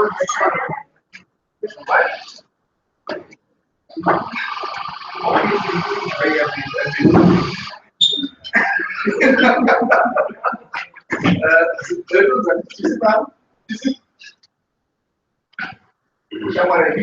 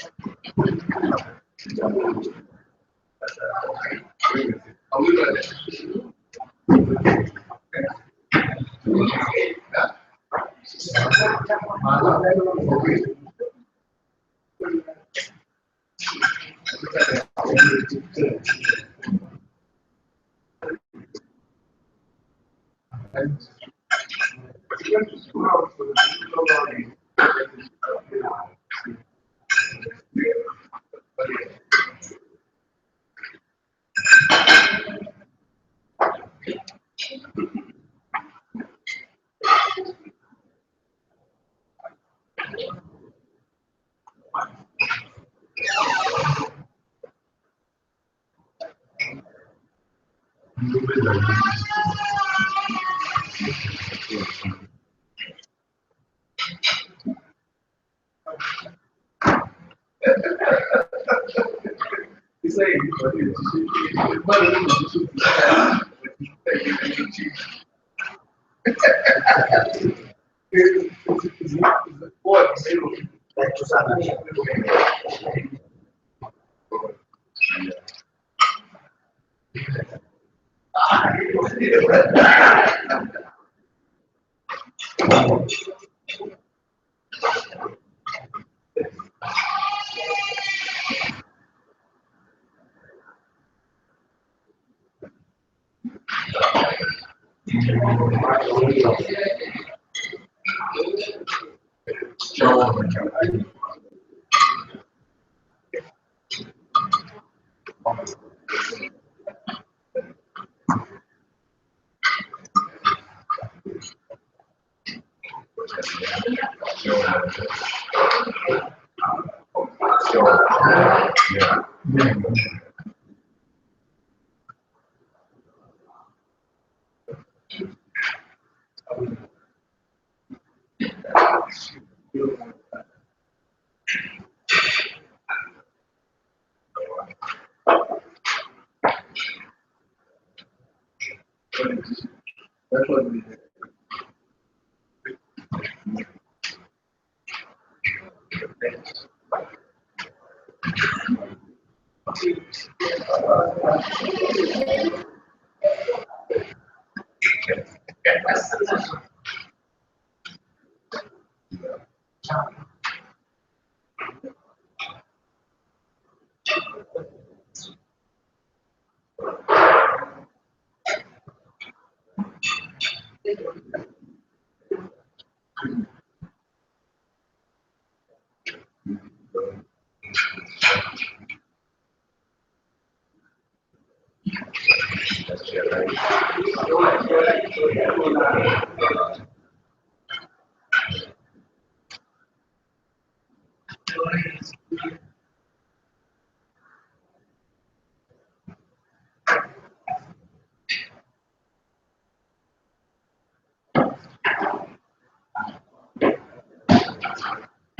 What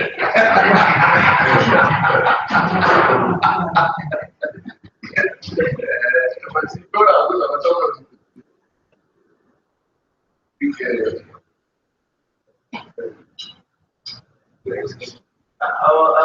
the good trees?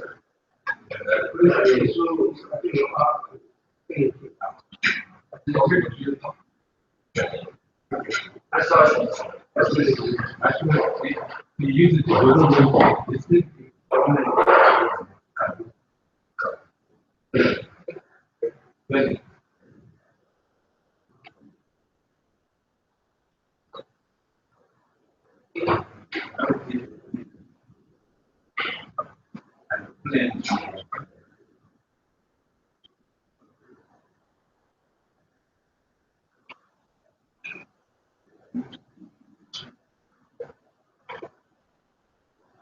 I'm from it, so I reflected. What's all this thing?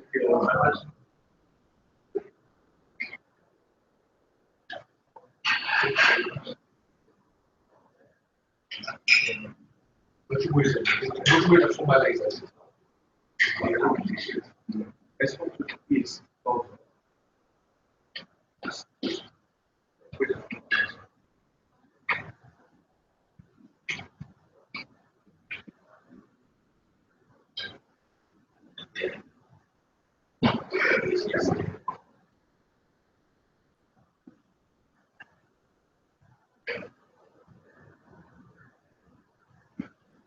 I think the idea is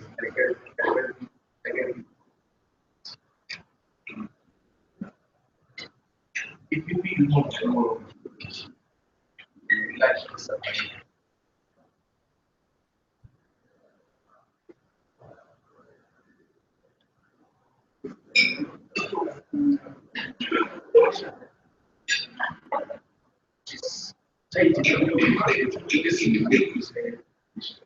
Here, what is it? For example, I was doing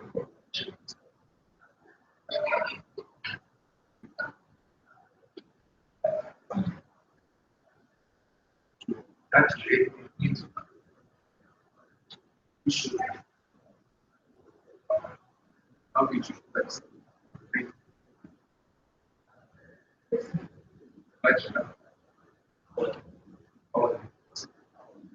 Those coaching should have one.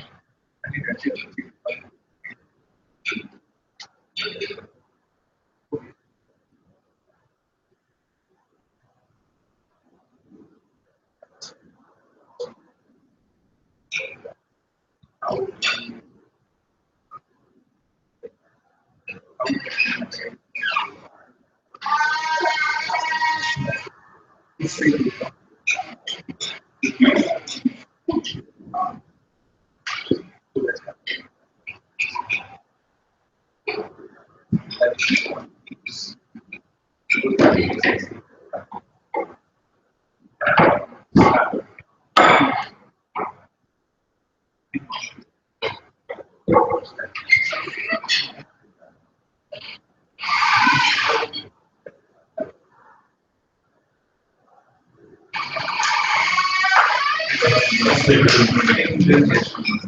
Yes, please.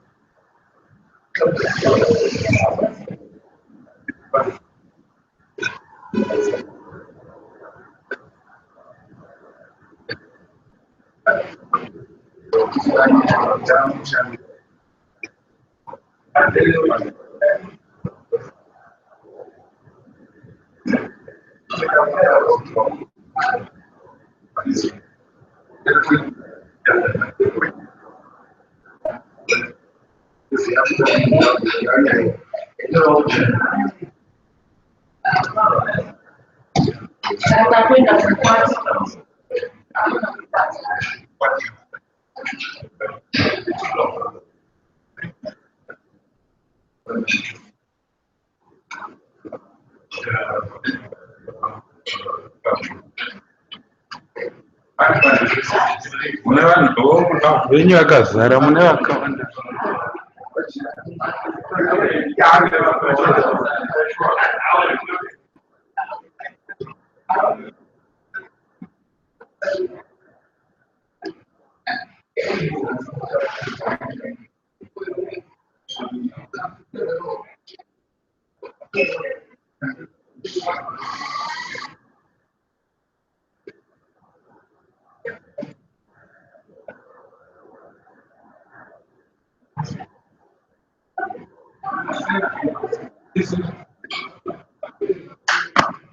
Like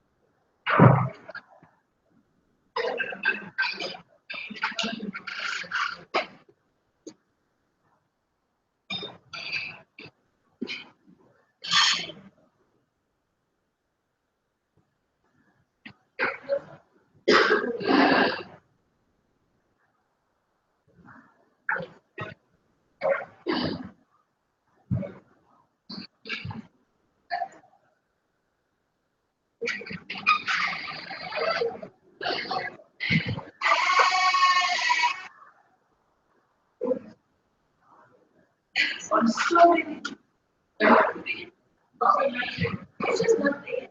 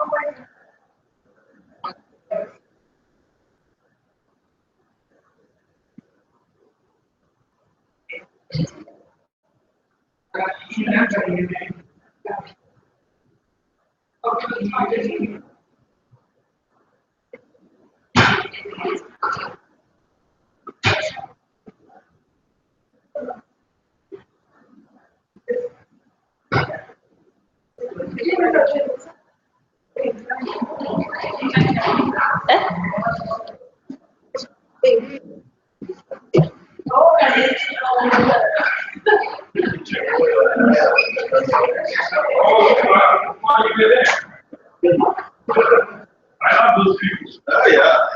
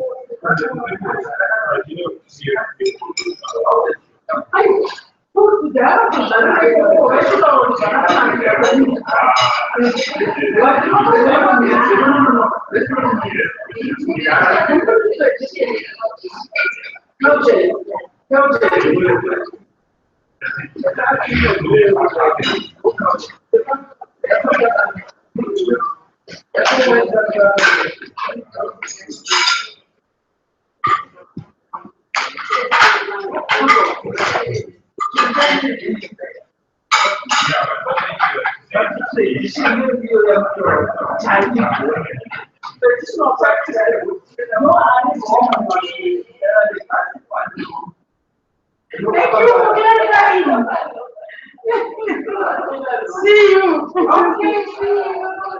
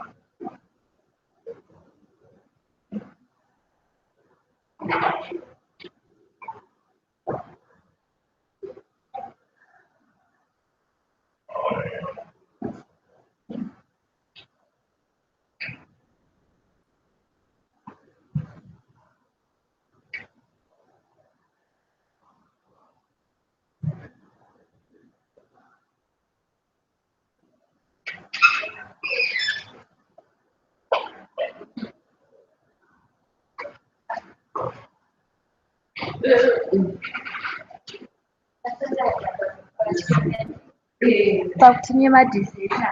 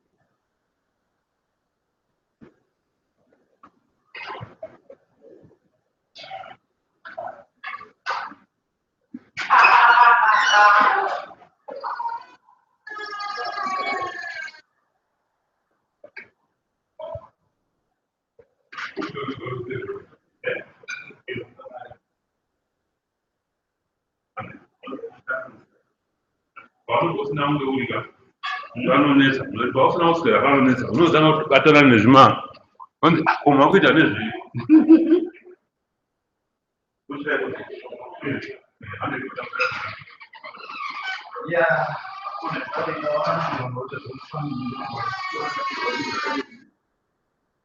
Mawana topinda bhizi rekuti pakati remangwana.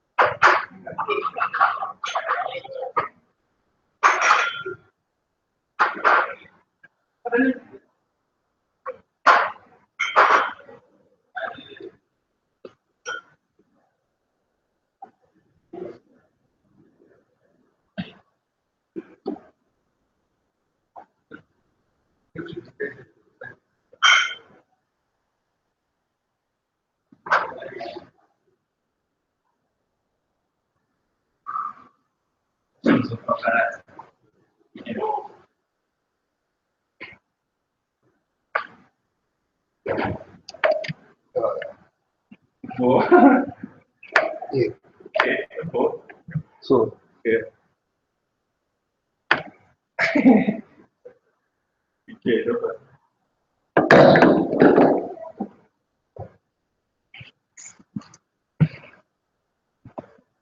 Good.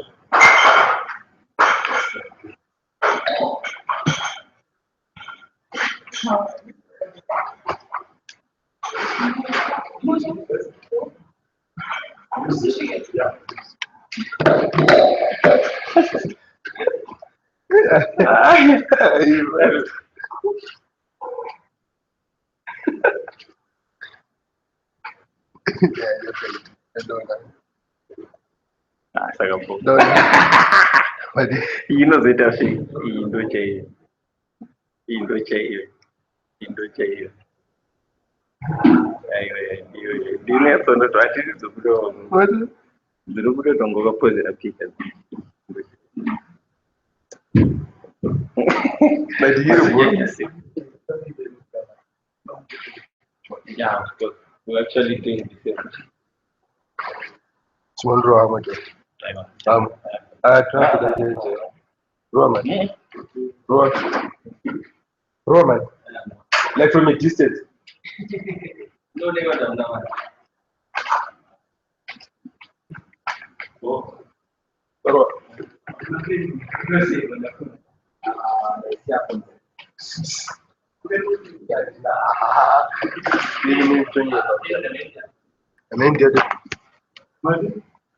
Pin, that pin, but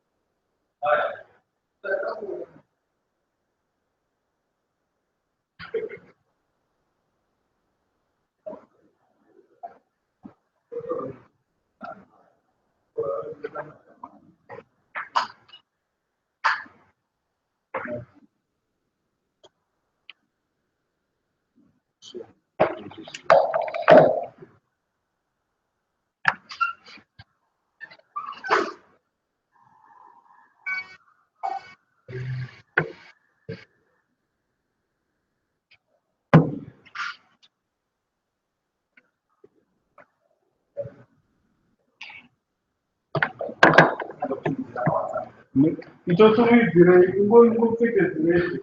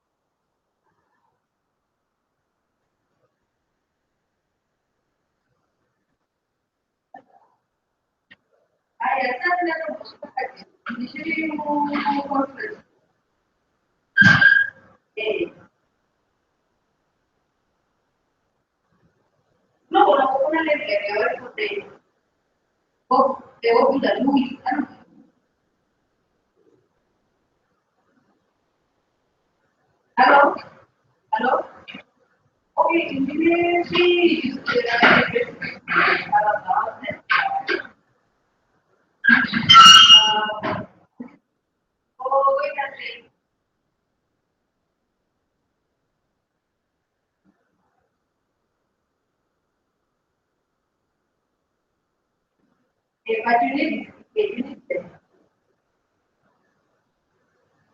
I do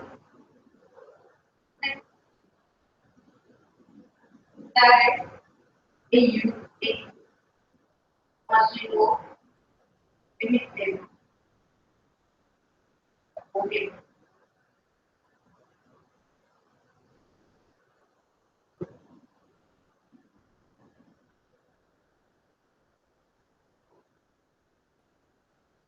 I don't. I did digital environment. Alright. Depende do mais. Deve ser que organization. Alright.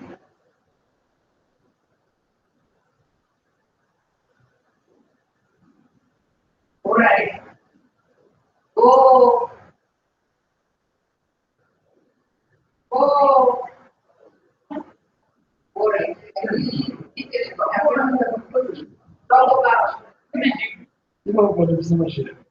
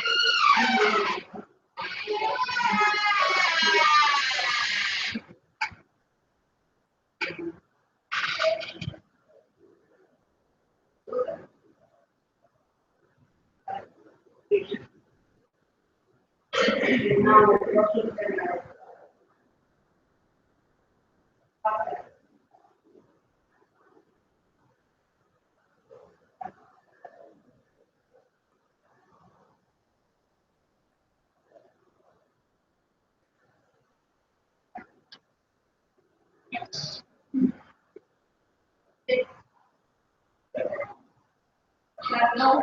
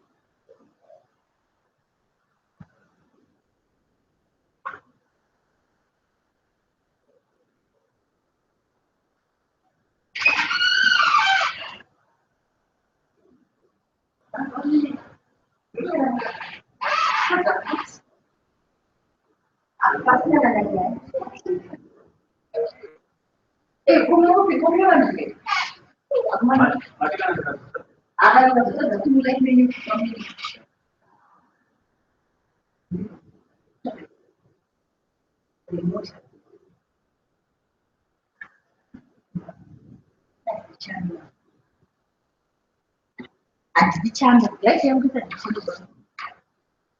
dichando. Isso que ficou muito feio. Ixi, deixa eu mudar aqui.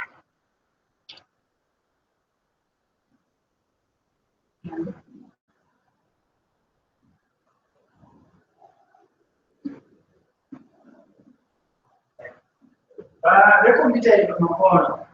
Ndiyo inogara muno. Winogara muno. Pane presentation yanaishawo kutora kuno.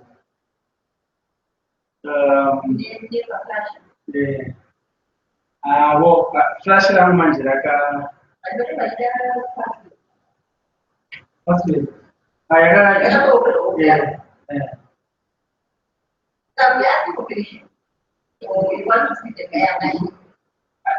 I think in the online I should. Whatever.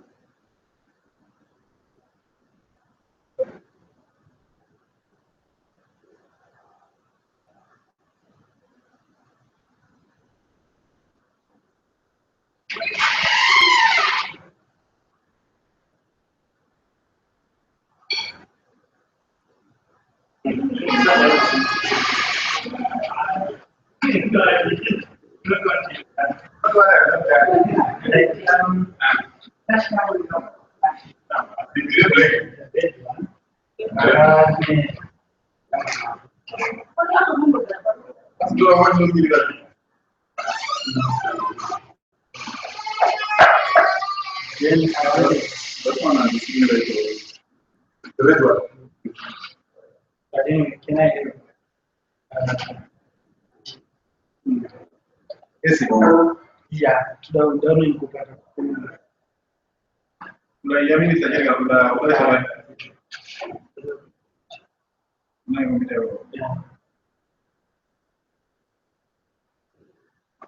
Flash drive can allow for one.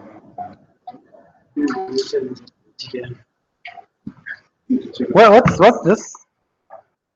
That's so I like to broadcast live.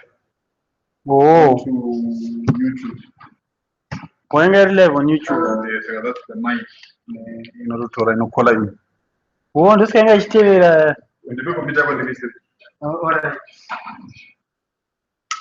One, let's sign up.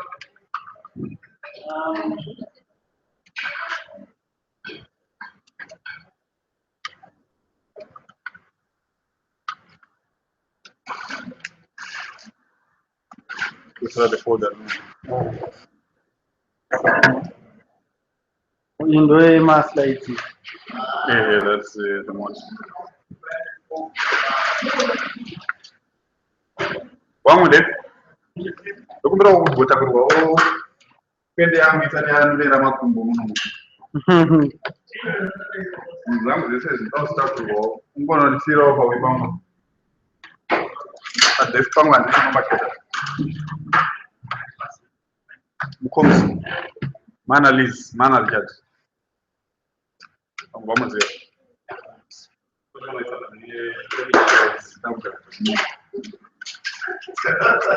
Very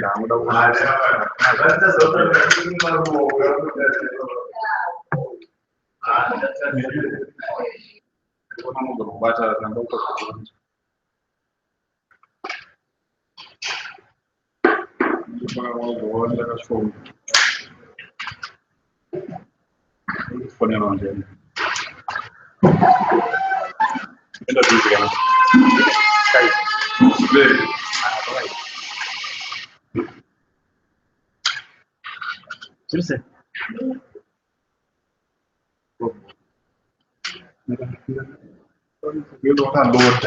Go and go away. Eh? You can still and go away.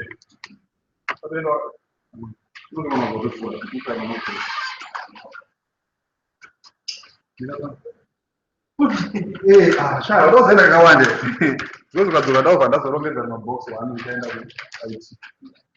thanks to this one. This is a box.